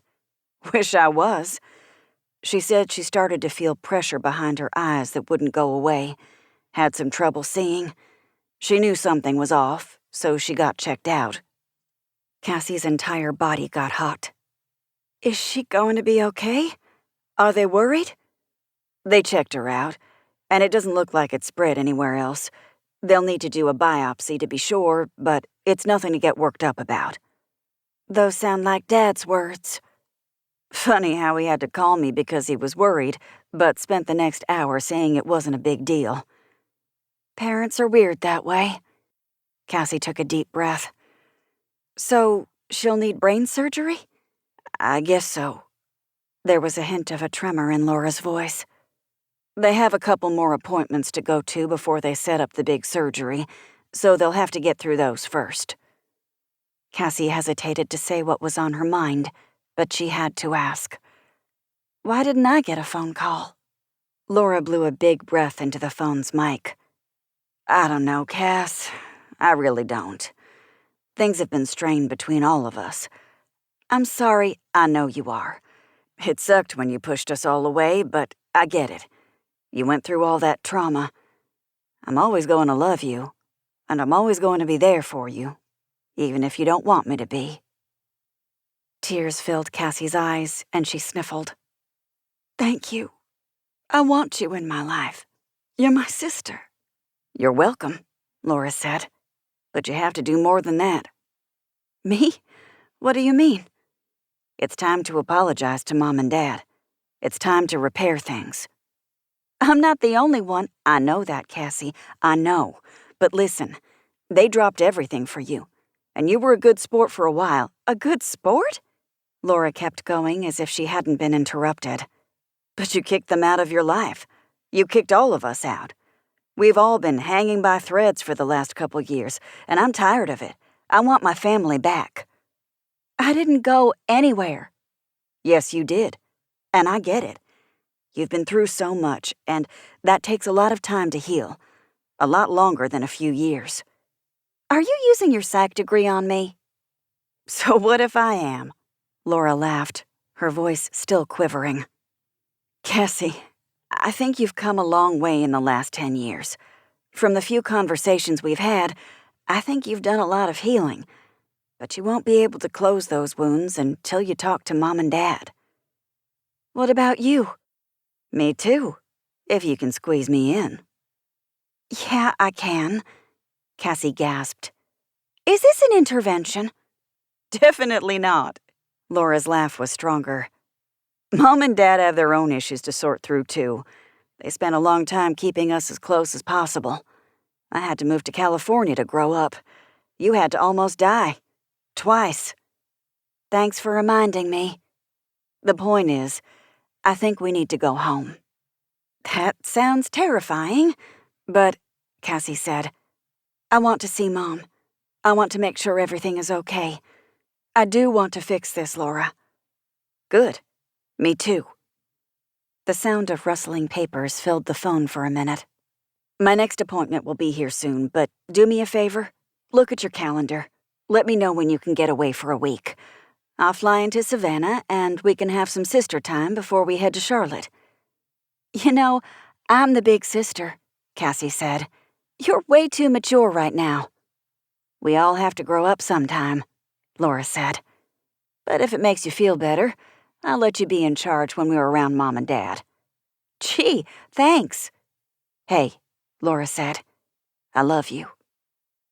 Cassie's throat tightened with emotion, and she recalled the hands wrapped around it less than 24 hours prior. I love you too. Call me soon, okay? Promise me? I promise. Thanks for calling me. You're welcome. Bye, sis. Bye. Cassie hung up the phone and was consumed with a well of emotion. While Laura had sounded casual about their mother's prognosis, it was not easy to hear that kind of news. The idea of reuniting with her family was terrifying, but Laura had a point. They couldn't stay like this forever. They'd have to talk about their problems one day. But the major question was whether Cassie would ever feel comfortable confiding in them about her abilities. They wouldn't try to lock her up in an insane asylum, but she also didn't want to make matters worse. Only time would tell. Cassie looked around one more time and headed back to the front of the house. She couldn't see the ghost of the little boy anywhere. Why had he shown up now? Why here? It was the first time she had seen him out of her house, and it didn't make sense. Langford was a killer, but so far, his entire demographic of victims was grown women. The little boy didn't belong. Cassie reached the front of the house and met David at the entrance. Everything okay? He asked. My mother has a brain tumor. Cassie's casual tone surprised herself. I think I'm still processing it, but my sister said they don't think it's cancer. We'll have to wait until it's removed to find out. I'm so sorry. David's face was a mask of concern. Is there anything I can do? Let's solve one problem at a time, she said. I could use the distraction. Chapter 35. The inside of Langford's house was more impressive than the outside, but Cassie didn't have much time to look around. It was big and open, and somehow devoid of any real personality. It wasn't that she wouldn't be happy to live in a house of this size, but a home needed some warmth and a welcoming atmosphere. This one felt sterile. She followed David up the stairs and tried not to think about the fact that this was where Lucy had lost her life. She focused on the task ahead of them. Harris met them at the door. Everything okay? Some personal stuff. Nothing I can do about it now. Cassie looked over Harris's shoulder. Did you find the letters? Right where he told us they'd be. Harris stepped to the side. Cassie's breath caught in her throat. Langford's bedroom was at least 3 times the size of her own. He fit a king bed, 2 dressers, a TV cabinet, and several bookshelves in there, and it still felt open and airy, comfortable. And she had been right about the floor-to-ceiling windows. Impressive, right? David asked. Why do terrible people always have the best stuff? Cassie shrugged. She had been wondering the same thing. Langford was a doctor, and it was clear that he either made good money or came from a wealthy family. Maybe both. She didn't know how much a house like this cost, but she knew it wasn't cheap. Why would he risk losing any of this? Cassie wondered. I mean, I know money isn't everything, but was he so bored with his life that he thought he'd spend some time murdering people? It doesn't always make sense, Harris said, and you'll drive yourself crazy asking why. She's right, David said. We have to be satisfied that we caught him. The next step is to make sure he goes to prison for a very long time. Actually, Harris said, the next step is finding out who his blackmailer is. Cassie walked over to Langford's bed and looked at the letters spread out across the top of it. There were at least a dozen of them, and they all looked ordinary. It was strange to think they had been used to instruct Langford in committing such horrific crimes. Okay, Cassie blew out a breath. What are we working with? Harris handed Cassie a pair of gloves. So far, everything adds up. We've put them in chronological order as best as we could, according to what Langford told us, and using our best judgment. It starts with the initial requests, then goes into the letters about the women. May I? David looked at Harris. Go ahead. What I found interesting is that whoever wrote these letters was familiar with Dr. Langford. He called him by his first name, Richard, and used phrases that implied they must have crossed paths at some point. So, Langford does know who the blackmailer is? Cassie asked. Not necessarily. David leaned forward and used a gloved hand to point out a couple lines here and there. The blackmailer says things like, I know it won't be hard for you to take a life, given that your profession deals in death every day.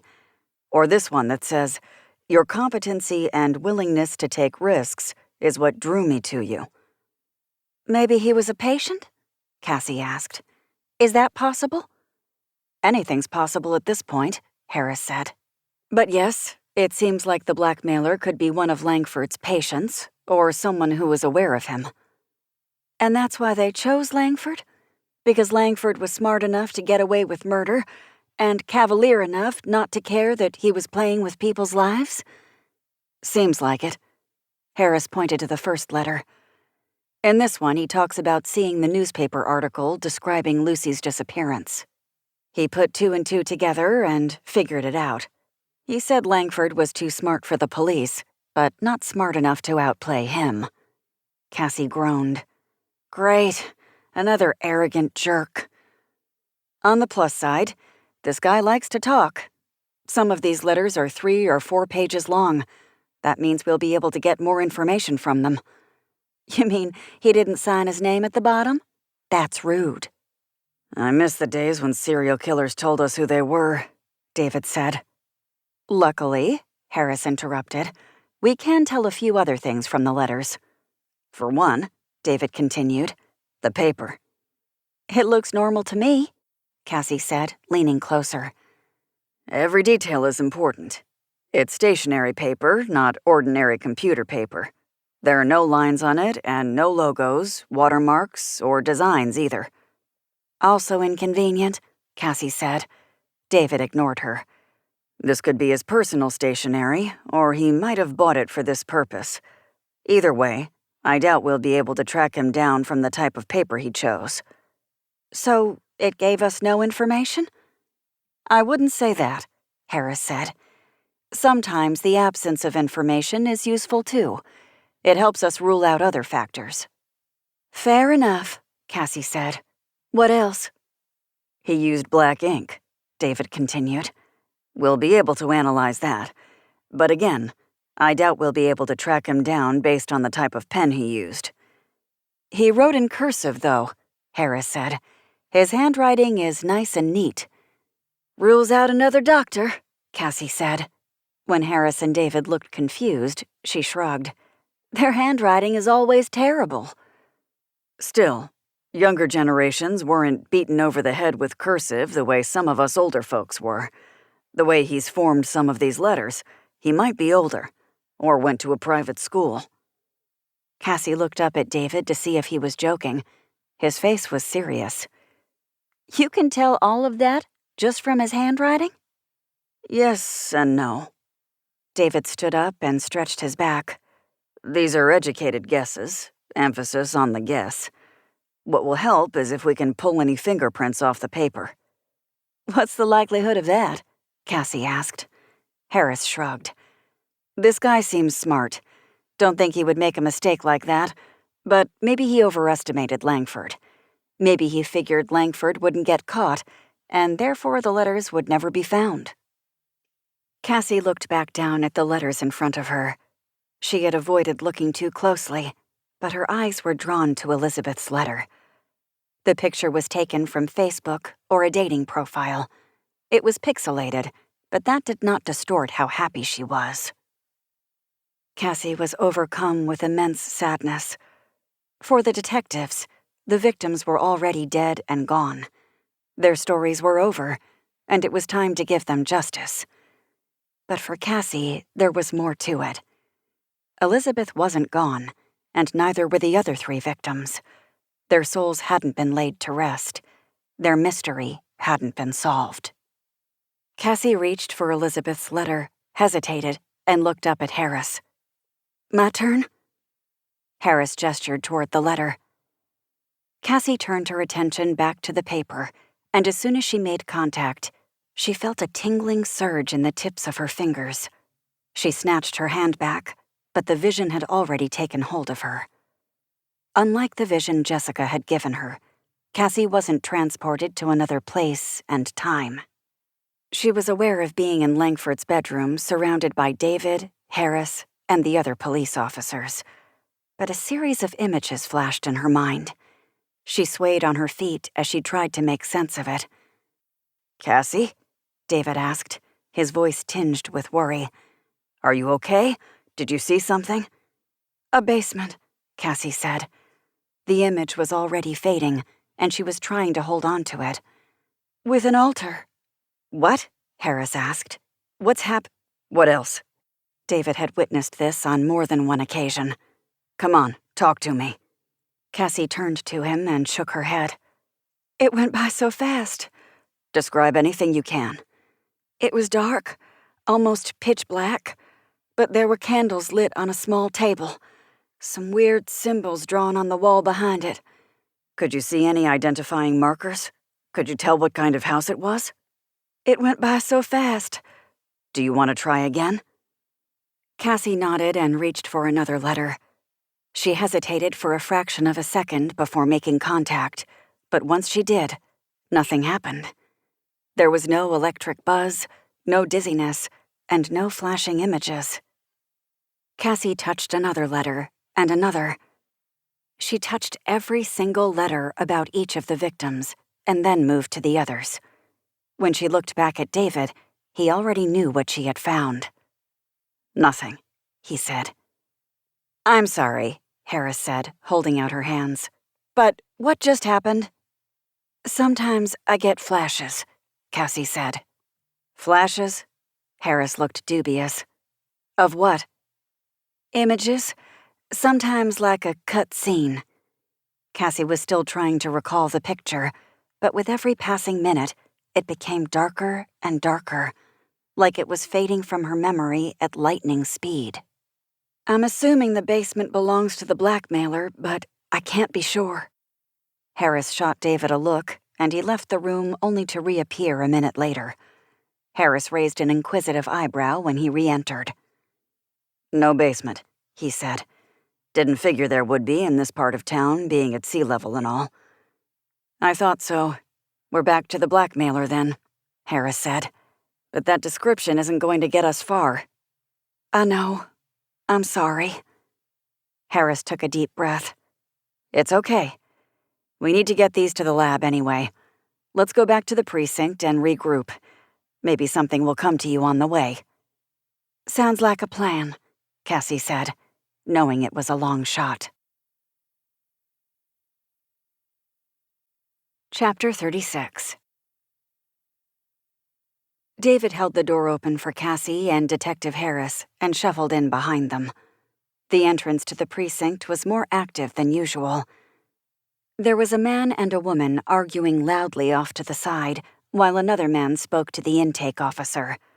When the woman at the front desk caught sight of the three of them walking in, she sighed with relief. "Detective Harris!" Her voice carried over the screaming couple. "I was about to call you." "Everything okay?" The woman pointed to the man standing in front of her. "Other than Savannah going crazy like there's a full moon tonight, this gentleman has information relevant to your case." Harris stepped up to the man at the counter. "What can I do for you?" The man turned and took her hand. Cassie thought he looked a bit like Langford. He was tall and trim, with wide shoulders and a strong jaw. The difference was in their eyes. This man looked kind. He looked like he cared. And he looked like he had something he had to get off his chest. "My name is Bradley Baker, and I think I know who the killer is." The entranceway fell silent. The couple stopped yelling and were staring at the group with unabashed interest. David was the first to regain his composure. "Let's take this somewhere more private, shall we?" Bradley nodded, and the four made their way toward the back of the precinct to one of the more spacious meeting rooms. Harris pulled out a chair for Bradley and sat across from him.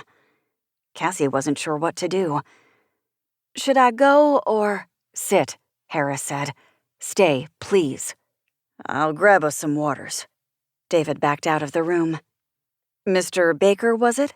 Harris asked. "Doctor," Baker said, shifting in his seat. "Dr. Baker.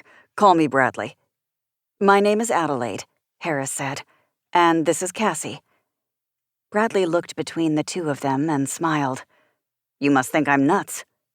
"Not at all," Harris said. "But I will say we already have a suspect in custody." "Is it Langford?" Bradley sat up straighter when he saw the shock on Harris's face. "I knew it. Jesus Christ, I knew it.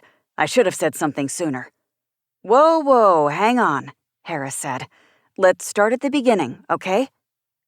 David returned with the waters and set them in the middle of the table and retreated to the corner of the room and leaning against the wall. "The beginning," Bradley said. "Okay. Well, I work with Dr. Richard Langford at Candler Hospital.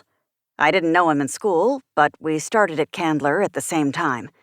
We worked together for, some years. I'm sorry, I can't remember how long." "It's okay," Harris said. "Take a deep breath, drink some water. There's no rush here, okay? Get through it in your own time." Bradley nodded and grabbed one of the water bottles. This new side of Harris surprised Cassie. She was calm and compassionate. This was the side she showed when she talked to victims and their families. The side of her that cared about people. The side that remembered why she did this job in the first place. Bradley drank half the bottle of water. He screwed the top back on and placed it on the table. "Richard Langford and I have known each other for, I'd say 6 or 7 years. I wouldn't call us friends, but there's no outward animosity between us. We didn't socialize, and if we had to work together, we kept it professional." "Sounds like a decent work colleague," Harris encouraged. "I've had worse." Bradley laughed, but not for long. "Langford can be a bit of a dick, to be honest. I learned to steer clear of him, and he left me alone. I know he was cheating on his girlfriend with a couple different nurses at the hospital." "Did you know his girlfriend?" "I'd seen her at the hospital a couple of times. She'd bring him dinner once in a while when we worked late. She seemed sweet, but we never talked. Langford complained about her all the time, but I took it with a grain of salt. I doubted half of what he said was true. The rest of it was probably blown out of proportion. And one day, I noticed she had disappeared. Did that surprise you?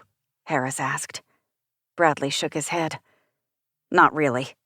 He played the part for a couple of days, but seemed to get over it rather quickly. It didn't sit right with me, but people grieve in their own way. And I hoped maybe she dropped him, you know? Got out of a bad situation. Harris's eyebrows knit together. According to Langford, they got into a fight and she fell down the stairs. He covered up the accident and made it look like she left town. Oh. Bradley stared at an imaginary spot on the conference table. That's too bad. She seemed sweet. Correct me if I'm wrong, Harris continued, her voice gentle. But I don't think you're here to talk about Lucy, are you? Bradley cleared his throat and took another drink of water. No. About a month ago, I noticed he was distracted. He's a good doctor, but his bedside manner has always sucked. He went off on a couple of patients and a few nurses, but nothing major. Most people figured he was still grieving. But not you. He stole some things from the hospital, Bradley said. One of them was a bone saw. I saw him take it. I didn't think much about it at the time. I thought maybe he was selling tools on the side, like maybe he had gotten in with some bad people and he was doing anything he could to make extra money. That could have explained his girlfriend's disappearance, too, Harris offered. I didn't know for sure. Bradley's eyes were wide. I didn't have any evidence, and I didn't want to accuse him. No one's blaming you. You couldn't have known. You didn't do anything wrong. Harris waited until Bradley nodded reluctantly. What made you recall the bone saw? The news, Bradley said. Something wasn't adding up. I looked at his schedule and noticed he had one of the nurses move his shifts around. For all 4 murders, he wasn't working the previous night. He was off every single time. You did the right thing coming to us, Harris said. And I hope you can take some comfort in knowing that you were right. We caught Langford in the act, and he's in custody. Good. Bradley swallowed hard. Good. The silence stretched on until David was the one to break it. Why don't you seem reassured?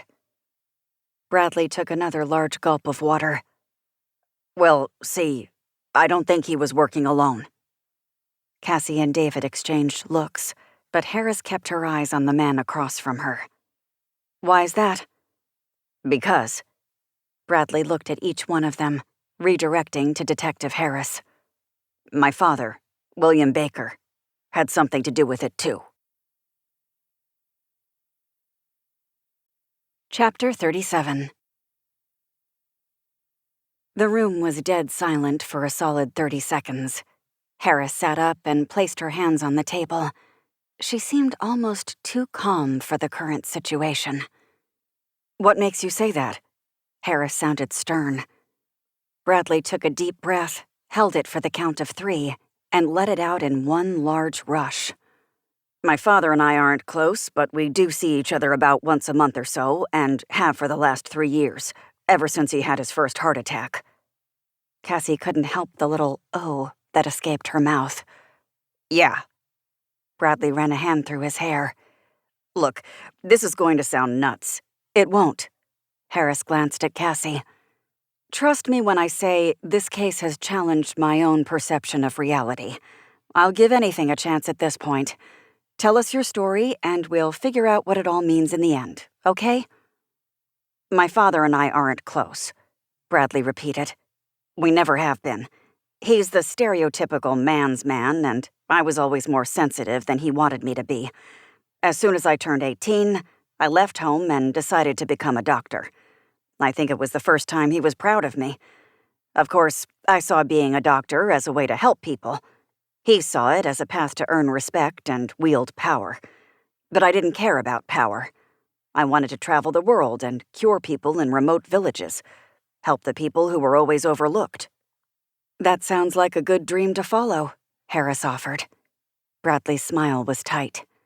Well, my father didn't think so. He thought it was a waste of time. He wanted me to work in New York City and earn loads of money. He didn't want me to waste my inheritance on people he thought would be better off dead anyway. So, you had a falling out? For about 8 years, Bradley said.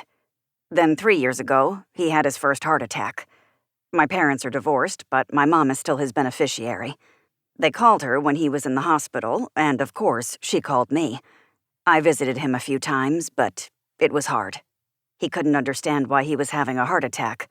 He was healthy, athletic even, not pushing 70 yet. I tried to tell him that sometimes that's how the dice are rolled. Genetics could play a huge part in it. How did he take that? Not well. Bradley laughed, but it was cold. He went crazy. Went through doctors like candy. If one wouldn't give him what he wanted, he found another. Started getting into holistic medicine. He started looking elsewhere. Elsewhere? Harris asked. Cassie's skin pricked. My dad inherited a lot of money when my grandfather died. After my parents divorced, my dad went off the deep end. Became a recluse. I don't know how he lived when I wasn't talking to him, but it wouldn't take a doctor to see that something was off about him. It got worse after he had his first couple heart attacks. He started taking flights all around the world, looking for anyone who could cure him. Correct me if I'm wrong, David interrupted, but modern medicine can do wonders these days. Having a heart attack today isn't like having one 50 years ago. You're right, Bradley said. We have devices that'll regulate your heartbeat. We put in stents to keep arteries open. Hell, we even take a healthy heart out of a person who's passed on and put it in a different person.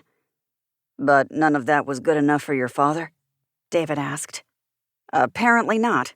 He wanted a cure, not a temporary fix. He kept having heart attacks, and doctors kept saving his life, but every time he walked out of the hospital, he'd start ranting and raving about finding a way to live forever. Immortality? Harris couldn't hide the disbelief in her voice. Look, I know how it sounds. Bradley ran a hand down his face. Trust me, I know. He sounds crazy. He is crazy. Why do you think he's behind these murders? About a year ago, Dad started inviting me out to dinner once a month. I didn't want to go, but Mom said it would be good for him. Maybe good for me, too. He wouldn't live forever, despite him saying otherwise, and she thought it would be a good idea to bury the hatchet and make peace with him while I could. Your mom sounds like a good person. One of the best, Bradley said. He smiled, but after a few seconds, it faded. Dad told me about going to India and finding some shaman or priestess or something that told him how he could fix his heart, how he could cure himself. I don't pretend to know everything, and there's a lot of ancient forms of medicine that we're still trying to understand to this day, but I've seen the kinds of people he was describing. Some of them are con artists. If you pay them enough money, they'll tell you a very convincing lie, and by the time you figure out you've been duped, your pockets are a lot lighter. Did you tell your father this? Harris asked. It didn't go over well. He rolled his eyes. We had another fight, and I didn't talk to him for another 2 months. But then he reached out again and said he wanted to go to dinner. I figured he was trying in his own way, and I figured I should try too. Did he talk to you about the shaman again? He didn't bring it up. Things were normal for a while. Until? Until he started asking about Langford. Harris sat up straighter. How did he know about Langford? I'd talked about him over dinner on more than one occasion. For a while, I couldn't figure out what to talk about, so I talked about work. A lot of weird stuff happens in a hospital. A lot of funny things. I complained about Langford's arrogance, about how I didn't think he cared about people. At first, my dad's questions about him were normal. I could tell he was trying to engage, you know. And later, the questions got rather specific. Specific how? He'd ask what I thought about his technique as a surgeon, if he was skilled or not. He'd ask if he'd ever done heart surgery. I thought maybe he was looking for a recommendation for a new doctor, so I answered all his questions. When did you realize that's not why he was asking? It took me too long. Bradley's gaze drifted between them, 1,000-yard stare in a 150-square-foot room. Way too long. Harris reached out and put a gentle hand on Bradley's arm. Hey, you couldn't have known, okay? About either one of them. Nobody suspects that of the people in their lives. But you're doing the right thing about talking to us now. I didn't put 2 and 2 together until a few days ago. Bradley was angry with himself, despite Harris's words. Something clicked. I thought back to what he'd said about the shaman. I investigated places he'd gone and did some searching online. There are a lot of articles out there about modern ritualistic sacrifices. Human sacrifices. They believe in this eye for an eye thing. Is your kid sick? Kill another kid and bury them under your house. Your kid will get better. And if he doesn't, you perform the ritual wrong. Bradley, I believe you, Harris started. But, he said, but we need evidence. I need to be able to issue an arrest warrant for him. I don't have anything, Bradley said. I wish I did, but... Handwriting. Cassie spoke for the first time in what felt like hours. Would you recognize your father's handwriting? Sure. I think so. Why? On it. David rushed out of the room. A moment later, he came back with a few different letters and laid them out in front of Bradley. But David didn't come back alone. Elizabeth was right behind him. Cassie closed her eyes and took a deep breath. When she opened them again, Elizabeth was standing in the corner of the room as a silent observer. Cassie wanted to tell David that Elizabeth was there, but with Bradley in the room, she didn't dare. Cassie looked down at the letters on the table. She didn't recognize 2 of them, but Harris gestured to all 3. Okay, Bradley, we're going to do this on the fly because we don't have much time. This is so we can convince a judge to give us a warrant to search your dad's property.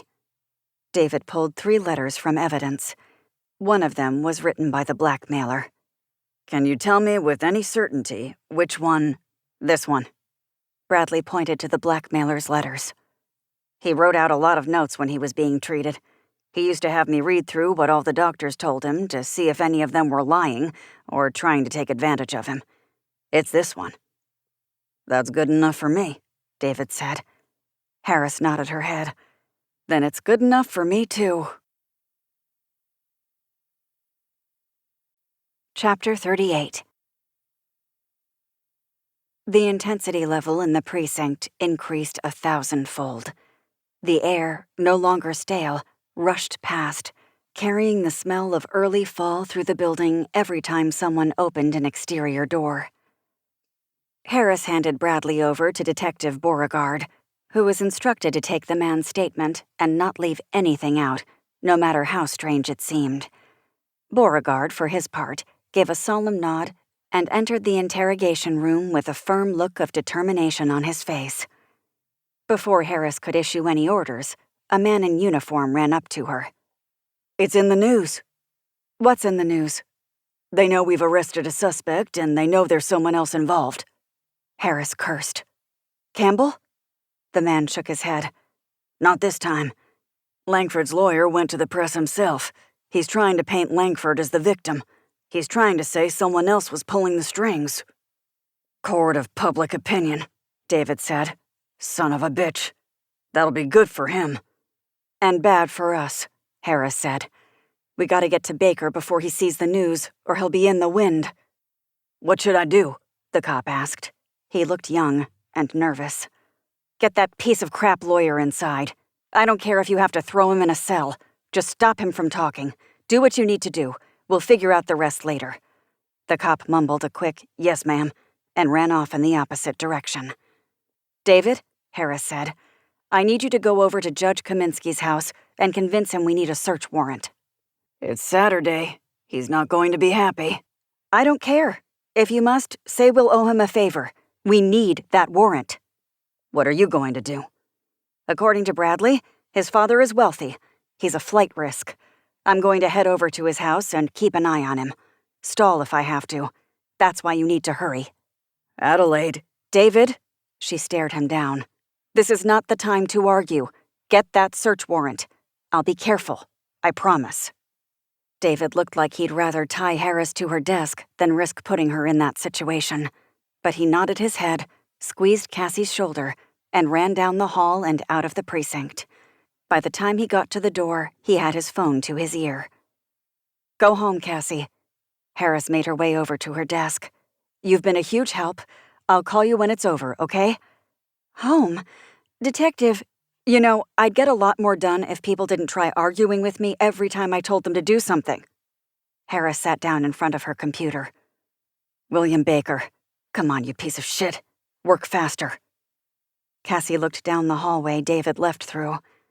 Elizabeth was standing there, allowing the other cops to pass through her unnoticed. She reached out her hand and tried mouthing something, but Cassie couldn't hear the words. "Detective?" Cassie said again. "What the hell?" Harris leaned closer to her computer screen. Jesus, Bradley wasn't kidding. This guy owns 4 houses in Savannah alone. "Detective!" Harris didn't bother looking up. "Go home, Cassie. I'll call you. I know how to find him." Harris stopped what she was doing and looked up at Cassie, who was standing at the edge of her desk, wringing her hands. "Come again?" Cassie took a step closer, her thighs pressed into the edge of the desktop. Elizabeth is standing at the end of the hallway with her arm outstretched. "She's trying to tell me something. I think that something is where Baker is." To her credit, Harris didn't question that Cassie was seeing the ghost of one of the murder victims.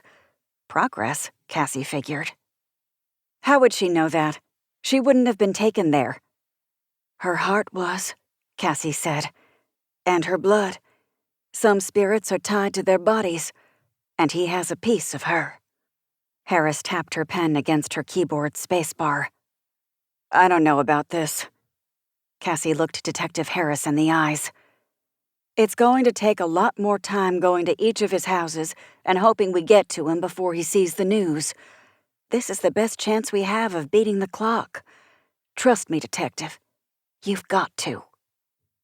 For a moment, Cassie couldn't read Harris's expression. Her eyes were wide, but her mouth was set in a firm line. She looked down at her watch, then at her computer, and then at the other cops standing around them. No one seemed to be paying them much attention. "We need to go out the back," Harris said. "We'll avoid the press. If they see me, they'll follow us, and that's not a good problem to have." Cassie nodded her head, and Harris took off toward the back of the precinct. Cassie followed her through the maze of corridors until they were standing in front of an unassuming door leading outside. When Harris pushed it open, they were both momentarily blinded by the Georgia sun cresting over the roofline of the opposite building. Harris recovered, then strode across the parking lot with purpose. Cassie had to jog to keep up, and by the time she made it to the front seat of Harris's unmarked sedan, the detective was already pulling out of the parking spot. "Where to?" Cassie pulled her seatbelt down over her chest and felt the buckle click in place. When she looked up again, she noticed Elizabeth standing next to the exit sign that led out to the main road.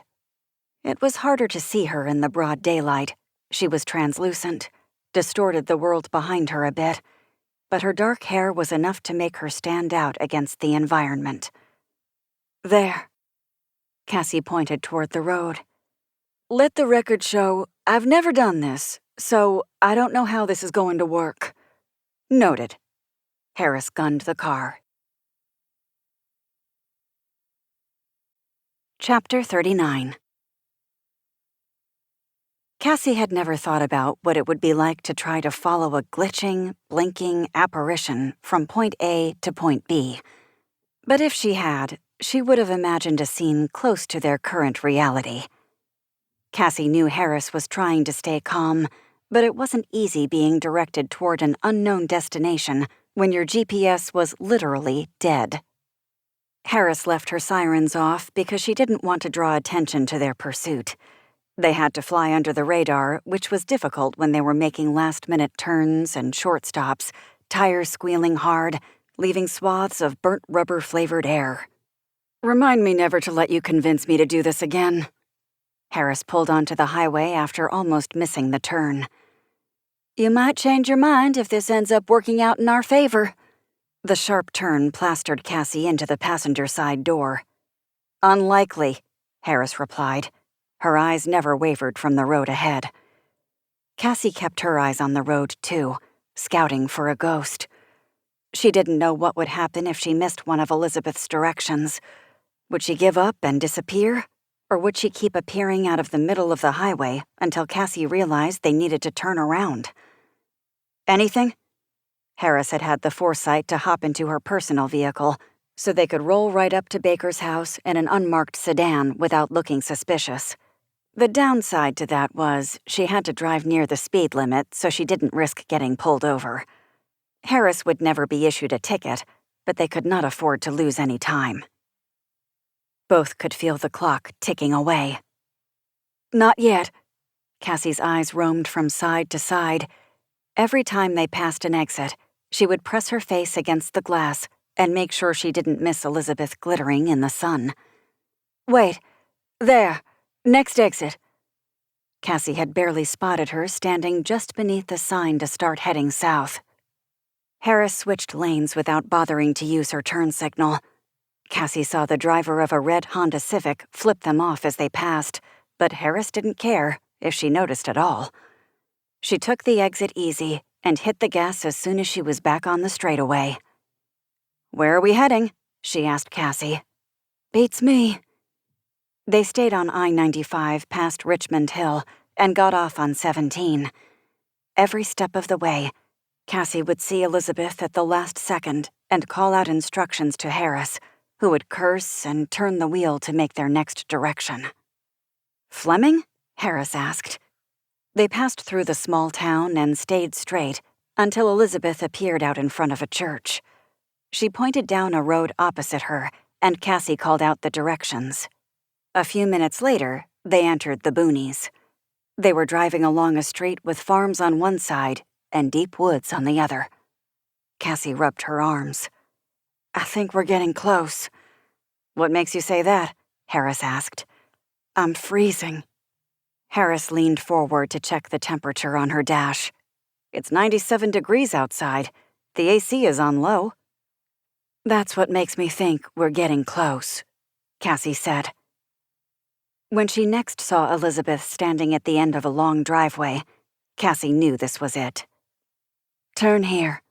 Go slow." Harris followed Cassie's instructions and let the car roll forward down a gravel driveway. The trees were dense here, and the driveway had recently been dug out and filled in. The fill dirt was loose. Plumes of dust kicked up behind them. Cassie hoped to God they weren't pulling up to a dilapidated house. They'd have to account for every step they took while fearing the place would collapse on them.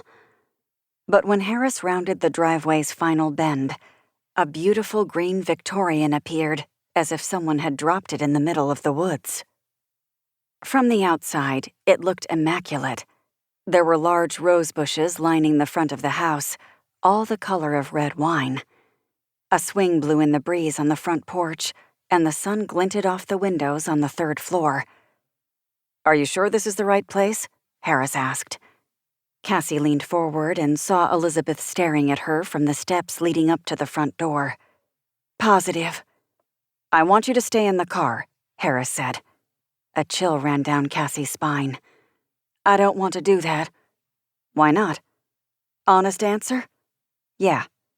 "I'm kind of shitting myself right now, and I'd rather have you in my sights at all times." Harris laughed and smothered it. "You know what? Fair enough. Text David, give him the address. Tell him the second he's got a warrant, he needs to bring half the precinct to this guy's doorstep." Cassie did as she was told and looked back at the house. All the windows were closed, and there was no car in the driveway. "Do we know if he's home?" "Let's go find out."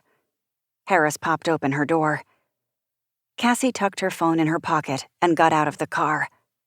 Another chill went down her spine, and a pit hollowed out her stomach. Elizabeth took 3 steps backwards and disappeared inside the house. "Great," Cassie mumbled. "Did you see something?" "Elizabeth went inside. I hope that wasn't a sign that we're supposed to follow her." Cassie shook her head, knowing that was precisely what Elizabeth wanted. We'll knock so he doesn't think we're trying anything. Harris ascended the handful of steps to the front porch. Cassie stayed on the ground, and when Harris knocked, Cassie had the urge to look over her shoulder to catch a glimpse of the activity inside. A breeze blew through the trees, but other than a few birds chirping and chickens off in the distance, it was quiet, peaceful. A nice place to be laid to rest. When no one answered, Cassie said, "Now what?" "We have to wait until we get the warrant to go inside." Harris was staring down one end of the wraparound porch. "But we can check out the yard. Come on." They crossed the driveway, and Cassie made sure to stay as close to Harris as possible without getting in her way. The detective didn't pull her service pistol out, but she kept her hand near her hip. Cassie wasn't sure if that made her feel better or worse. They both kept looking up at the windows around the house to see if anyone was watching them. Cassie spotted the mounds in the yard first. There was one to the left of the house, about 20 feet from the front porch, and another about 10 yards to the right of the first. Several mounds dotted the yard in a semicircle. A figure stood over the last one, and when she looked up, Cassie recognized her as Sage, the latest victim. "Oh my God." Harris gripped the butt of her gun. "What?" "The bumps on the ground? I think they're the hearts." "I'm not going to ask how you know that." "Sage is standing over there," Cassie pointed. "I said I wasn't going to ask." Harris walked closer to one. "What I'd like to know is why." Cassie shrugged. "Bradley said he was using the hearts in a ritual. Maybe it's like a protection spell. He had to bury them in the yard around his house." "Protection spell? Burying hearts? That's disgusting." "I don't disagree." "And what's he placing them in? What's stopping the coyotes from digging up the—" Harris's mouth hung open, her voice replaced by the crunching of gravel at the same time. A blue pickup truck appeared around the bend in the driveway. Cassie, glancing around the yard for a safe place, started to duck. "Should we hide?" "No, we don't want to make him suspicious. He won't know we're cops right away. Once he gets close enough, I'll announce who I am. Stay behind me. We'll keep him close and try to get him to let us inside.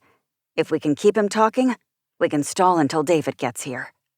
Cassie was about to agree with the plan, but as soon as the truck pulled to a stop, the man behind the wheel jumped out.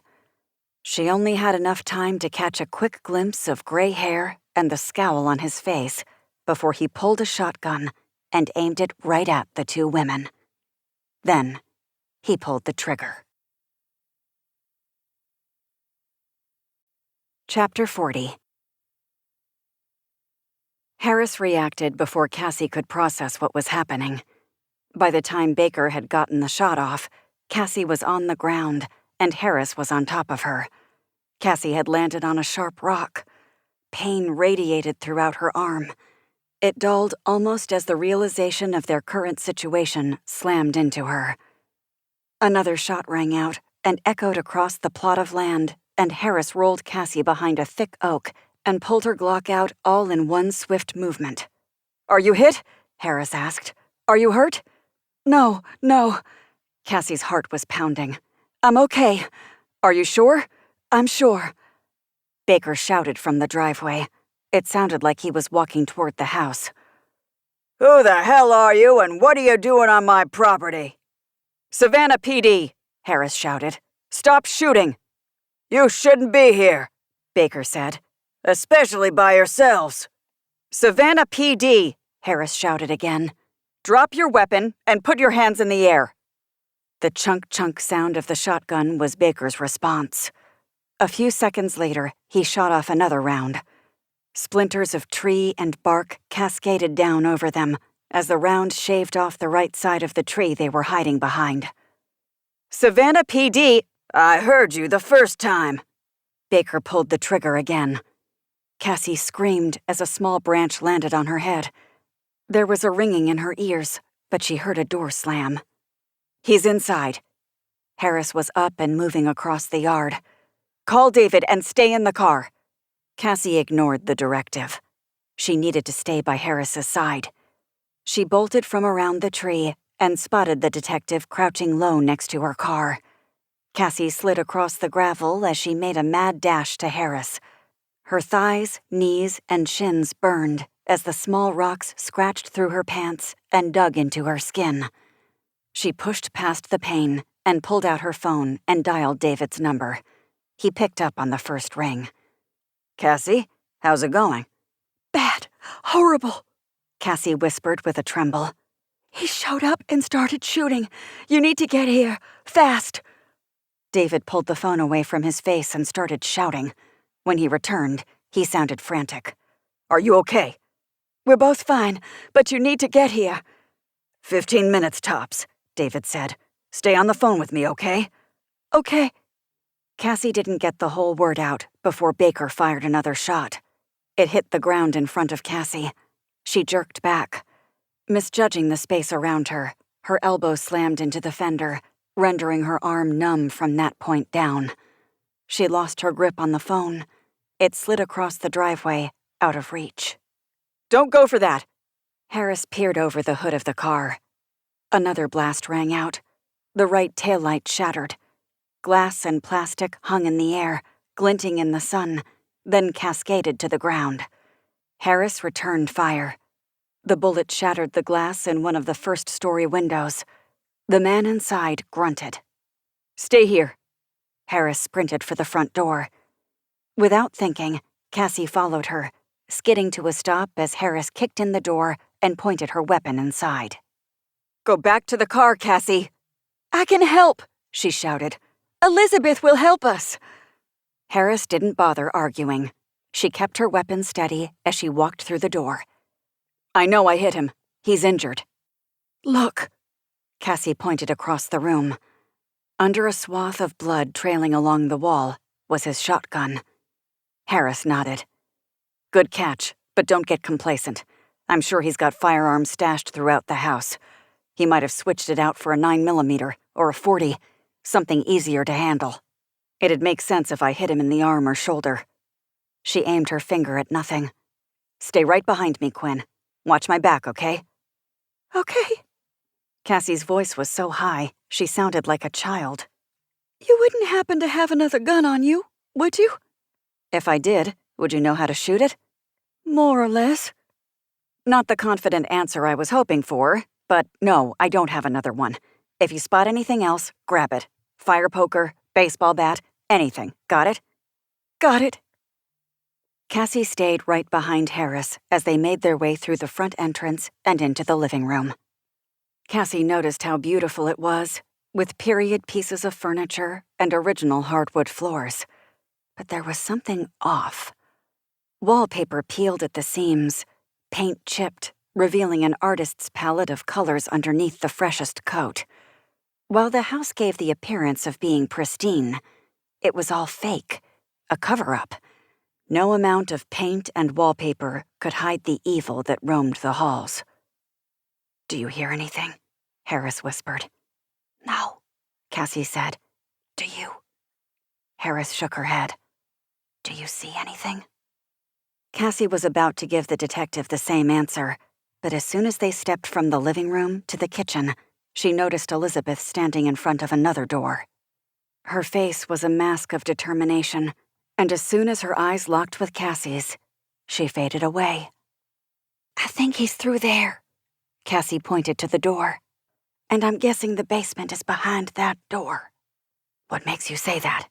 Harris asked. "My vision from earlier, remember? I saw a basement with an altar. $10 we go through that door, we find it down there."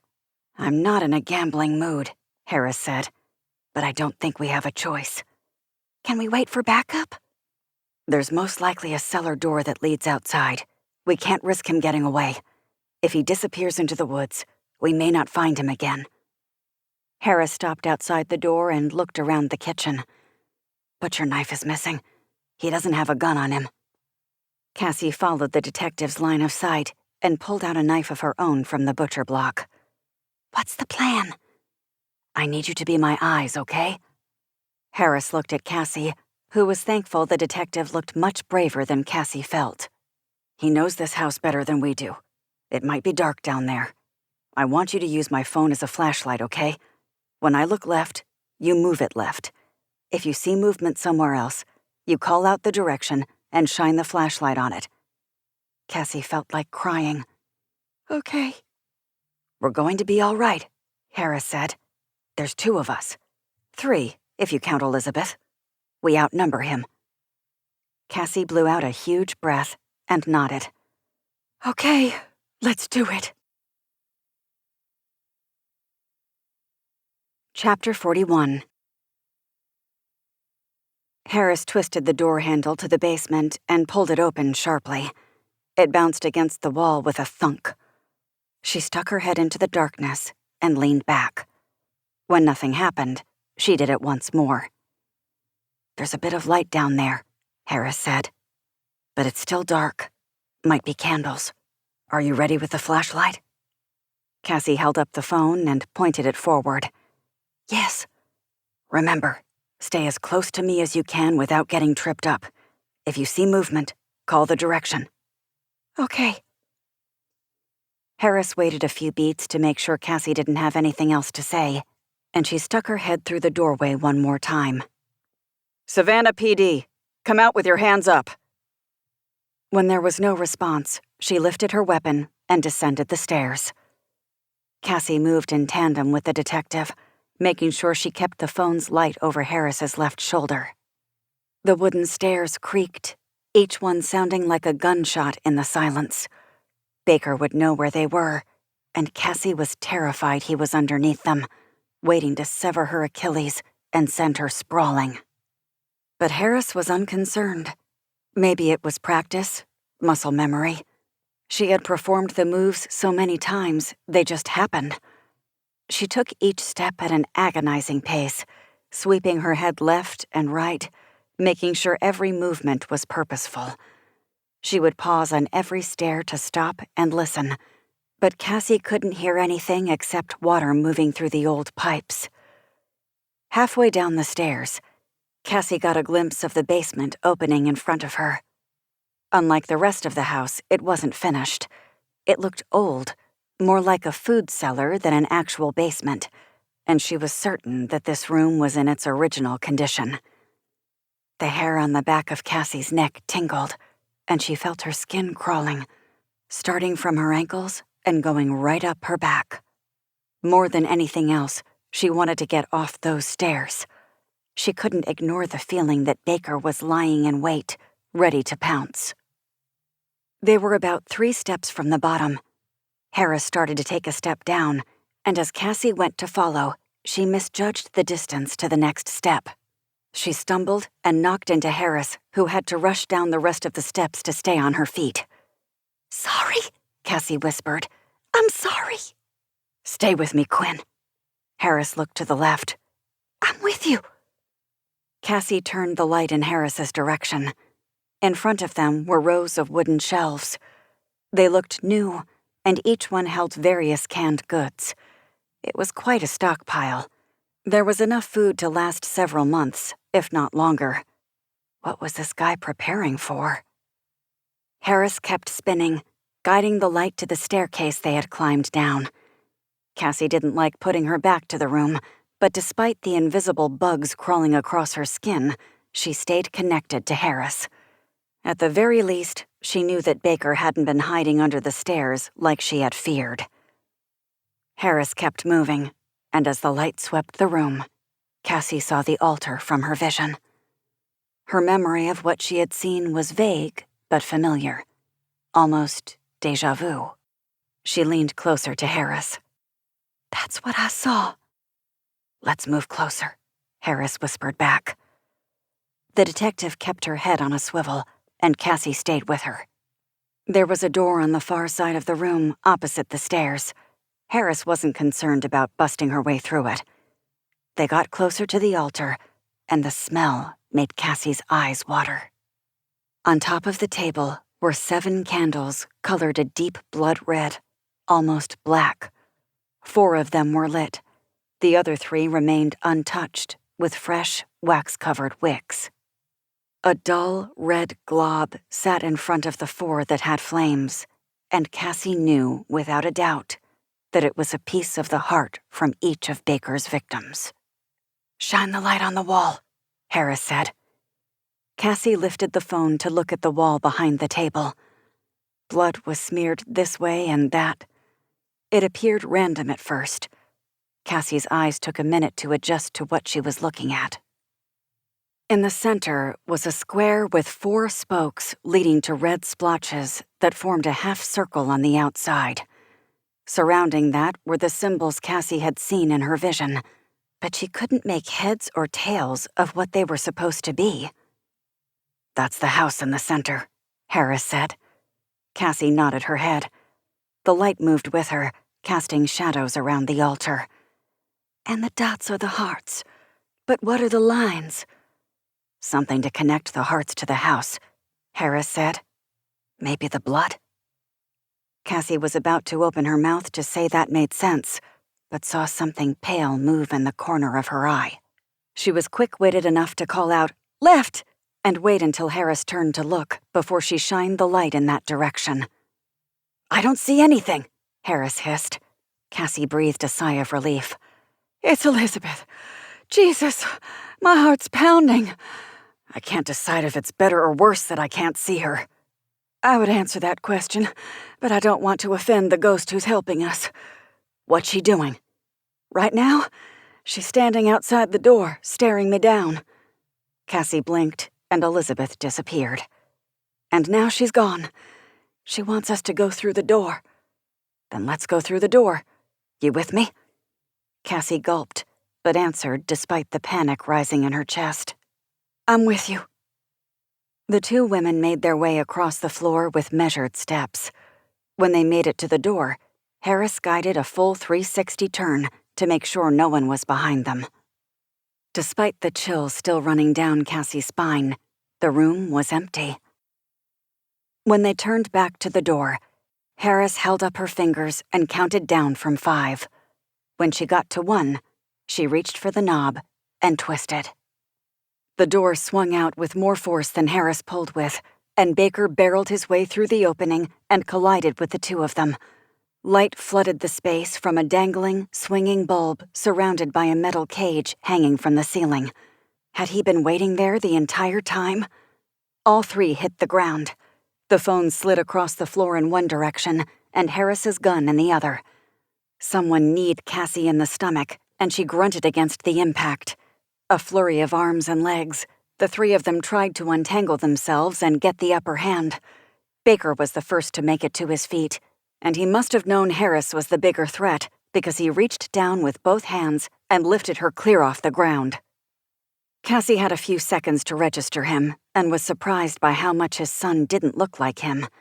The older Baker was tall and broad like Bradley, but his features were light. His hair was almost white, and his eyes a piercing blue. He wore jeans and a plain shirt, and if she hadn't known any better, she would not have thought he was as wealthy as he was. Or that he was a serial killer. The biggest difference between William Baker and his son, however, was the mask of rage that the older man wore on his face. It was beet red and encased a violence that scared Cassie down to her bones. A sharpness to his eyes made her more afraid. This man had orchestrated the brutal murder of 4 women and had been smart enough not to do the dirty work himself. Harris's instincts to protect herself kicked in faster than Cassie's. The detective kicked out with 1 foot and collided with the big man's kneecap. He grunted, but didn't release the grip around her throat.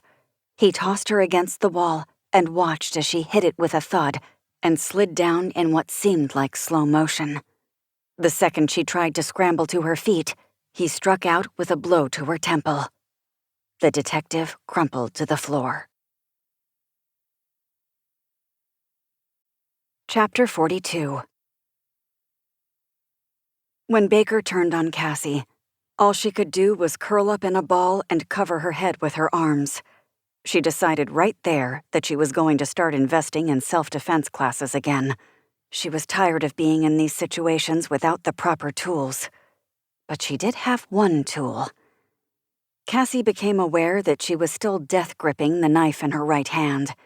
When Baker leaned down to wrap a hand around her throat, Cassie swung up and drove the blade in between his ribs in hopes he would back away.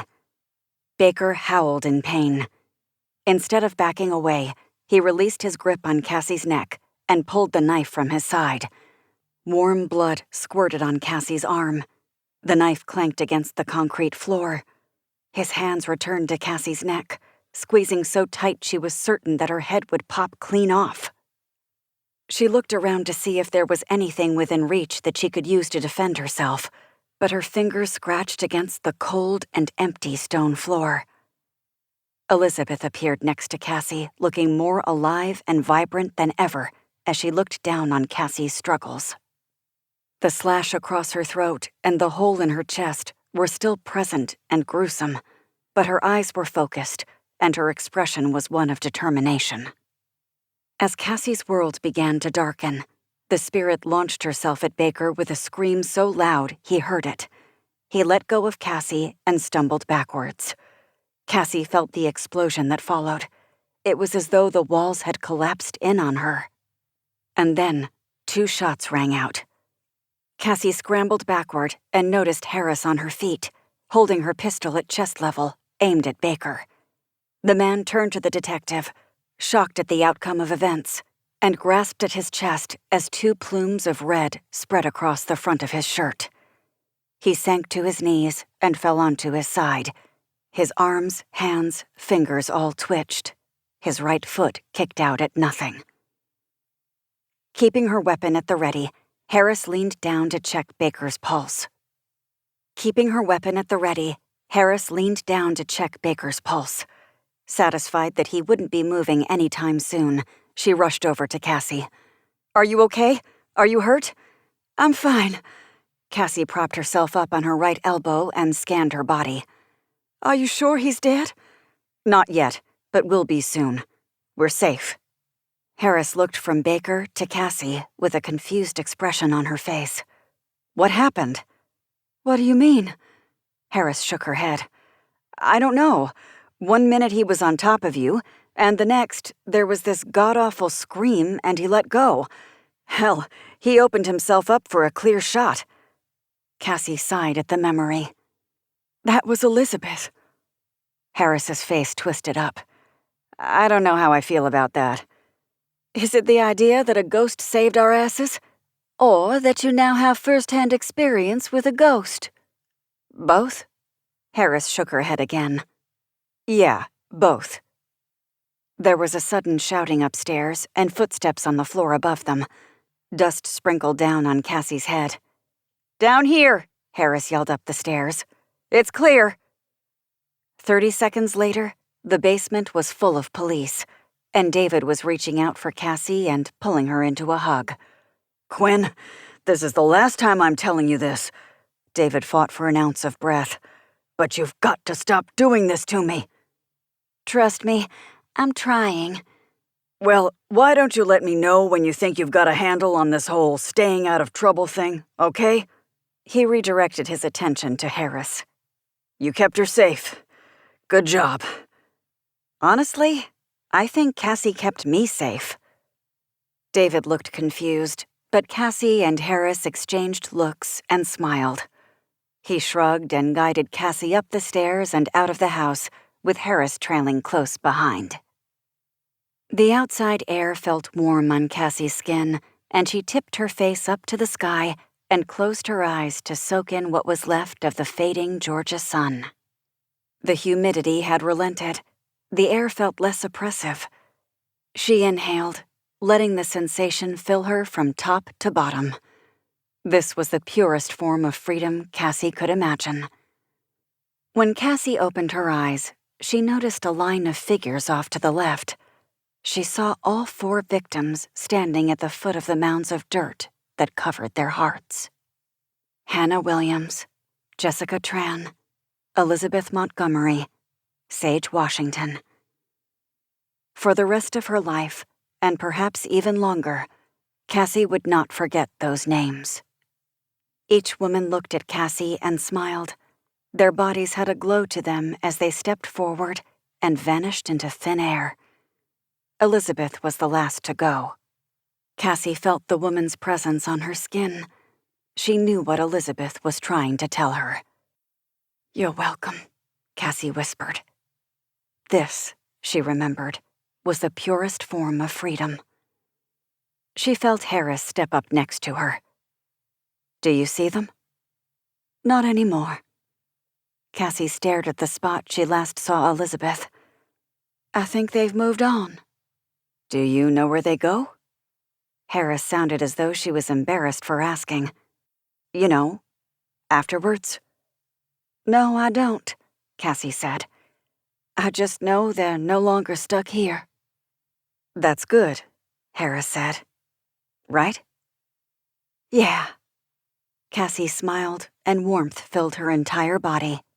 "Yeah, it's good." Chapter 43. A few days later, and the world had moved on. The news cycle was kind to the Savannah Police Department, calling Detective Harris's actions brave and heroic as she took down William Baker. Harris was quick to thank the actions of her fellow police officers and everyone else who aided in stopping the people responsible for those horrific crimes. Cassie had requested she remain unnamed, but it still felt good to hear Detective Harris say those words. Two of the victims' families also went before the cameras to thank the police department for giving justice to their loved ones. They could rest easy now that all 4 women had been avenged. Plenty of people were disappointed that William Baker had been killed. He deserved all that the legal system could throw at him for the rest of his tortured life.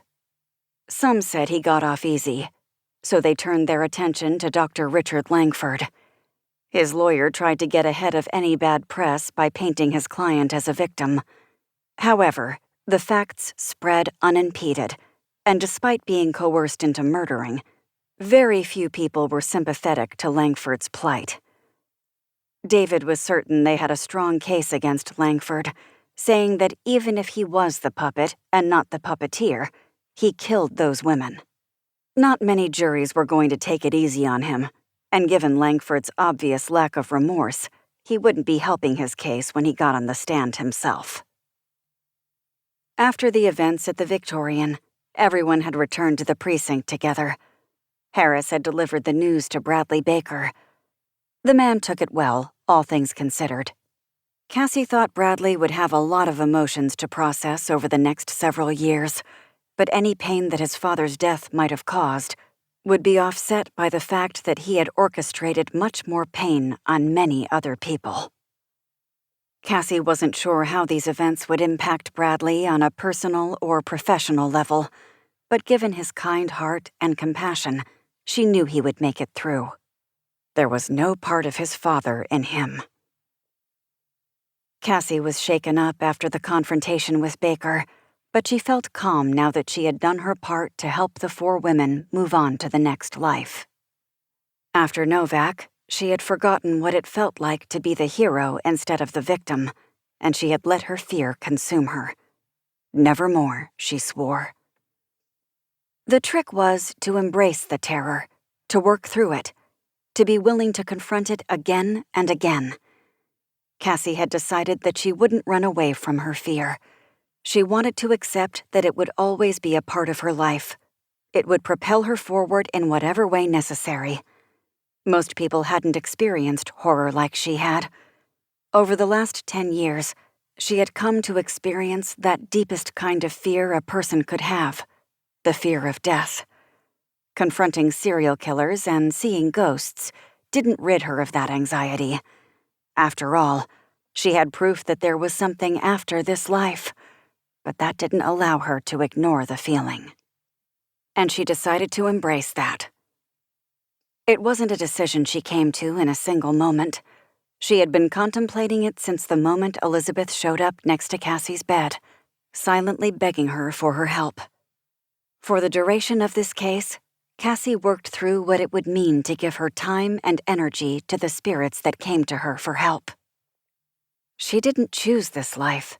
It came to her and demanded her attention.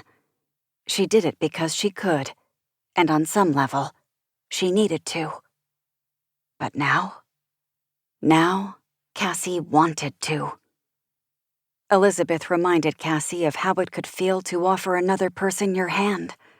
She had reminded Cassie what it felt like to help another person, despite her trepidation. Cassie woke up one morning in the middle of the week with her decision made. She would do whatever she could to help whoever came to her, even if it meant facing her fears. Unlike most people, she had the resources and tools and abilities to do it. Returning to work after everything happened was a strange affair. No one knew that she was so involved in the case, except perhaps George. He gave Cassie a gentle pat on the arm and wished her well. There was something about the sparkle in his eye that led Cassie to believe he was aware she had done her part to get to the bottom of the mystery. Magdalena, on the other hand, was oblivious. She rushed into work the next day and asked if Cassie had seen the news. When she said she had, Magdalena went on and on about how horrific the world was and asked how some people could be so hateful. Cassie let her talk, not wanting to give away that she knew all this had happened because one man had been afraid. Sure, he hadn't been a good person or a doting father, but it didn't happen because he was hateful. It happened because he didn't want to die. The irony that his life had been cut short because of his own actions was not lost on Cassie. Jason was privy to these conversations since they happened over lunch. He was quiet during them, and Cassie wondered what went through his mind. He had seen his own fair share of death and dealt with his own anxieties daily, something Cassie took comfort in. Cassie was brought back to the present by the chiming of her phone. She was in her bedroom, half-dressed, and trying to decide what she was going to wear on her date in an hour with Jason. She had taken the initiative and told him she was able to help her friend and was free for dinner whenever he wanted to grab a bite to eat. A knowing look on his face, Cassie half wondered if he had speculated her friend was involved in the case. But Jason didn't say anything, so Cassie didn't clarify. They agreed to get seafood and wine that evening at the Pirate's house. A bit touristy, but good seafood nonetheless. And every once in a while, a random ghost would join her for dinner there. Despite a long day of work trying to restructure the 19th and 20th century photography exhibit, Cassie pulsed with energy. She was excited to go on her date with Jason. Despite being terrified of what it might mean for their interactions at the museum, she couldn't let her dread get the best of her. Never again. She skipped over to her phone and saw she had a text from her sister. It was a picture of her sitting on her couch by herself, eating popcorn straight out of the bag and drinking a glass of red wine. "I love date nights, don't you?" Cassie laughed. Laura had been complaining for days about how long it had been since someone had taken her out, so she was finally pampering herself. "At least you don't have to spend the entire night being anxious over whether your date is going to kiss you by the end of it." Laura sent another picture. This time it was one of her dogs, Chewy, licking the side of her face. "My date didn't even wait till the end." "He's a lucky man." Cassie then tossed her phone back on the bed. For the 5th time that night, she walked over to her closet and touched every piece of clothing she had. She didn't want to wear anything too out of the ordinary because she didn't want to make a big deal, but she also didn't want to wear an outfit she'd worn to work 100 times. She groaned and turned back to her bed, where she had already laid out 3 different contenders for the evening. She was ready to close her eyes and pick one, but she found herself stifling a startled scream instead. The ghost of the little boy was standing at his post in the corner of the room, like he had done for months. Cassie hadn't seen him since she'd spotted him outside Langford's house, after which she half wondered if he'd show again. And now, here he was, like he had not left in the first place. Cassie threw a t-shirt over her head and approached the spirit. He kept his eyes on her the entire time, unblinking like always. She inspected him like she had so many times in the past, but she couldn't see any injuries or marks on his pale, translucent skin. When she knelt in front of him, it was with a much more open heart than she'd ever had in the past. "Hey," her voice was quiet, gentle. "I'm sorry about ignoring you for so long, for being angry, but I'm here. I'm ready to listen. Take your time. I'm not going anymore." The boy blinked twice, slowly, like he was contemplating her every word. He opened his mouth and, for the first time since Cassie had seen him, spoke. His voice was quiet, but clear. "Sarah Lennox." Cassie stumbled backwards. She couldn't tell what surprised her more, that he had spoken to her, or that she had recognized the name. This has been Path of Bones, a Cassie Quinn mystery. Written by L.T. Ryan and K.M. Rott. Narrated by Patricia Santomasso and Sean Patrick Hopkins, members of SAG-AFTRA. Copyright 2020 by Liquid Mind Media. Production copyright 2020 by Liquid Mind Media.